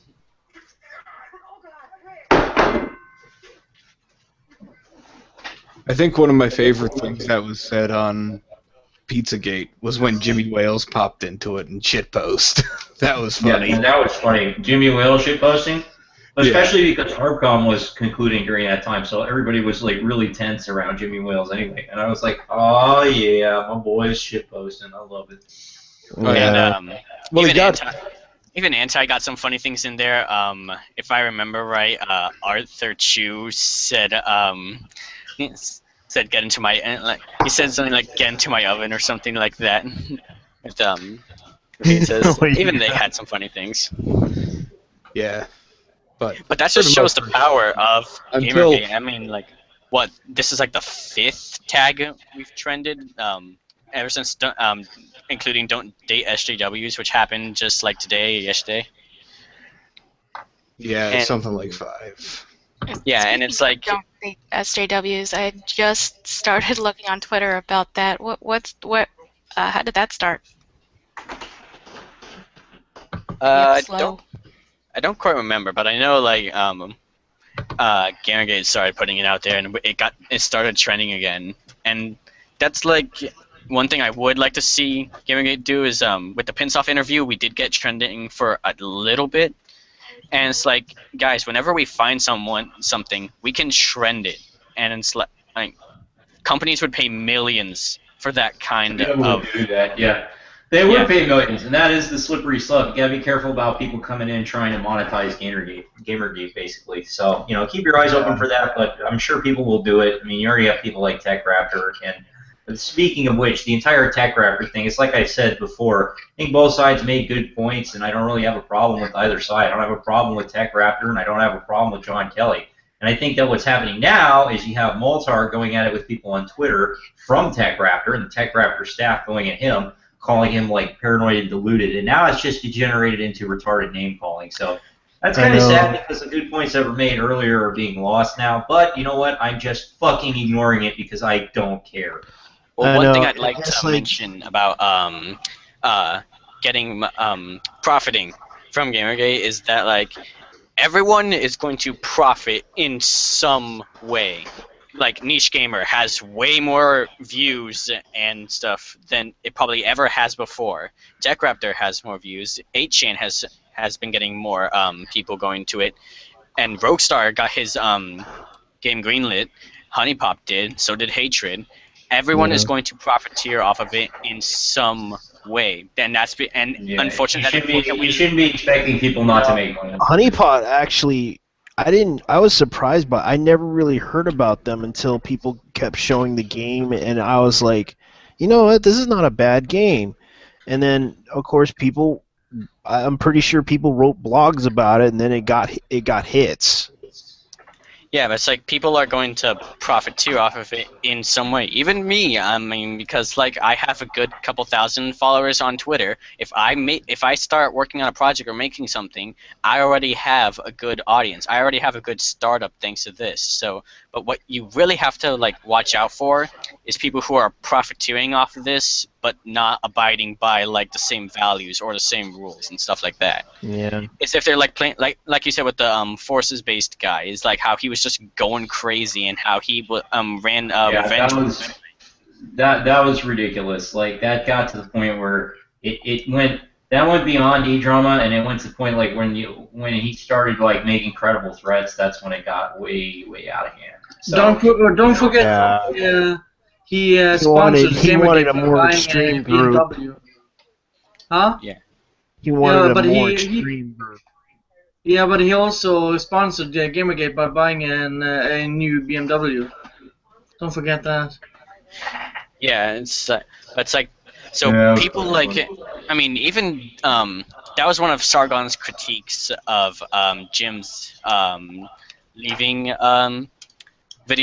leaving message is that Jim didn't like how people were making like they had Patreons and they had Kickstarters and stuff like that, and it's like on one of his streams Jim even said those were fine, and it's like we live in a capitalist society. Money is needed to like thrive or do anything. Yeah, people are going to make money off of anything. Like Gamergate is proof of that because you had people making money off of funding corrupt journalism. So it should be exactly. And what we need to do is make sure that instead of corrupt journalism getting the money, instead of corrupt people getting the money, we need to make sure that we support and we fund the people who are willing to listen to their consumers and willing to be ethical and transparent. They need to be those people need to be able to, support their own projects and to feed themselves and stuff like that. Exactly, and I don't have a problem personally with anybody making money by making videos or outing their opinions on YouTube or Twitter or anything like that, and then asking for a Patreon donation. No problem with that. What's the issue? I mean, the only... You know what? I never really had an issue with anybody having a Patreon. I can understand that this was under their YouTube channel, and people were openly criticizing about it. And I was like, you guys are fucking morons. Whoever criticized that issue needs to understand the issue right now. The people who made the Patreon thing, they had those Patreon accounts for a long while. I mean, Sargon himself has a Patreon. Sargon himself has a Patreon. Yeah, he has a Patreon himself, and the fact that there was something that really bothered me about it was that people don't realize that his account happened to be from when Gamergate didn't happen. He had that account for a long while, and people were like getting upset. Oh, he has a Patreon account. He had that account since January January. The only thing I can think of when that kind of critiquing was kind of warranted was with Jenny Barrage, the base gamer. I haven't really heard much about that recently, but even so, it's like she got $50,000, and it's like I don't get it. Well, even if somebody that's gets into Gamergate, even for the sole purpose of setting up a Patreon account for people to donate to them by putting their YouTube videos out or whatever they want to do with that. I mean, if people are willing to open their wallets and give them the money, then that's on them. That's on the person opening their wallet. Like, some people get so enraged about it, and it's like they start this fucking group and start attacking him, and it's like, dude, you realize he had that Patreon for a long while, and you're getting upset with him, and then you're accusing him of all these stupid reasons? Yeah, but I would say that the main difference between people on our side who have Patreons and Kickstarters and stuff like that, and the other side is that Brianna Wu and Zoe Quinn and Ian Sarkeesian, they don't deliver anything. They are just basically just stealing money at this rate.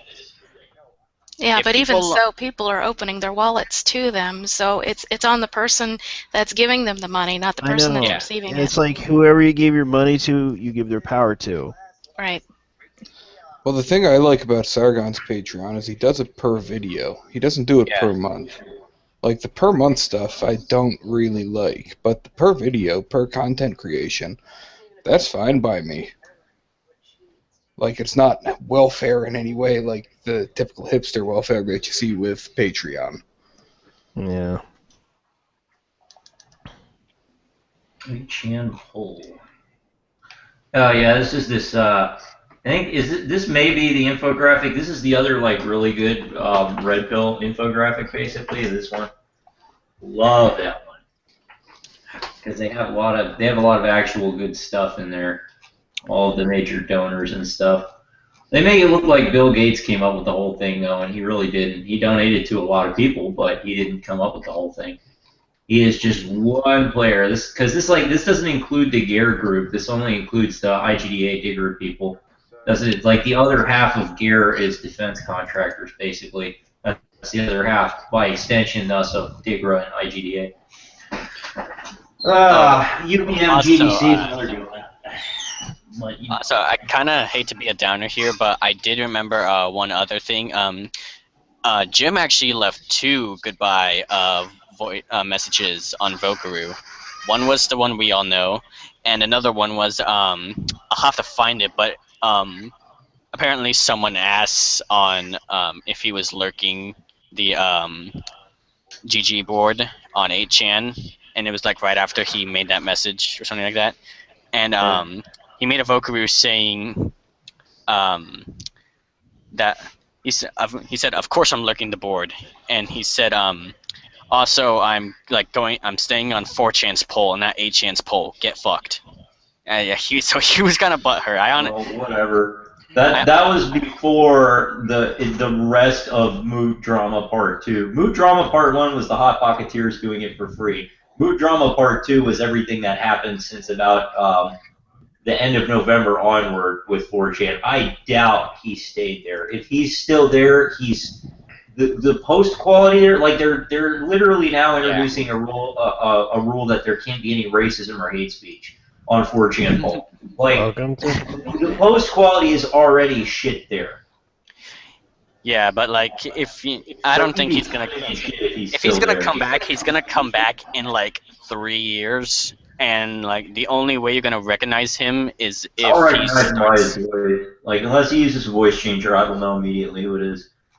So. Yeah, so either he's gonna he's gonna come back and he's gonna like be a small guy or use a voice changer or something, or he's not gonna come back. Cause I asked him like apparently he wanted to go to like move to Taiwan or something and like teach people there or something like that.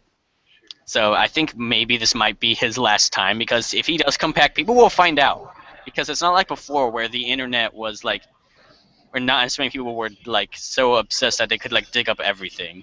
Now if he comes back, he went too big. If he comes back, we'll know it's him. He's not gonna come back trying to make videos. Yeah, but that's why I think we should like support people in GG who make videos, and like people like Sargon and stuff like that, and yeah, and MS Shadow Paint, others that try to help out. Yeah.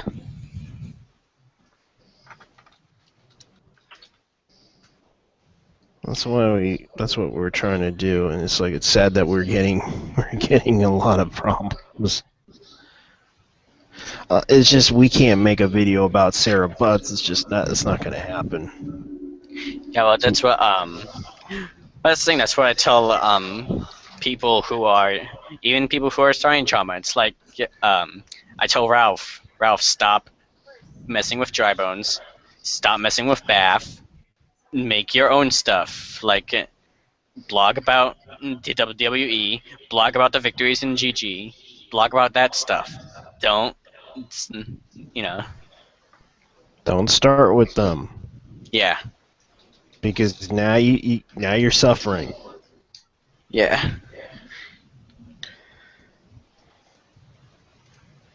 Yeah, and that's the biggest problem we're dealing with.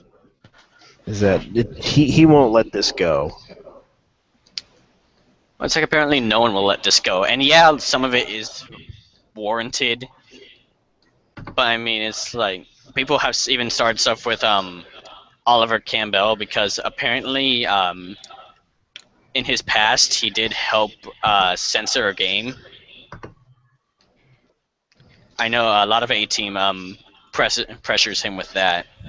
A-Team pressured him with that issue?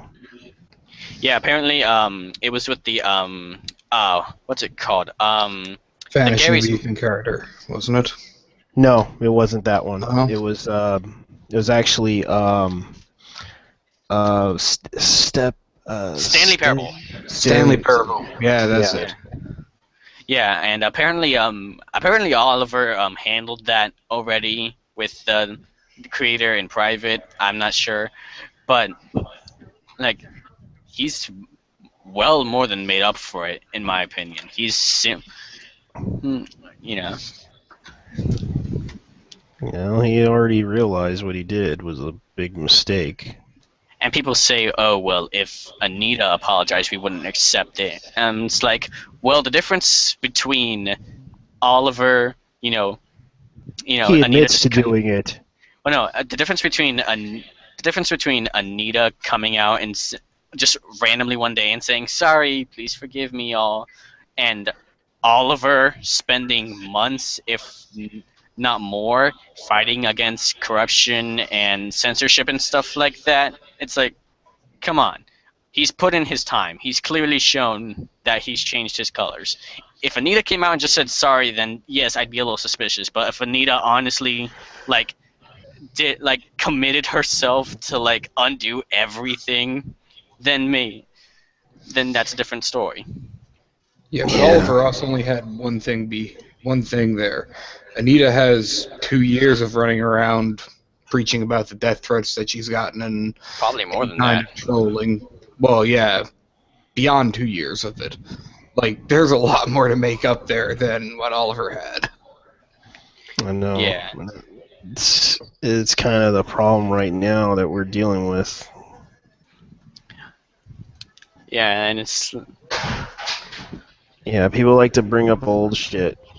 That's fine. I'll tell them I made a mistake back then. Yeah. I would say you can't change the past can only change you. Yeah. That's one thing I always like to say is if you make a mistake, that's fine. Everybody makes mistakes. We're all human. As long as you learn from those mistakes and try not to make them again in the future, that's what makes you a better person. I know. And And the honestly, thing they... is, go ahead. they seem to target the people who they feel is self-importance, and it's like, that's not gonna work. Oh yeah. Well, with A-Team, like Zan said, they just see everything as one big locale, which I understand. I can kind of respect, but sometimes they just like. I've honestly seen them go like Ghazi sometimes, and I'm just like, what? You were in GG. You know better than that. It's like, come on. And it's like, I've seen that with people who have left too. Like, now that I've left, I can see everything that's wrong from the outside. And they start posting stuff that they themselves have argued against while they were in it. And it's like, guys, what are you doing? Is the salt really that strong? Yeah. Yeah, they really went off the wrong edge, and yet they don't realize that this is everyone thinks that this is GG's fault, and it's already people think we're harassing Jace Plazinski. Like, I don't really have an issue with him, frankly. So what if he was an actor? Everyone was like assuming that he was faking it. He was trolling, and it's like everyone just didn't understand. Look, I don't give a shit about him. He just wanted to do this just to be, just to get attention on the issue, and at least he did it. It's just sad that article popped up saying that we harassed him. Yeah. Also, there's that Sony article that came out where I read it, and journalist dude was pressing someone from Sony, and he was just being the journalist was trying to be a smug motherfucker, while the Sony employee was kind of like trying to be professional and trying to stay out of it, and the journalist was basically trying to get him to like denounce Gamergate, and he was trying to the journalist was saying, so yeah, it's kind of weird that Gamergate would like expect us to bribe you when you don't care about journalists. And the Sony employee was like, well, I'm right here, so that's not really true. And the journalist was like, yeah, but look at our numbers, look how much we suck. And it's like, it seriously brings the question to mind, are these journalists stupid? Like, seriously? Yes. Well, yes, in a word, yes. Yeah. Well, it's like you said. It's like someone said. Unlike most other industries, where like in sports, for example, usually a person who starts writing about sports or something was in sports and has played in it for a long time, and then became a writer after they retired. Yeah. This is the only industry where and they did college. Have nothing to do with gaming. They just come in from other places. Because they couldn't manage to be writers for the normal media. Because, of course, the normal media's market share is shrinking, and people want to hear less and less of it progressively. So it's like, no, we'll just go write progressivism for the games media, because that's the only place that's expanding. So we ended up getting all the trash that MSM normally would have gotten. That's basically what happened. Games media became a trash accumulator. Yeah. But I just graduated with a journalism degree, and none of the major people will hire me. Where do I go? Why? You can come work for Kotaku. We'll hire you. None of them have journalism degrees. They're all. I actually think some of them do, but even so. Most of them were people who just started doing it out of college and just left to go write for places like Kotaku and other stuff. People like that's why most people go with blogs and such.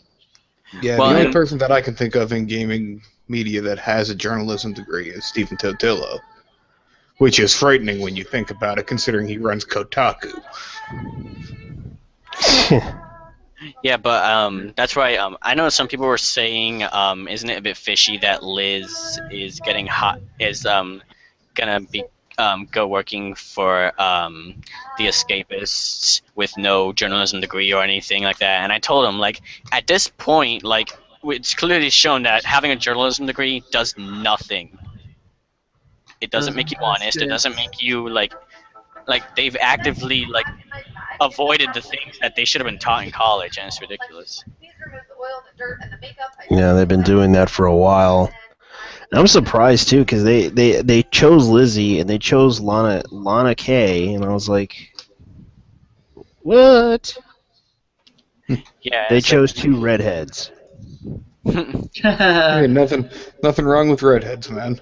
Yeah, I know. Nothing wrong. Everybody's all like great, like figure. Aside from the whole lack of soul thing, but hey. No, don't go there. Yeah, but it's funny because Total Biscuit is just a YouTuber. He has no real like professional like documentation or anything. He's just a YouTuber, and people trust him more because he acts more like a journalist than any of these journalists ever have, and that's why people go to YouTubers and to Twitch and stuff, because I feel like I can trust them more than I can trust these hipster bastards. Yeah, but the other thing with Total Biscuit, he's kind of unique in the YouTube world. He has a law degree. Mm-hmm. Right? And he knows the law, and he knows business law, I'm assuming. Yeah, and he did his over in England, so they've got far more stringent rules in a lot of cases for copyright and everything. Well, not only that, but like other Let's Players too have shown they're far more dedicated to their fans, and and like they don't insult their viewership, and they know that if they mess up, they'll be called on it, and they actually respect the people who have built them up. And that's the thing these journalists don't realize, is that without us, you're nothing. And that's why gamers are dead, and gamers don't have to be your audience is the stupidest thing I have seen ever.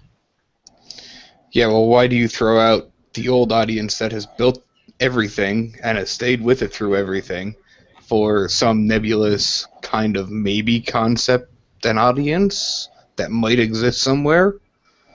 Like, well, that's the thing, is that they expected the social justice crowd to get into it. And if you look, wasn't Gamergossi supposed to be games talk without gators? Wasn't that their shtick? And I saw that post going around there, at least towards the beginning. And I saw that post going around there. It's like, it's games talk without Gamergate. And there was only like 6 posts on there. And it's like, social justice warriors and all these hipsters, they don't care about gaming. They're not your they're not your readers. We are. And if you want us out, well, you're just gonna die. Yeah, if you really want your game out there, then I suggest you be nice to people. Shut up and avoid all the political bullshit that's going on here. or and make just your game. make a good game. Well, it's Like, not only that. It's like the game developers are making. You could just make a good game, and not chill it. My big thing is, a lot of these game developers that you see around nowadays, they want to be rock stars.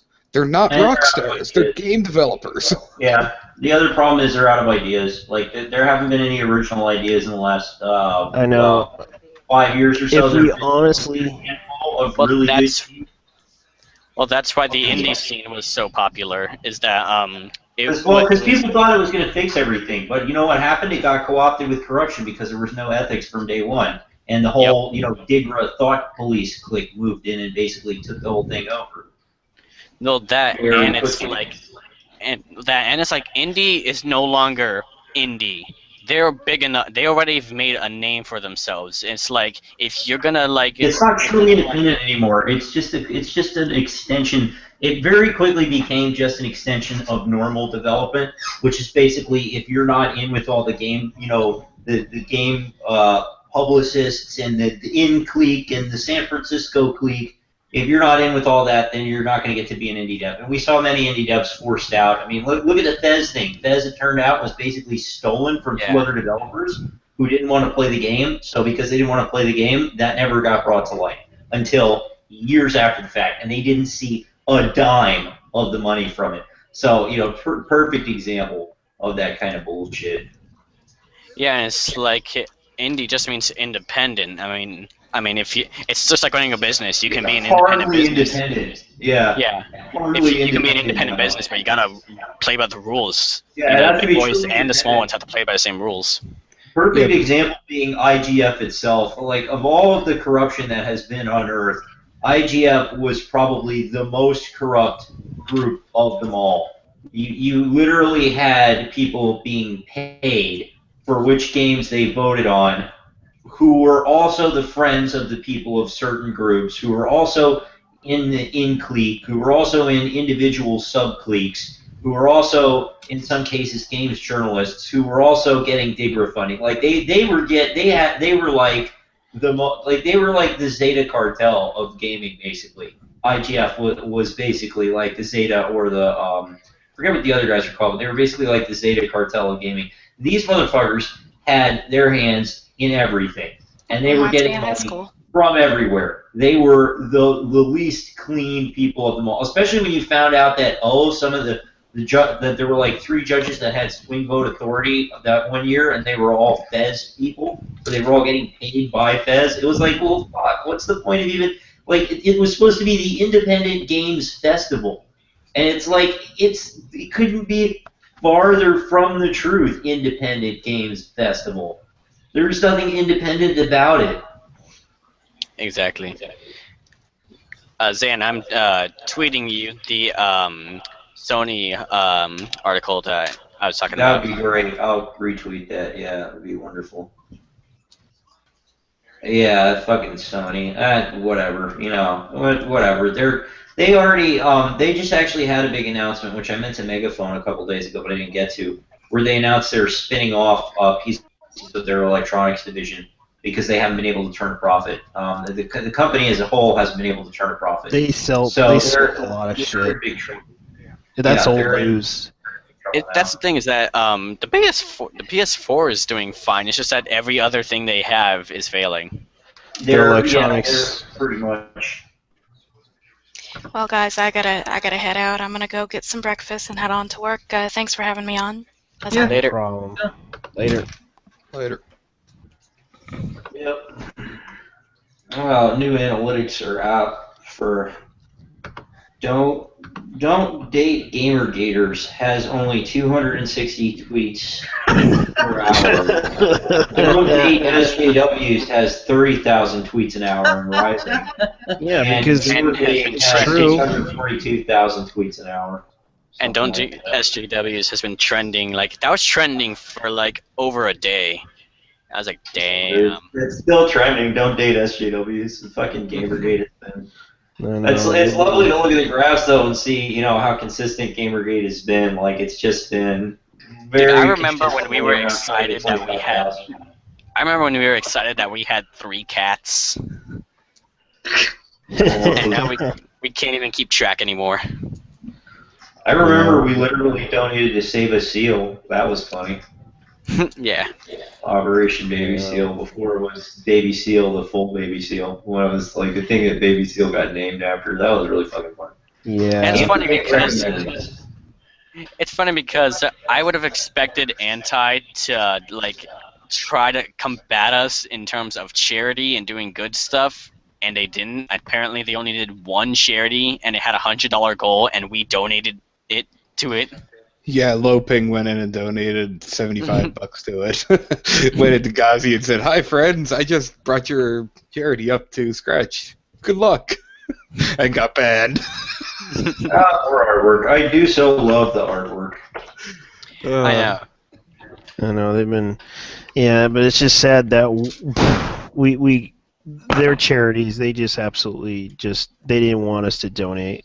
Even when that was hilarious. Like when we started donating to charities, and then there was the one charity that was run by a bunch of SJWs. We went to donate it, and they were like, "We're not going to take your money," and we were like, "Wait a minute, I thought the entire point was to donate to charity. It was like, well, we don't agree with your politics, so we're not going to take your money. It's like, well, I was beside myself when that happened. I was like, here's the thing. That's your one of the few entire job is times. to help people. That's why you're a fucking charity, and you just said you're not going to help people because of your politics. The fuck are you doing? The fuck? I'll be honest. That was one of blew the, me away. that was one of the few times I've gotten angry on the internet because that was due to Ghazi. They emailed Able Gamers and told them that the Gamergate is using you for a political weapon, and it's like that was the one time I actually went off on anti, because like for me the chance to get disabled kids to play video games is just awesome, and not only that, but it was for the porn charity, so that was like also double awesome. Actually, And they did help out one person that was disabled. He couldn't see, so we bought him like a freaking machine so he can read. Exactly, Big but brain, wasn't it? Yeah. yeah, but exactly, but like even so, it's just like that was the one time I went off on anti, because like really you guys you hate us so much that you're willing to take away money from disabled children. It's like wow. Because they care about Zoe Quinn so much. It's sad that they would go that they're willing to go that far for Zoe Quinn when they don't realize that Zoe Quinn is lying to them. Yeah. And it kind of goes to the point that they are a freaking cult, and they think that everybody out there is trying to kill them, and it's like they're paranoid to the point that they don't want to deal with it anymore. They're willing to kill people. They're willing to even try to stalk people just to prove a point. Well, yeah, I mean, Joe got swatted, and King of Pole was sent a knife, Milo was sent a syringe, and it's like, they really do want people to, like, some of them really, even if it's third-party trolls, there are people who are willing to risk lives just for lols or for their political ideology. That's why when people, like, when that Twitter glitch that happened, where some people's accounts were locked. Glitch. That's a good one. Yeah, I don't think it was a glitch, but go ahead. But yeah, people were especially A-Team. They were like, why the hell does Gamergate think that their accounts being locked has anything to do with Gamergate? Well, have you not been around? Mass censorship has happened since day one, and they're freaking. That's why it got so big. What was it called? WAM, that Women Action Media, that was that we knew was biased towards Gamergate and was like supposedly supposed to make Twitter better. It's like they did a bad job. They did a bad job, especially when. Even with all the freaking threats and everything that they do, there was like one troll that was like doing like stupid bitch. They didn't even ban him for it because that was not even they. Even if people were cursing at people, they can't do anything about it. Exactly, but like there are obviously people who would love to silence us, and some of these people do have positions of power. I mean, Brianna Wu, if she wants to, she can get your account removed off of Twitter. She did that with Fart Rises. Yeah, Fart and also Thunderfoot. How many times has it happened to Roguestar? Oh, a lot. He got banned again recently. I think it was 9 times. No, it's 12. Yeah. 12 bans. Exactly, and so it's like, yeah, people might be a little like paranoid when it comes to their account messing up or something like that, because there are people who would love to silence us. There are people who would go that far. Yeah. Shit's gonna happen. Take a look. The PC Gamer hiring writers now. Oh, good. Take a look at that.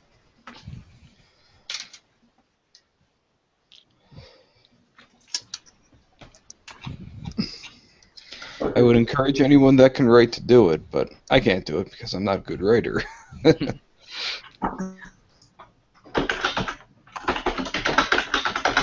But yeah, you know, I should be heading off here soon. I'll just leave with this. I'll say I'd like to come into these streams a bit more often, talk with you guys, and I'd also like to keep in touch. I'd like you guys to help spread gaming conventions and stuff like that, because I would like to see some of you guys in real life. That would be pretty cool. You know, checking out these. Kind of hard for me since I'm across the globe. Yeah, alright. Well, take it easy, guys. I'm gonna head off. Yeah, see ya. See ya. Yeah, on that note, Underdog, do you want to keep going or wrap it up? Because, I don't know, I mean, we could keep going, but, like, I don't really have anything else to talk about. There's only 4 yeah, of us. I mean, sure, we can just wrap it up. We've been, I'm gonna head to the gym now. It's a perfect time for me, so, we can just wrap it up. But do we have anything we want to show? Just, you know, Loot Gamer, shiptoblog.com, and Arrowhill, Niche Gamer, all that good stuff, as usual. Just go to it, follow it. Keep digging, visit the digging threads on 8chan. You'll see pretty much everything you need to see. If you really want to have a better, if you want to have a much wider field of view as to what's going on and have things make a lot more sense, I suggest that you visit those kinds of things. Because things will make a lot more sense if you do that. That's pretty much all I have. Yeah, Balinor, do you have something? No, I'm good, man. Unless someone wants to follow me on Twitter, I'm Balinor41. Oh yeah, I will. What is your Twitter actually? Yeah, that's the other thing. I'm at 10 minute at 10 minutes. If anybody wants to follow me, is that Balinor 41. Yeah. JT, do you want to share something before we go? Yeah, you can add me on Hero for Nuts at Hero for Nuts at Twitter, and I do live streams on Twitch. JTB plays games, and that's pretty much it. Yeah, we've kind of been bored now the last 2 days, so we've been doing a stream. Probably not going to be one tomorrow. And there's going to be a big Gamergate stream for Wednesday, so maybe I'm going to try to do the Gamergate streams 2 times a week or so, depending on news. Because if there's nothing to talk about, well, then there's nothing to talk about, and just postpone streams. So, yeah, you can follow me at the_last_ride1. Anyone who wants to. I do write stuff for Ship to Block 20. Please subscribe if you want to. I mean, I don't know if you still plan on doing streams. You can probably subscribe to him as well. He does big streams. So yeah, thanks for watching, and see you guys later. Later. Later. Yep. Good night, guys.